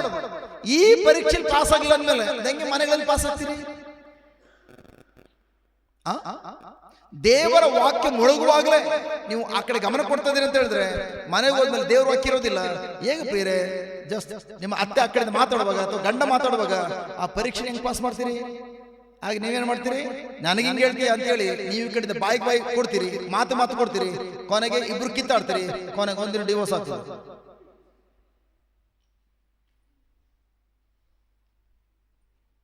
ನಾನು ಅವಾಗ ಏನು ನಿಮ್ಗೆ ವಿವರಣೆ ಕೊಟ್ಟು ನಾವು ಯಾರೆಲ್ಲ ನೋಡಿದ್ರೆ ಆ ಕಡೆ ಮರ್ತು ಬಿಟ್ರಿ. ಅದು ಬ್ಯೂಟಿಫುಲ್, ಅದು ನಿಮ್ಗೆ ಮುಖ್ಯವಾಗಿ ಬೇಕಾಗಿರುವಂಥದ್ದು. ದೇವರ ವಾಕ್ಯ ಹೇಳ್ತದೆ, ಜೀವ ಮತ್ತು ಮರಣ ಶಕ್ತಿ ನಿಮ್ಮ ನಾಲಿಗೆಯಲ್ಲಿದೆ, ನೀವೇನನ್ನ ಬಾಯ್ಕೊಂಡಿದ್ದೀರಿ ಅದ್ರ ಪ್ರಕಾರ ಫಲ ಬರ್ತದೆ. ನೀವೇನನ್ನ ಬಾಯ್ಕೊಂಡಿದ್ದೀರಿ ಅದ್ರ ಪ್ರಕಾರ ಫಲ ಬರ್ತದೆ. ಜೀವದ ನುಡಿಗಳು ನುಡಿದ್ರೆ ಜೀವದ ಫಲ ಬರ್ತದೆ, ಮರಣದ ನುಡಿದ್ರೆ ಮರಣದ ಫಲ ಬರ್ತದೆ. ಜೀವದ ನುಡಿಗಳು ಅಂದ್ರೆ ಯಾವುದು? ದೇವರ ವಾಕ್ಯಗಳು. ದೇವರ ವಾಕ್ಯ ಜೀವ ಕೊಡೋ ಶಕ್ತಿ ಇದೆ. ಮರಣದ ನುಡಿಗಳು ಅಂದ್ರೆ ಯಾವುದು? ಸಮಸ್ಯೆಗಳು. ನೀವೇನ್ ಬಾಕಿ ಕುಡಿತೀರ ಅದೊಂದು ಬೀಜ, ಅದು ತಕ್ಕಂತೆ ಫಲ ಉತ್ಪತ್ತಿ ಆಗ್ತದೆ. ಮಾವಿನ ಬೀಜ ಹಾಕಿದ್ರೆ ಮಾವಿನ ಬರ್ತದೆ, ಸಪಡ ಹಾಕಿದ್ರೆ ಸಪಡ ಬರ್ತದೆ. ಅದೇ ತರ ನೀವೇನ ಬಾಕಿ ಕುಡಿತೀರಿ ಅದರ ಪ್ರಕಾರ ಫಲ ಬರ್ತದೆ. ಉದಾಹರಣೆಗೆ ಬೆಳಗಿನ ಸಂಜೆ ತನಕ ಯಾವ್ದು ಹೆಚ್ಚು ನುಡಿತೀವಿ? ಸಮಸ್ಯೆಗಳ ದೇವ್ರ ವಾಕ್ಯನ. ಯಾವ್ದು ಹೆಚ್ಚಿಗೆ ಹೊಡಿತೀವಿ? ಬಾಯಿ ಹೇಳಿದ್ರಿ ನನ್ನ ಗಂಡ ಸರಿ ಇಲ್ಲ, ಫಲ ಬರೋದೇನು? ನನ್ನ ಮಕ್ಕಳು ಓದೋದಿಲ್ಲ, ಫಲ ಬರೋದೇನು? ನನ್ನ ಅತ್ತೆ ಸರಿ ಇಲ್ಲ, ನನ್ನ ಅತ್ತೆ ಸರಿ ಇಲ್ಲ, ಫಲ ಬರೋದೇನು? ಏನ್ ಬರ್ತದೆ? ಸರಿ ಇಲ್ಲ. ನನಗೆ ಹುಷಾರಿಲ್ಲ, ಫಲ ಬರೋದೇನು? ಹುಷಾರಿಲ್ಲ. ಗಂಡ ಏನೋ ಜಸ್ಟ್ ನೀವು ನೋಡಿರ್ಬೋದು, ಮಾವಿನ ಬೀಜ ಹಾಕಿದ್ರೆ, ಒಂದು ಮಾವಿನ ಬೀಜ ಹಾಕಿದ್ರೆ ಒಂದೆಣ್ಣು ಬರ್ತದ? ಏನ್ ಬರ್ತದೆ? ಹಣ್ಣುಗಳು, ಒಂದಕ್ಕಿಂತ ಜಾಸ್ತಿ ಹಣ್ಣುಗಳು. ಅದಕ್ಕೆ ನೀವು ಏನ್ ಬಾಯಿ ಕುಡಿತೀರಿ ಒಂದೇ ಫಲ ಬರಲ್ಲ, ಗಳು. ನಿಮ್ ಗಂಡ ಏನೋ ಜಸ್ಟ್ ಒಂದು 90 ಹೊಡ್ಕೊ ಬರ್ತದ, ನೀವು ನನ್ನ ಗಂಡ ಕುಡ್ಕ, ನನ್ನ ಗಂಡ ಕುಡಿತಾನೆ ಅಂತ ಹೇಳುವಾಗ ಫಲ ಎಷ್ಟು ಬರ್ತದೆ? ಬಾಟ್ಲುಗಳು. ನೀವೇನ್ ಬಾಯಿ ಕುಡಿತಾ ಇದ್ದೀರಿ, ನೀವು ನುಡಿದಂತ ನಿಮ್ಗೆ ಆಗ್ತದೆ. ಅರ್ಥ ಆಗ್ತದೆ? ಸೊ ನನ್ನ ಪ್ರಿಯ ಸಹೋದರ ಸಹೋದರಿಯರೇ, ಪ್ರೈಸ್ ಗಾಡ್, ನಾವೆಲ್ಲರೂ ನಗ್ತಾ ಇದ್ದೇವೆ, ಬಟ್ ಆದ್ರೂ ಕೂಡ ಮಾಡೋದು ಅದನ್ನೇ. ಈಗ ನೋಡಿ, ಈಗ ಬೆಳಗಿನ ಸಂಜೆ ತನಕೆಲ್ಲ ಬರೀ ಸಮಸ್ಯೆಗಳು ಬೀಜ ಹಾಕ್ಬಿಟ್ಟು ನೀವು ಸಂಜೆ ಆದ ತಕ್ಷಣ 1 ಗಂಟೆ ಕೂತ್ಕೊಂಡು ಪ್ರೇಯರ್ ಮಾಡಿದ್ರಿ, 1 ಗಂಟೆ ಕುಟುಂಬ ಪ್ರಾರ್ಥನೆ ಮಾಡಿದ್ರಿ, ಫಲಗಳು ಚೇಂಜ್ ಆಗ್ತದ? ಸಾಧ್ಯ ಇಲ್ಲ. ನೀವೆಲ್ಲಿ ತನಕ ನಿಮ್ಮ ಬಾಯಿಂದ ಬರುವಂತ ನುಡಿಗಳನ್ನು ಚೇಂಜ್ ಮಾಡ್ಕೊಳ್ಳಲ್ವೋ ಅಲ್ಲಿ ತನಕ ಫಲಗಳು ಚೇಂಜ್ ಆಗೋದಿಲ್ಲ. ಅದಕ್ಕಾಗಿ ವಾಕ್ಯ ಹೇಳ್ತಿರುವಂಥದ್ದು, ನಿಮ್ಮ ಭವಿಷ್ಯ ಬಂದು ಬೇರೆ ಎಲ್ಲೂ ಇಲ್ಲ, ನಿಮ್ಮ ಭವಿಷ್ಯ ಬಂದು ನಿಮ್ಮ ನಾಲಿಗೆಯಲ್ಲಿದೆ. ಜೀವದ ನುಡಿ ನುಡಿದ್ರೆ ಜೀವದ ಫಲ ಬರ್ತದೆ, ಮರಣದ ನುಡಿ ನುಡಿದ್ರೆ ಮರಣದ ಫಲ ಬರ್ತದೆ. ಹಾಗೆ ಜೀವ ಎಲ್ಲಿದೆ? ನಾಲಿಗೆಯಲ್ಲಿ. ಮರಣ ಎಲ್ಲಿದೆ? ಆರೋಗ್ಯ ಎಲ್ಲಿದೆ? ಅನಾರೋಗ್ಯ ಎಲ್ಲಿದೆ? ಬಂಧನ ಎಲ್ಲಿದೆ? ಬಿಡುಗಡೆ ಎಲ್ಲಿದೆ? ಸಾಲ ಎಲ್ಲಿದೆ? ಐಶ್ವರ್ಯ ಎಲ್ಲಿದೆ? ಎಲ್ಲವೂ ನಿಮ್ಮ ಮೂಗಿನ ಕೆಳಗಡಿರುವಂತಹ ನಿಮ್ಮ ನಾಲಿಗೆಯಲ್ಲಿದೆ. ಚೆಕ್ ಮಾಡ್ಕೊಳ್ಳಿ. ಯಾಕೆ ಕ್ರೈಸ್ತ ಮಕ್ಕಳು ಏಳಿಗೆ ಆಗ್ತಲ್ಲ? ಯಾಕೆ ಕ್ರೈಸ್ತ ಮಕ್ಕಳು ಏಳಿಗೆ ಆಗ್ತಲ್ಲ ಅಂತಂದ್ರೆ, ಅವ್ರು ಕುಡಿತಾರೆ, ಅವ್ರು ಕೆಟ್ಟದ್ದು ಮಾಡ್ತಾರೆ ಎಂಬುದಾಗಿಲ್ಲ. ಅವ್ರು ಏನು ಮಾಡ್ತಾರೆ, ಕೆಟ್ಟದ್ದು ಏನು ಮಾಡ್ತಾರೆ, ಡೈಲಿ ಪ್ರೇಯರ್ ಮಾಡ್ತಾರೆ, ಚರ್ಚೆ ಬರ್ತಾರೆ, ಉಪವಾಸ ಮಾಡ್ತಾರೆ, ಆದ್ರೂ ಕೂಡ ಅವ್ರ ಬಾಯಿ ತೆಗೆದು ಸಾಕು ಬರೀ ಸಮಸ್ಯೆಗಳು ನುಡಿಯುವಂತ ವ್ಯಕ್ತಿಗಳಾಗಿರ್ತಾರೆ. ನನ್ನ ಪ್ರೀತಿಯ ಸಹೋದರ ಸಹೋದರಿಯರೇ, ದೇವರ ವಾಕ್ಯ ಹೇಳ್ತದೆ, ನಿಮ್ಮ ಭವಿಷ್ಯ ನಿಮ್ಮ ನಾಲಿಗೆಯಲ್ಲಿ ಇರೋದ್ರಿಂದ ನಿಮ್ಮ ಭವಿಷ್ಯ ಏನಾದ್ರೂ ಹಾಳಾದ್ರೆ ಯಾರ ಮೇಲೂ ದೂಷಣೆ ಮಾಡಂಗಿಲ್ಲ. ಇವನು ಕಟ್ಕೊಂಡ ಮೇಲೆ ಜೀವನ ಹಾಳಾಗೋಯ್ತು, ಇವಳದ್ ಹೆಂಗ್ ಬಲಗಾಕೊಂಡು ನಮ್ಮ ಮನೆ ಬಂದು ಹಾಳಾಗ್ಬಿಟ್ರು, ನಾವು ಹಾಳಾಗ್ಬಿಟ್ವಿ. ಯಾರು ಯಾರನ್ನು ಹಾಳು ಮಾಡ್ಲಿಕ್ಕೆ ಸಾಧ್ಯ ಇಲ್ಲ. ನಿಮ್ಮ ಬಾಯಿಂದ ಬರೋ ನುಡಿಗಳು ದೇವರ ವಾಕ್ಯದ ಪ್ರಕಾರ ಇದ್ರೆ ಉದ್ಧಾರ ಆಗ್ತದೆ. ನಿಮ್ಮ ಬಾಯಿಂದ ಬರೋ ನುಡಿಗಳು ದೇವರ ವಾಕ್ಯ ವಿರುದ್ಧವಾಗಿದ್ರೆ, ಸಮಸ್ಯೆ ನುಡಿತಾ ಇದ್ರೆ ನಿಮ್ಮ ಭವಿಷ್ಯದಲ್ಲಿ ಕೆಟ್ಟ ಫಲವನ್ನು ಅನುಭವಿಸ್ತೀರಿ. ನಂಬರ್ 1. ನಂಬರ್ 2, ಪ್ರಿಯರೇ, ನೀವು ಬಾಯಿ ತೆಗೆದು ಹೇಳುವ ಪ್ರಾರ್ಥನೆ ದೇವರ ವಾಕ್ಯದ ಪ್ರಕಾರ ಇದ್ರೆ, ದೇವರ ವಾಕ್ಯ ನಮ್ಗೆ ಏನ್ ಕೊಡ್ತದೆ? ಮೊದಲು ದೇವರ ವಾಕ್ಯ ಏನಿದೆ? ಜೀವ ಕೊಡೋ ಶಕ್ತಿ ಇದೆ. ಕರೆಕ್ಟ್? ದೇವರ ವಾಕ್ಯಕ್ಕೆ ಜೀವ ಕೊಡುವ ಶಕ್ತಿ ಇದ ಮೇಲೆ ದೇವರ ವಾಕ್ಯಕ್ಕೆ ವಿರುದ್ಧವಾದ ನುಡಿಗಳಿಗೆ ಜೀವ ತಂದು ಕೊಡೋ ಶಕ್ತಿನ ಮರಣ ತಂದು ಕೊಡೋ ಶಕ್ತಿ ಇರ್ತದ? ಮರಣ. ಕರೆಕ್ಟ್? ಒಪ್ಕೊಳ್ತೀರಲ್ರು? ದೇವರ ವಾಕ್ಯಕ್ಕೆ ಜೀವ ಕೊಡೋ ಶಕ್ತಿ ಇದೆ, ದೇವರ ವಾಕ್ಯಕ್ಕೆ ವಿರುದ್ಧವಾದ ನುಡಿಗಳಿಗೆ ಮರಣ ತಂದು ಕೊಡೋ ಶಕ್ತಿ ಇದೆ. ಒಪ್ಕೊಳ್ತೀರಾ? ಅರ್ಥ ಆಗ್ತದೆಯಾ? ಓಕೆ. ಹಾಗಾದ್ರೆ ನಾನು ಬಾಯಿ ತೆಗೆದು ಹೇಳುವ ಪ್ರಾರ್ಥನೆ ದೇವರ ವಾಕ್ಯದ ಪ್ರಕಾರ ಇದ್ರೆ ಆ ಪ್ರಾರ್ಥನೆ ಜೀವದ ಫಲ ತಂದು ಕೊಡ್ತದೆ. ಕರೆಕ್ಟ್? ಅದೇ ತರ ನಾನು ಬಾಯಿ ತೆಗೆದು ಹೇಳುವಂತ ಪ್ರಾರ್ಥನೆ ದೇವರ ವಾಕ್ಯ ವಿರುದ್ಧವಾಗಿದ್ರೆ ಜೀವ ಬರ್ತದೆ, ಮರಣ ಬರ್ತದ? ಮರಣ ಬರ್ತದೆ. So very very important. ನನ್ನ ಪ್ರೀತಿಯ ಸಹೋದರ ಸಹೋದರಿಯರೇ, ಈಗ ತಾನು ನಿಮಗೆ ಕೇಳಿದೆ, ನಿಮ್ಮ ಶರೀರದಲ್ಲಿ ಮಂಡಿ ನೋವಿದ್ರೆ ಏನಂತ ಪ್ರೇಯರ್ ಮಾಡ್ತೀರಿ ಅಂತ ಹೇಳಿ. ಆಗ ನೀವೆಲ್ಲ ಹೇಳಿದ್ರಿ, ಜಸ್ಟ್ ಯೇಸುವೆ ನನ್ನ ಮಂಡಿ ನೋವನ್ನು ಗುಣಪಡಿಸು, ನನ್ನ ನೋವನ್ನು ತೆಗೆದಾಕ, ಆದಷ್ಟು ಬೇಗ ಗುಣ ಆಗಲಿ, ಎಲ್ಲರೂ ಒಂದೊಂದು ತರ ಹೇಳಿದ್ರಿ. ಬಟ್ ನೀವು ಮಾಡೋ ಪ್ರಾರ್ಥನೆ, ನೀವೇನ್ ಪ್ರೇಯರ್ ಮಾಡ್ತಾ ಇದ್ದೀರಿ, ಆ ಪ್ರಾರ್ಥನೆ ದೇವರ ವಾಕ್ಯದ ಪ್ರಕಾರ ಇದ್ರೆ ನಿಮ್ಗೆ ಏನ್ ಬರಬೇಕು? ಜೀವ ಬರಬೇಕು, ಅಂದ್ರೆ ಆ ರೋಗ ವಾಸಿ ಆಗ್ಬೇಕು. ಬಟ್ ನೀವು ಮಾಡುವಂತ ಪ್ರಾರ್ಥನೆ ದೇವರ ವಾಕ್ಯ ವಿರುದ್ಧವಾಗಿದ್ರೆ ಜೀವಂತ ಬರೋದಿಲ್ಲ, ಬದಲಾಗಿ ರೋಗ ಇನ್ನ ಜಾಸ್ತಿ ಆಗ್ತದೆ. ಕರೆಕ್ಟ್? ಈಗ ಚೆಕ್ ಮಾಡೋಣ. ಈಗ ನಿಮ್ಮ ಪ್ರಾರ್ಥನೆ ಮತ್ತು ದೇವರ ವಾಕ್ಯ ಪ್ರಕಾರ ಇದೆಯಲ್ವಾ ಅಂತ ಹೇಳಿ. 1 ಪೇತ್ರ 2:24 ತೆಗಿರಿ. 1 Peter 2:24. 1 ಪೇತ್ರ 2:24. ಬೇಗ ಬೇಗ ಬೇಗ ಬೇಗ.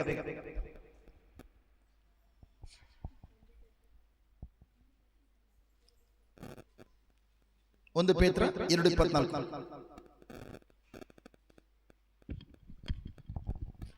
ನಾವು ಪಾಪದ ಪಾಲಿಗೆ ಸತ್ತು ಸತ್ಯಕ್ಕೋಸ್ಕರ ಜೀವಿಸುವಂತೆ ಕ್ರಿಸ್ತ ಯೇಸು ನಮ್ಮ ದೇಹದಲ್ಲಿ ನಮ್ಮ ಪಾಪಗಳನ್ನು ಹೊತ್ತು ಶಿಲುಬೆಯ ಮರಣವನ್ನೇರಿದರು. Okay okay. ಯಾತಕ್ಕೋಸ್ಕರ ಶಿಲುಬೆ ಮರಣವನ್ನೇರಿದ್ರು ಯೇಸು ಸ್ವಾಮಿ? ನಮ್ಮ ಪಾಪಗಳನ್ನು ಅವ್ರು ಹೊತ್ಕೊಂಡು ನಾವ್ಯಾರು ಕೂಡ ಇನ್ಮೇಲೆ ಪಾಪದಲ್ಲಿ ಜೀವಿಸಬಾರ್ದು ಅಂತೇಳಿ ನಾವು ನೀತಿವಂತ ಮಕ್ಕಳಾಗಿ ಮಾರ್ಪಾಡಾಗಬೇಕು ಅಂತೇಳಿ ಶಿಲುಬೆಯಲ್ಲಿ ನಮಗೋಸ್ಕರ ಶಿಲುಬೆ ಮರಣ ಹೊಂದಿದ್ರು. ಬಟ್ ವಾಕ್ಯ ಮುಗಿದಿಲ್ಲ, ಅಲ್ಲಿ ವಾಕ್ಯ ಕಂಟಿನ್ಯೂ ಆಗ್ತದೆ. ಆಮೇಲೆ ಅವರ ಗಾಯಗಳಿಂದ ಅವರ ಅಂದ್ರೆ ಯೇಸುವಿನ ಗಾಯಗಳಿಂದ ನೀವು ಗುಣ ಹೊಂದಿದ್ದೀರಿ. ನೀವು ಗುಣ ಹೊಂದುತ್ತೀರಿ. ನೀವು ನೀವು ಗುಣ ಹೊಂದುತ್ತೀರಿ. ನೋಡಿ ನೋಡಿ, ನೀವು ಗುಣ ಹೊಂದುತ್ತೀರಿ. ಹೊಂದುತ್ತೀರಿ. ಹೊಂದುತ್ತೀರಿ ಅಂದ್ರೇನು? ಹೊಂದುತ್ತೀರಿ ಅಂದ್ರೇನು?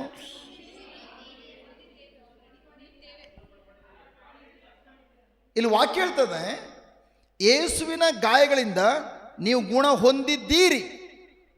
ಬಟ್ ನಾನು ಹೇಳ್ತಂದ್ರೆ ಹೊಂದುತ್ತೀರಿ. ಏನು ವ್ಯತ್ಯಾಸ? ತಾ ಬದಲು ದಾ ಇದೆ. ತಾತ ದಾ.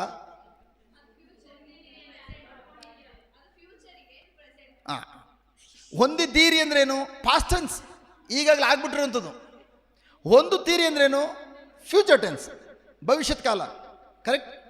ಸೊ ದೇವರ ವಾಕ್ಯ ಹೇಳ್ತದೆ, ಪ್ರಭು ಏಸು ನಿಮ್ಮ ಮಂಡಿಯಲ್ಲಿ ಏನು ನೋವಿದೆಯೋ ಆ ಮಂಡಿ ನೋವನ್ನು ಯೇಸುವೆ ತನ್ನ ಮಂಡಿಗೆ ಹಾಕ್ಕೊಂಡು ಮಂಡಿಯನ್ನು ಗಾಯ ಮಾಡಿಕೊಂಡು ಮೊಕ್ಕಡೆಯಾಗಿ 3 ಸಲ ಬಿದ್ದರು.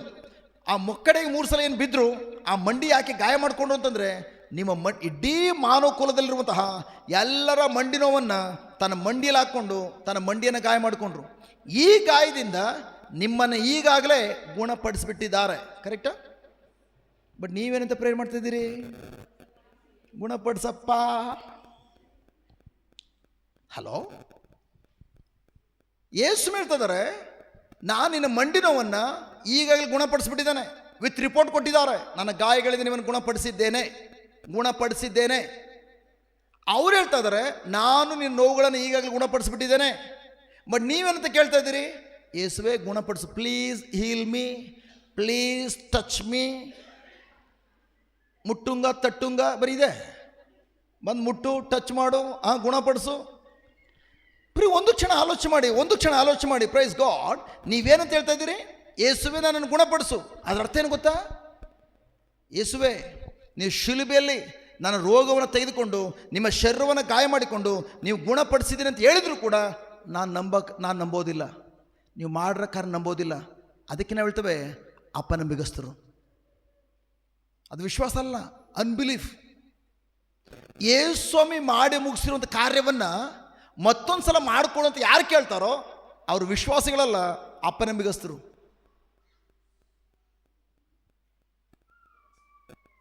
ಯೋಚನೆ ಮಾಡಿ ಪ್ರಿಯರೇ. Praise God. ಉದಾಹರಣೆಗೆ ಸಿಂಪಲ್. ಆ ಮಗಳ ಹತ್ರ ಏನಮ್ಮ ಹೆಸರು? Benita. Just thank God. Benita ಮಗಳ ಹತ್ರ ಥ್ಯಾಂಕ್ ಗಾಡ್ ಜಸ್ಟ್ ಏನೋ ಒಂದು, ಈಗ ಉದಾಹರಣೆಗೆ ನನ್ನ ಹತ್ರ ಪೆನ್ ಇತ್ತು. ನಾನು ಹೇಳಿದೆ, ಈ ನೋಟ್ಸ್ನ ಬರ್ಕೊಳ್ಳಿ, ಪಾಯಿಂಟ್ಸ್ನ ಬರ್ಕೊಳ್ಳಿ ಅಂತೇಳಿ ಎಲ್ಲರೂ ಹೇಳುವಾಗ ಆ ಮಗಳು ಅಕ್ಕಪಕ್ಕ ಹುಡುಕ್ತಾ ಇದ್ಲು ಪೆನ್ನಿಗೆ. ನನ್ನ ಹತ್ರ ಪೆನ್ ಇತ್ತು, ಯಾಕೆ ಮಕ್ಕಳಿಗೆ ಹುಡುಕ್ತಾ ಇದೆಯಾ ತಗೋ ಅಂತ ಪೆನ್ ಕೊಟ್ಟೆ. ಅದಾದಮೇಲೆ ಆ ಪಾಯಿಂಟ್ಸ್ನ ಬರ್ಕೊಂಡು ನೋಟ್ಸ್ ಎಲ್ಲ ಬರ್ಕೊಂಡು ಅದಾದಮೇಲೆ ನನಗೆ ವಾಪಸ್ ಪೆನ್ ಕೊಟ್ಟರು. ಅದಕ್ಕೆ ಪಕ್ಕದಲ್ಲಿರೋ ಅವರೇ ಸಾಕ್ಷಿ, ನೀವೆಲ್ಲರೂ ಸಾಕ್ಷಿ. ಧ್ಯಾನ ಕೂಡ ಮುಗೀತು. ಮಧ್ಯಾಹ್ನ ಧ್ಯಾನ ಕೂಡ ಮುಗಿದ ಮೇಲೆ ಈ ಮಗಳು ಹೋಗ್ತಾಯಿದ್ರು. ಹೋಗುವಾಗ ನಾನು ಓಡ್ಬಿಟ್ಟು ಜಸ್ಟ್ ನೋಡಮ್ಮ, ನಂದು ಅದು ಫಾರಿನ್ ಪೆನ್ನು. ನಾನು ಫಾರಿನ್ಗೆ ಹೋದಾಗ ಯಾರೋ ಗಿಫ್ಟ್ ಕೊಟ್ಟಿದ್ದು, ಒಳ್ಳೆ ಕಾಸ್ಟ್ಲಿ ಪೆನ್. ಏನಮ್ಮ ನೀನು ಜಸ್ಟ್ ಬರ್ಕೊಂತ ನೀನು ಕೊಟ್ಟನಲ್ಲ, ಆ ಪೆನ್ ವಾಪಸ್ ಕೊಡಿ. ಆಗಮ್ಮ ಏನು ಹೇಳ್ತೀಯಮ್ಮ? ಆಗಲೇ ಕೊಟ್ಟಾಯ್ತಲ್ಲ ಬ್ರದರ್. ಕರೆಕ್ಟ್. ಕರೆಕ್ಟ್ ಕೊಟ್ರಾ? ಕರೆಕ್ಟ್ ಕೊಟ್ರಲ್ವಾ, ನಾನು ಎಲ್ಲೋ ಬಿಟ್ಬಿಟ್ನಲ್ಲ ಅಂತೇಳಿ ಪುನಃ ವಾಪಸ್ ಬಂದೆ. ಅದಾದಮೇಲೆ ಪ್ರೈಸ್ ಗಾಡ್, ನಾವೆಲ್ಲ ಒಂದೇ ಪ್ಯಾರಿಶ್ ಅವರು. ಓಕೆ, ಆ ಮಗಳು ನಾವು ಒಂದೇ ಪ್ಯಾರಿಶ್. ಅದಾದಮೇಲೆ ಪ್ರೈಸ್ ಗಾಡ್, ನಾಳೆ ಬೆಳಗ್ಗೆ ಬಲಿಪೂಜೆ ಬಂದಳು. ಬಲಿಪೂಜೆ ಬಂದಾದಮೇಲೆ ಮತ್ತೆ ಆ ಮಗಳ ಹತ್ರ ಓಡ್ ಬಂದರು. ಜಸ್ಟ್ ಸಿಸ್ಟರ್, ನನ್ನ ಪೆನ್ ಇಸ್ಕೊಂಡ್ರಲ್ಲ, ದಯವಿಟ್ಟು ನನ್ನ ಪೆನ್ನು ವಾಪಸ್ ಕೊಡಿ. ಏನು ಹೇಳ್ತೀಯಮ್ಮ? ನನ್ನನ್ನು ಕೊಟ್ಟಾಯಿತು. ಇಷ್ಟು ಕೂಲಾಗಿ ನಗ್ನಗ್ತಾ. Okay, good. ಓಕೆ. ಅದಾದಮೇಲೆ ಬಲಿಪೂಜೆ ಮುಗೀತು. ಬಲಿಪೂಜೆ ಮುಗಿದು ಥ್ಯಾಂಕ್ ಗಾಡ್, ಇವರು ಅರ್ಜೆಂಟಾಗಿ ಮನೆಗೆ ಹೋಗಬೇಕು. ಮನೆಯಿಂದ ಫೋನ್ ಬರ್ತದೆ. ಜಸ್ಟ್ ಚರ್ಚ್ ಮುಗಿದು ಫಾದರ್ಗೆಲ್ಲ ವಿಶ್ ಮಾಡಿ ಓಡ್ತಾ ಇದ್ದಾನೆ. ನಾನು ಹಿಂದೆ ಓಡ್ಬಿಟ್ಟು ಜಸ್ಟ್ ಸಿಸ್ಟರ್ ನನ್ನ ಪೆನ್ ಕೊಡಿ, ನೆನ್ನೆ ಇಸ್ಕೊಂಡ್ರಲ್ಲ ಪೆನ್ ಕೊಡಿ. ಏನು ಹೇಳ್ತೀಯಮ್ಮ? ಹಿಂಗೆ ನಗ್ನಗ್ತಾ ಎಷ್ಟು ಸರಿ ಕೇಳ್ತಾ ಇದೆಯಾ? ಎಷ್ಟು ಸರಿ ಕೊಡೋದು? ನೆನ್ನೆ ಕೊಡಲಿಲ್ವಾ ಕೇಳಿದ್ರು. ಕರೆಕ್ಟ್ ಸಿಸ್ಟರ್, ನೀವು ಕೊಟ್ರಲ್ವಾ? ಓಕೆ, ಸಾರಿ. ಅದಾದ್ಮೇಲೆ ಪ್ರೈಸ್ ಗಾಡ್ ಮನೆಗೆ ಹೋದ್ರು. ಮನೆಯಿಂದ ಜಸ್ಟ್ ಪಕ್ಕದಲ್ಲಿ ಅಂಗಡಿ ಇದೆ, ಅಂಗಡಿ ಬಂದಿದ್ದಾರೆ. ಅಂಗಡಿ ಬಂದಿರೋ ನೋಡಿದೆ, ಪುನಃ ಅಂಗಡಿ ಹತ್ರ ಹೋದೆ. ಎಲ್ಲರ ಮುಂದೆ ಕೇಳ್ತಾ ಇದ್ದಾನೆ, ನನ್ನ ಪೆನ್ನನ್ನು ಇಸ್ಕೊಂಡ್ರೆ ವಾಪಸ್ ಕೊಡಿ. ಏನು ಹೇಳ್ತೀರಾ? ಹಾಂ, ಇನ್ನೊಂದ್ಸಲ. ಗುಡ್. ಏನು ಹೇಳ್ತೀರಿ? ಬ್ರದರ್ ಅನ್ನೋದು ಕಾಣದೆ ಹೇಳ್ತಾರಂತೆ. ನಿನಗೇನು ತಲೆಗೆಲೆ ಕೆಟ್ಟೋಗಿದ್ಯಾ? ಯಾಕೆ? ಕೊಟ್ಟಿರೋದನ್ನ ಮತ್ತೆ ಬಂದು ಕೇಳ್ತಾ ಇದೆಯಾ? ಕರೆಕ್ಟ್ ಕೊಟ್ಟಿರೋದನ್ನ ಮತ್ತೆ ಪದೇ ಕೇಳ್ತಾ ಇದೆಯಾ ಅಂತೇಳಿ ನಿಂಗೆ ತಲೆಗೆಲೆ ಕೆಟ್ಟೋಗಿದ್ಯಾ? ಕರೆಕ್ಟಾ? ಎಲ್ಲರೂ ಅದೇ ಕೇಳುವಂಥದ್ದು, ಅದೇ ವಿಶೇಷತೆ ಇಲ್ಲ. ಕರೆಕ್ಟಾ? ಅದೇ ಥರ ಕೇಳಿಸ್ಕೊಳ್ಳಿ, ನಾವೆಲ್ಲ ನಗ್ತಾ ಇದ್ದಾವೆ. ಈಗ ನಾನು ವಿಷಯಕ್ಕೆ ಬರ್ತಾನೆ. ಯೇಸು ಸ್ವಾಮಿ ನಿಮ್ಮನ್ನು ಗುಣಪಡಿಸಿದಾರಾ? ವಿತ್ ಡಾಕ್ಯುಮೆಂಟ್ ಕೊಟ್ಟು ರಿಪೋರ್ಟ್ ಕೊಟ್ಟಿದ್ದಾರೆ. ನನ್ನ ಗಾಯಗಳಿಂದ ನಿಮ್ಮನ್ನು ಈಗಾಗಲೇ ಗುಣಪಡಿಸಿದ್ದೇನೆ ರಿಪೋರ್ಟ್ ಕೊಟ್ಟಿದ್ದಾರೆ. ನೀವು ಯೇಸು ಹತ್ರ ಹೋಗ್ಬಿಟ್ಟು ಯೇಸುವೆ ಗುಣಪಡಿಸು ಅಂತೇಳಿ ಅವ್ರು ಈಗಾಗಲೇ ನಿಮ್ಗೆ ಕೊಟ್ಟಿರೋ ಸೌಖ್ಯವನ್ನು ಮತ್ತೆ ಕೊಡು ಅಂತ ಕೇಳಿದ್ರೆ ಅವ್ರೇನಂತ ಹೇಳ್ತಾರೆ? ತಲೆಗಿಲೆ ಕೆಟ್ಟೋಗಿದೆಯಾ? ನಿನ್ನ ಮನಸ್ಸು ನವೀಕರಣ ಮಾಡ್ಕೋ. ನಿನ್ನ ಮನಸ್ಸು ಯಾವ ಕಾರಣಕ್ಕೂ ದೇವರು ಬಂದು ಗುಣಪಡಿಸ್ತಂತ ಕಾಯಬೇಡ. ನಾನು ಈಗಾಗಲೇ ಗುಣಪಡಿಸ್ಬಿಟ್ಟಿದ್ದೇನೆ. ನಿನ್ನ ಮನಸ್ಸನ್ನು ಚೇಂಜ್ ಮಾಡ್ಕೋ. ನಾನು ನಿನ್ನ ಗುಣಪಡಿಸೋದಿಲ್ಲ, ನಾನು ಈಗಾಗಲೇ ಗುಣಪಡಿಸಿ ಆಗೋಯ್ತು. ಈಗ ನಾನು ನಿನ್ನನ್ನು ಈಗಾಗಲೇ ಏನು ಗುಣಪಡಿಸಿದ್ದೇನೋ ಆ ಗುಣಪಡಿಸಿರುವಂಥದ್ದನ್ನು ಡ್ರಾ ಮಾಡ್ಕೊಳ್ಳುವಂಥದ್ದು ನಿನ್ನ ವಿಶ್ವಾಸ. ನಿನ್ನ ವಿಶ್ವಾಸವು ನಾನು ಯಾವುದನ್ನು ಈಗಾಗಲೇ ಮಾಡಿ ಮುಗಿಸಿದ್ದೇನೋ ಅದನ್ನು ನಿನಗೆ ತೆಗೆದುಕೊಂಡು ಬರುವಂತಹ ಚೆಕ್ ಬುಕ್ ಆಗಿದೆ. ಅದ್ರ ಯೇಸು ನಿಮ್ಮನ್ನು ಗುಣಪಡಿಸ್ತಾರಾ?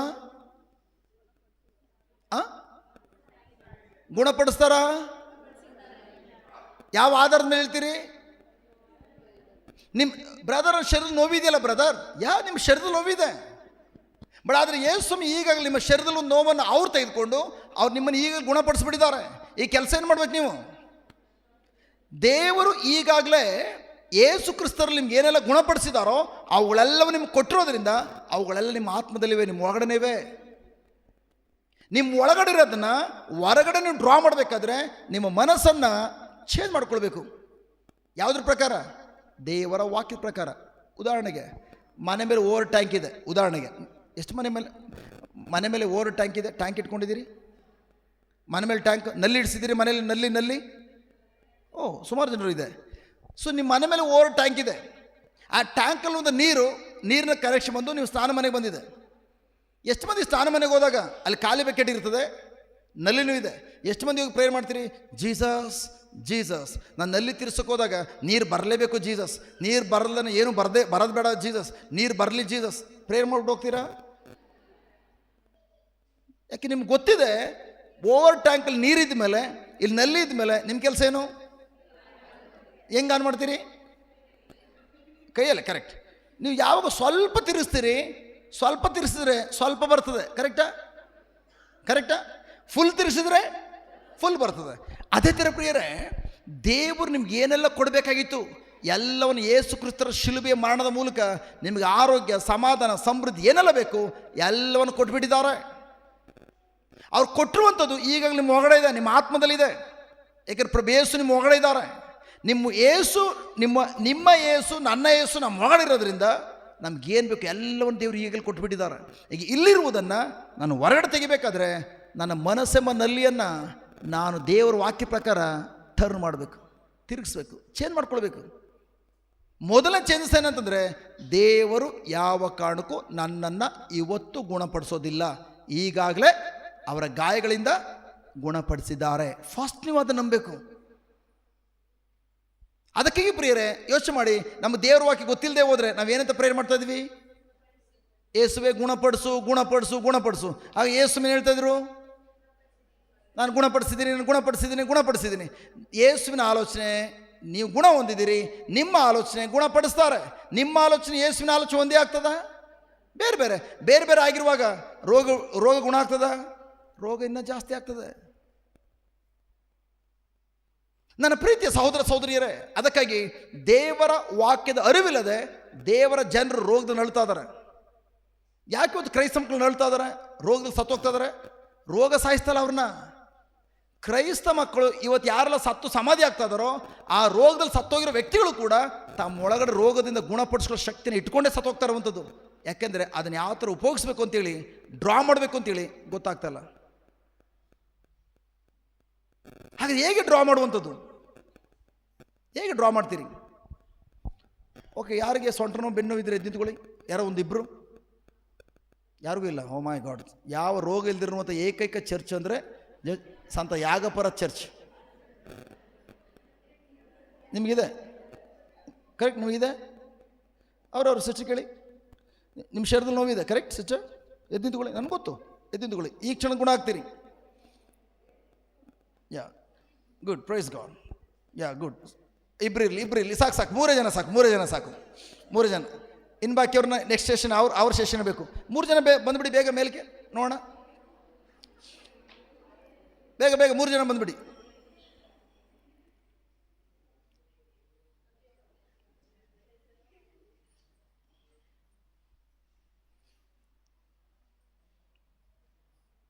Praise God. ಏನು ಸಮಸ್ಯೆ ಇದೆ ಅಮ್ಮ? ಕಾಲು ನೋವಿದೆ.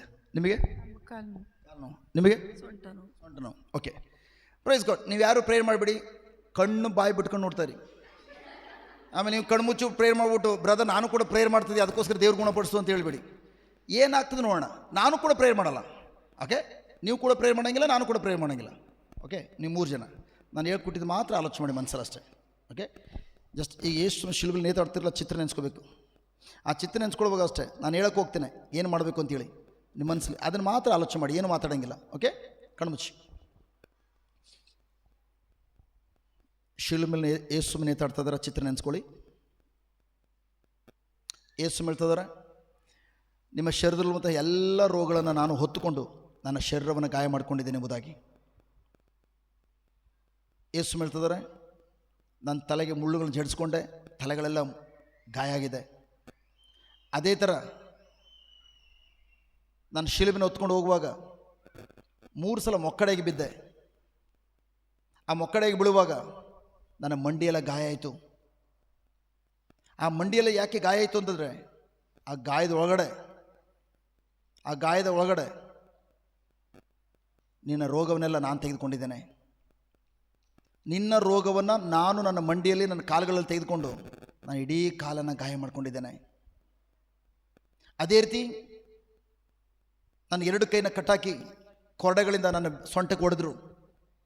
ಆ ಕೊರಡೆಗಳಿಂದ ನನ್ನ ಬೆನ್ನಿಗೆ ಹೊಡೆಯುವಾಗ ಆ ಹುಕ್ಕುಗಳು ನನ್ನ ಮಾಂಸ ಕಣ್ಣುಗಳಿಗೆ ಸಿಲ್ಕೊಂಡು ಅವರು ವಾಪಸ್ ಜಟಿಗೆ ಸೆಳಿಬೇಕಾದ್ರೆ ರೋಮನ್ ಸೈನಿಕರು ಮಾಂಸದ ಮುದ್ದೆಗೆ ಕಳಚಿ ಬೀಳ್ತು.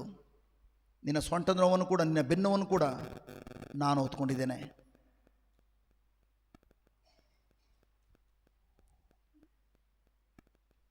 ಯಾರಾದರೂ ಹಿಂದೆ ಬನ್ನಿ. ಆಲ್ರೆಡಿ ದೇವರ ಶಕ್ತಿ ಕೆಲಸ ಮಾಡ್ತದೆ. ಅದೇ ಚಿತ್ರ ನೆನೆಸ್ಕೊಳ್ಳಿ. ಯೇಸು ಹೇಳ್ತಿದ್ದಾರೆ, ನನ್ನ ಪ್ರಿಯ ಮಕ್ಕಳೇ, ನಿಮ್ಮ ರೋಗವನ್ನು ನಾನು ತೆಗೆದುಕೊಂಡು ನನ್ನ ಶರೀರವನ್ನು ಗಾಯ ಮಾಡಿಕೊಂಡಿದ್ದೇನೆ. ಆ ಗಾಯದೊಳಗಡೆ ಕಣ್ಮುಚ್ಚಿ ಕಣ್ ತೆಗಿಬೇಡಿ. ಕಣ್ ತೆಗೆದ್ರೆ ಏನು ಸಿಗೋದಿಲ್ಲ. ಪ್ರಭು ಯೇಸು ಹೇಳ್ತಿದ್ದಾರೆ, ನಿಮ್ಮ ರೋಗವನ್ನು ನಾನು ಹೊತ್ಕೊಂಡು ನನ್ನ ಶರೀರವನ್ನು ಗಾಯ ಮಾಡಿಕೊಂಡಿರೋದ್ರಿಂದ ನಾನು ಹೇಳ್ತಿದ್ದೇನೆ, ನನ್ನ ಗಾಯಗಳಿಂದ ನೀವು ಸಂಪೂರ್ಣ ಗುಣ ಹೊಂದಿದ್ದೀರಿ. ನಿಮ್ಮ ಶರೀರದಿಂದ ಎಲ್ಲ ನೋವುಗಳನ್ನು ಅವ್ರು ಹೊತ್ಕೊಂಡಿದ್ದಾರೆ. ಫಸ್ಟ್ ಕಲ್ಪನೆ ಮಾಡ್ಕೊಳ್ಳಿ, ಎಲ್ಲ ನೋವನ್ನು ಅವ್ರು ತೆಗೆದುಕೊಂಡಿದ್ದಾರೆ. ಅವ್ರ ಇಡೀ ಶರೀರ ಗಾಯ ಆಗಿದೆ. ಅವ್ರ ಶರೀರವಿರುವಂಥ ಗಾಯಗಳನ್ನು ನೋಡ್ತಾರೆ, ಕಣ್ಮುಚ್ಚಿ ನೋಡ್ತಾರೆ, ಮನಸ್ಸಲ್ಲಿ ನೋಡ್ತಾರೆ. ನಿಮಗೋಸ್ಕರ ರಕ್ತ ಸುರಿಸ್ತಾ ಇದ್ದಾರೆ. ಅವ್ರ ಬೆನ್ನು ಕೂಡ ಗಾಯ ಆಗಿದೆ. ನಿಮ್ಮ ಸೊಂಟದ ನೋವನ್ನು ಕೂಡ ಅವ್ರು ತೆಗೆದುಕೊಂಡಿದ್ದಾರೆ ಸಿಸ್ಟರ್. ಆ ಬೆನ್ನೋವನ್ನು ಯೇಸು ಹೊತ್ಕೊಂಡು ಅವ್ರು ಹೇಳ್ತಾ ಇದ್ದಾರೆ, ನಾನು ನಿನ್ನನ್ನು ಗುಣಪಡಿಸಿದ್ದೇನೆ ಎಂಬುದಾಗಿ. ಈಗ ನೀವು 3 ಮಂದಿ ಕೂಡ ಕಣ್ಮುಚ್ಚಿ ಬಾಯ್ತಿ ಹೇಳಿ, ಯೇಸುವೆ. ಕಣ್ಮುಚ್ಚಿ ನಾನು ಹೇಳ್ಕೊಟ್ಟಂಗೆ ಹೇಳಿ, ಯೇಸುವೆ, ನೀವು ನನಗೋಸ್ಕರ ಶಿಲುಬೆಯಲ್ಲಿ ನನ್ನ ಪಾಪಗಳನ್ನು ಹೊತ್ತುಕೊಂಡು ಶಿಲುಬೆಯಲ್ಲಿ ಮರಣ ಹೊಂದಿದ್ದೀರಿ. ಅದೇ ರೀತಿ ಯೇಸುವೆ, ನನ್ನ ಎಲ್ಲ ರೋಗವನ್ನು ನೀವು ತೆಗೆದುಕೊಂಡು ನಿಮ್ಮ ಶರೀರವನ್ನು ಗಾಯ ಮಾಡಿಕೊಂಡಿದ್ದೀರಿ. ಯೇಸುವೆ, ಆ ನಿಮ್ಮ ಗಾಯಗಳಿಂದ ನನ್ನನ್ನು ಗುಣಪಡಿಸಿದ್ದೀರಿ. ಯೇಸುವೆ, ನಿಮ್ಮ ಗಾಯಗಳಿಂದ ನಾನು ಗುಣ ಹೊಂದಿದ್ದೇನೆ. ನಾನು ಇದುವರೆಗೂ ಗುಣಪಡಿಸು ಎಂದು ತಪ್ಪಾಗಿ ಪ್ರಾರ್ಥಿಸುತ್ತಿದ್ದೆ. ಯೇಸುವೆ, ಇವತ್ತು ಈ ದಿನ ಈ ದಿನ ನನಗೆ ನನಗೆ ಸತ್ಯವನ್ನು ಸತ್ಯವನ್ನು ತಿಳಿಸಿದ್ದೀರಿ. ಅದೇನೆಂದರೆ ನಿಮ್ಮ ಗಾಯಗಳಿಂದ ನಾನು ಗುಣ ಹೊಂದಿದ್ದೇನೆ. ಯೇಸುವೆ, ನಿಮ್ಮ ಗಾಯಗಳಿಂದ ನಾನು ಗುಣ ಹೊಂದಿದ್ದೇನೆ. ಯೇಸುವೆ, ನಿಮ್ಮ ಗಾಯಗಳಿಂದ ನಾನು ಗುಣ ಹೊಂದಿದ್ದೇನೆ. ಯೇಸುವೆ, ನಿಮ್ಮ ಗಾಯಗಳಿಂದ ನಾನು ಗುಣ ಹೊಂದಿದ್ದೇನೆ. ಯೇಸುವೆ, ನಿಮ್ಮ ಗಾಯಗಳಿಂದ ಗುಣ ಹೊಂದಿದ್ದೇನೆ. ಯೇಸುವೆ, ನಿಮ್ಮ ಗಾಯಗಳಿಂದ ಗುಣ ಹೊಂದಿದ್ದೇನೆ. ಯೇಸುವೆ, ನಿಮ್ಮ ಗಾಯಗಳಿಂದ ಗುಣ ಹೊಂದಿದ್ದೇನೆ. ಯೇಸುವೆ, ನಿಮ್ಮ ಗಾಯಗಳಿಂದ ಗುಣ ಹೊಂದಿದ್ದೇನೆ. ಯೇಸುವೆ, ನಿಮ್ಮ ಗಾಯಗಳಿಂದ ಗುಣ ಹೊಂದಿದ್ದೇನೆ. ಯೇಸುವೆ, ನಿಮ್ಮ ಗಾಯಗಳಿಂದ ಗುಣ ಹೊಂದಿದ್ದೇನೆ. ಯೇಸುವೆ, ನಿಮ್ಮ ಗಾಯಗಳಿಂದ ಗುಣ ಹೊಂದಿದ್ದೇನೆ. ಯೇಸುವೆ, ನಿಮ್ಮ ಗಾಯಗಳಿಂದ ನಾನು ಗುಣ ಹೊಂದಿದ್ದೇನೆ. ಯೇಸುವೆ, ನಿಮ್ಮ ಗಾಯಗಳಿಂದ ನಾನು ಗುಣ ಹೊಂದಿದ್ದೇನೆ. ಯೇಸುವೆ, ನಿಮ್ಮ ಗಾಯಗಳಿಂದ ನಾನು ಗುಣ ಹೊಂದಿದ್ದೇನೆ. ಯೇಸುವೆ, ನಿಮ್ಮ ಗಾಯಗಳಿಂದ ನಾನು ಗುಣ ಹೊಂದಿದ್ದೇನೆ. ಯೇಸುವೆ, ನಿಮ್ಮ ಗಾಯಗಳಿಂದ ನಾನು ಗುಣ ಹೊಂದಿದ್ದೇನೆ. ಯೇಸುವೆ, ನಿಮ್ಮ ಗಾಯಗಳಿಂದ ನಾನು ಗುಣ ಹೊಂದಿದ್ದೇನೆ. ಯೇಸುವೆ, ನಿಮ್ಮ ಗಾಯಗಳಿಂದ ನಾನು ಗುಣ ಹೊಂದಿದ್ದೇನೆ. ಯೇಸುವೆ, ನಿಮ್ಮ ಗಾಯಗಳಿಂದ ನಾನು ಗುಣ ಹೊಂದಿದ್ದೇನೆ. ಯೇಸುವೆ, ನಿಮ್ಮ ಗಾಯಗಳಿಂದ ನಾನು ಗುಣ ಹೊಂದಿದ್ದೇನೆ. ಯೇಸುವೆ, ನಿಮ್ಮ ಗಾಯಗಳಿಂದ ನಾನು ಗುಣ ಹೊಂದಿದ್ದೇನೆ. ಯೇಸುವೆ, ನಿಮ್ಮ ಗಾಯಗಳಿಂದ ನಾನು ಗುಣ ಹೊಂದಿದ್ದೇನೆ. ಯೇಸುವೆ, ನಿಮ್ಮ ಗಾಯಗಳಿಂದ ನಾನು ಗುಣ ಹೊಂದಿದ್ದೇನೆ. ಯೇಸುವೆ, ನಿಮ್ಮ ಗಾಯಗಳಿಂದ ನಾನು ಗುಣ ಹೊಂದಿದ್ದೇನೆ. ಯೇಸುವೆ, ನಿಮ್ಮ ಗಾಯಗಳಿಂದ ನಾನು ಗುಣ ಹೊಂದಿದ್ದೇನೆ. ಯೇಸುವೆ, ನಿಮ್ಮ ಗಾಯಗಳಿಂದ ನಾನು ಗುಣ ಹೊಂದಿದ್ದೇನೆ. ಯೇಸುವೆ, ನಿಮ್ಮ ಗಾಯಗಳಿಂದ ನಾನು ಗುಣ ಹೊಂದಿದ್ದೇನೆ. ಯೇಸುವೆ, ನಿಮ್ಮ ಗಾಯಗಳಿಂದ ನಾನು ಗುಣ ಹೊಂದಿದ್ದೇನೆ. ಯೇಸುವೆ, ನಿಮ್ಮ ಗಾಯಗಳಿಂದ ನಾನು ಗುಣ ಹೊಂದಿದ್ದೇನೆ. ಯೇಸುವೆ, ನಿಮ್ಮ ಗಾಯಗಳಿಂದ ನಾನು ಗುಣ ಹೊಂದಿದ್ದೇನೆ. ಯೇಸುವೆ, ನಿಮ್ಮ ಗಾಯಗಳಿಂದ ನಾನು ಗುಣ ಹೊಂದಿದ್ದೇನೆ. ಕಣ್ಬಿಡಿ, ಚೆಕ್ ಮಾಡಿದ್ದು ಎಲ್ಲಿದೆ ಕಾಲು ನೋವು? ಕಾಲಿತೆ ಮೇಲೆ. ವಾವ್, ಆ ಕಡೆ ಎರಡು ಕಡೆನು ಇದೆಯಾ? ಇಲ್ಲ ಸರ್, ಇಲ್ಲ ಸರ್. ಚಪ್ಪಳ ತಟ್ಟಿ ಯೇಸುವಿನ ಪಡಿಸೋಣ. Praise god. ಯಾವಾಗಿಂದ ಇದ್ದಿದ್ದು?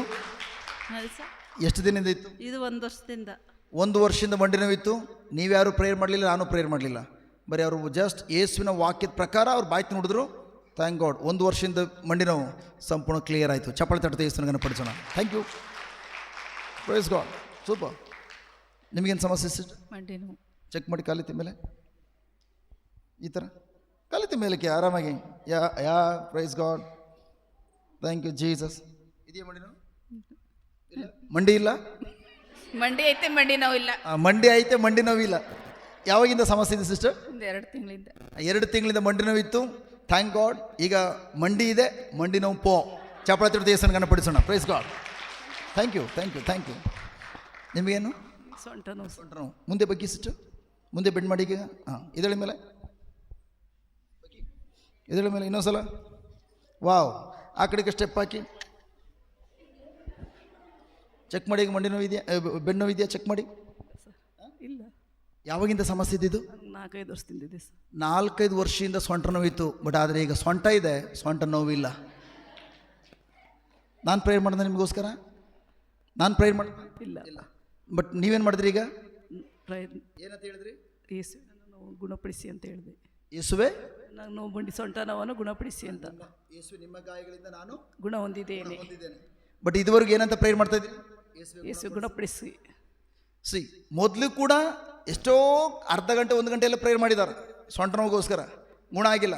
ಈಗ ಅರ್ಧ ಗಂಟೆ ಇಲ್ಲ, 2 ನಿಮಿಷ ಪ್ರೇಯರ್ ಮಾಡಿದರು. ದೇವರ ವಾಕ್ಯಕ್ಕೆ ಅನುಗುಣವಾದ ಪ್ರಾರ್ಥನೆ ಜಸ್ಟ್ ಅನೇಕ ಎಷ್ಟು ವರ್ಷಗಳಿಂದ ಇದ್ದು? 5-6 ವರ್ಷದಿಂದ.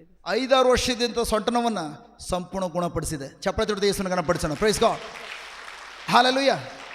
Thank you sister, thank you, God bless you. ಇನ್ಮೇಲೆ ಯಾರ ಹತ್ರನೂ ಕೂಡ ಅಮೃತಾಂಜನ್ ಅದು ಇದು ತೆಗೆದುಕೊಳ್ಳೋಂಗಿಲ್ಲ, ಎಲ್ಲ full clear. Okay, thank you Jesus. ಹಾಗಾದರೆ ರೋಗದಿಂದ ಬಿಡುಗಡೆ ಆಗುವಂಥದ್ದು ಕಷ್ಟದ ಕೆಲಸನಾ? No, easy.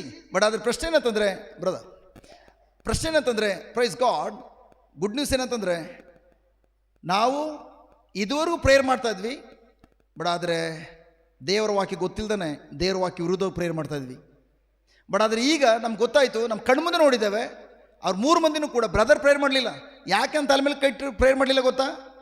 ತಲೆ ಮೇಲೆ ಇಟ್ಟು ಕೈ ಇಟ್ಟು ಪ್ರೇಯರ್ ಮಾಡಿದರೆ ಕೊನೆಗೆ ನೀವು ತಿಳ್ಕೊಳ್ತಾ ಇದ್ರಿ ಬ್ರದರ್ ಗುಣಪಡಿಸ್ಬಿಟ್ರು ಅಂತೇಳಿ.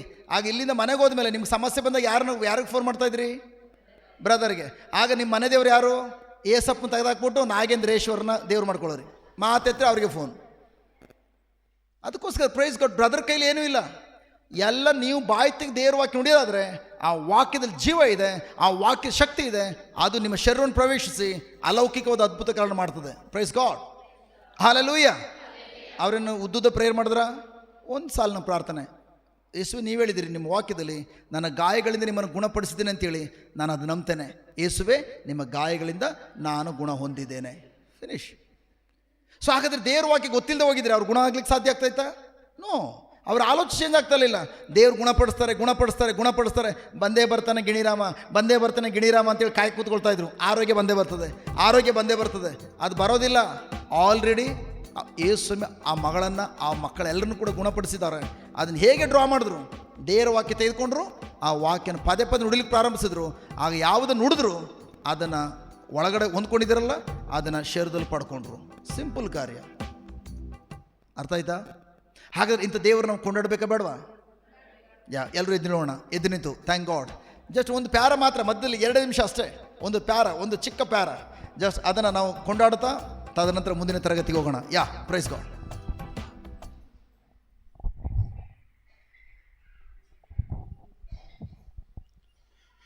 Praise the Lord. Hallelujah.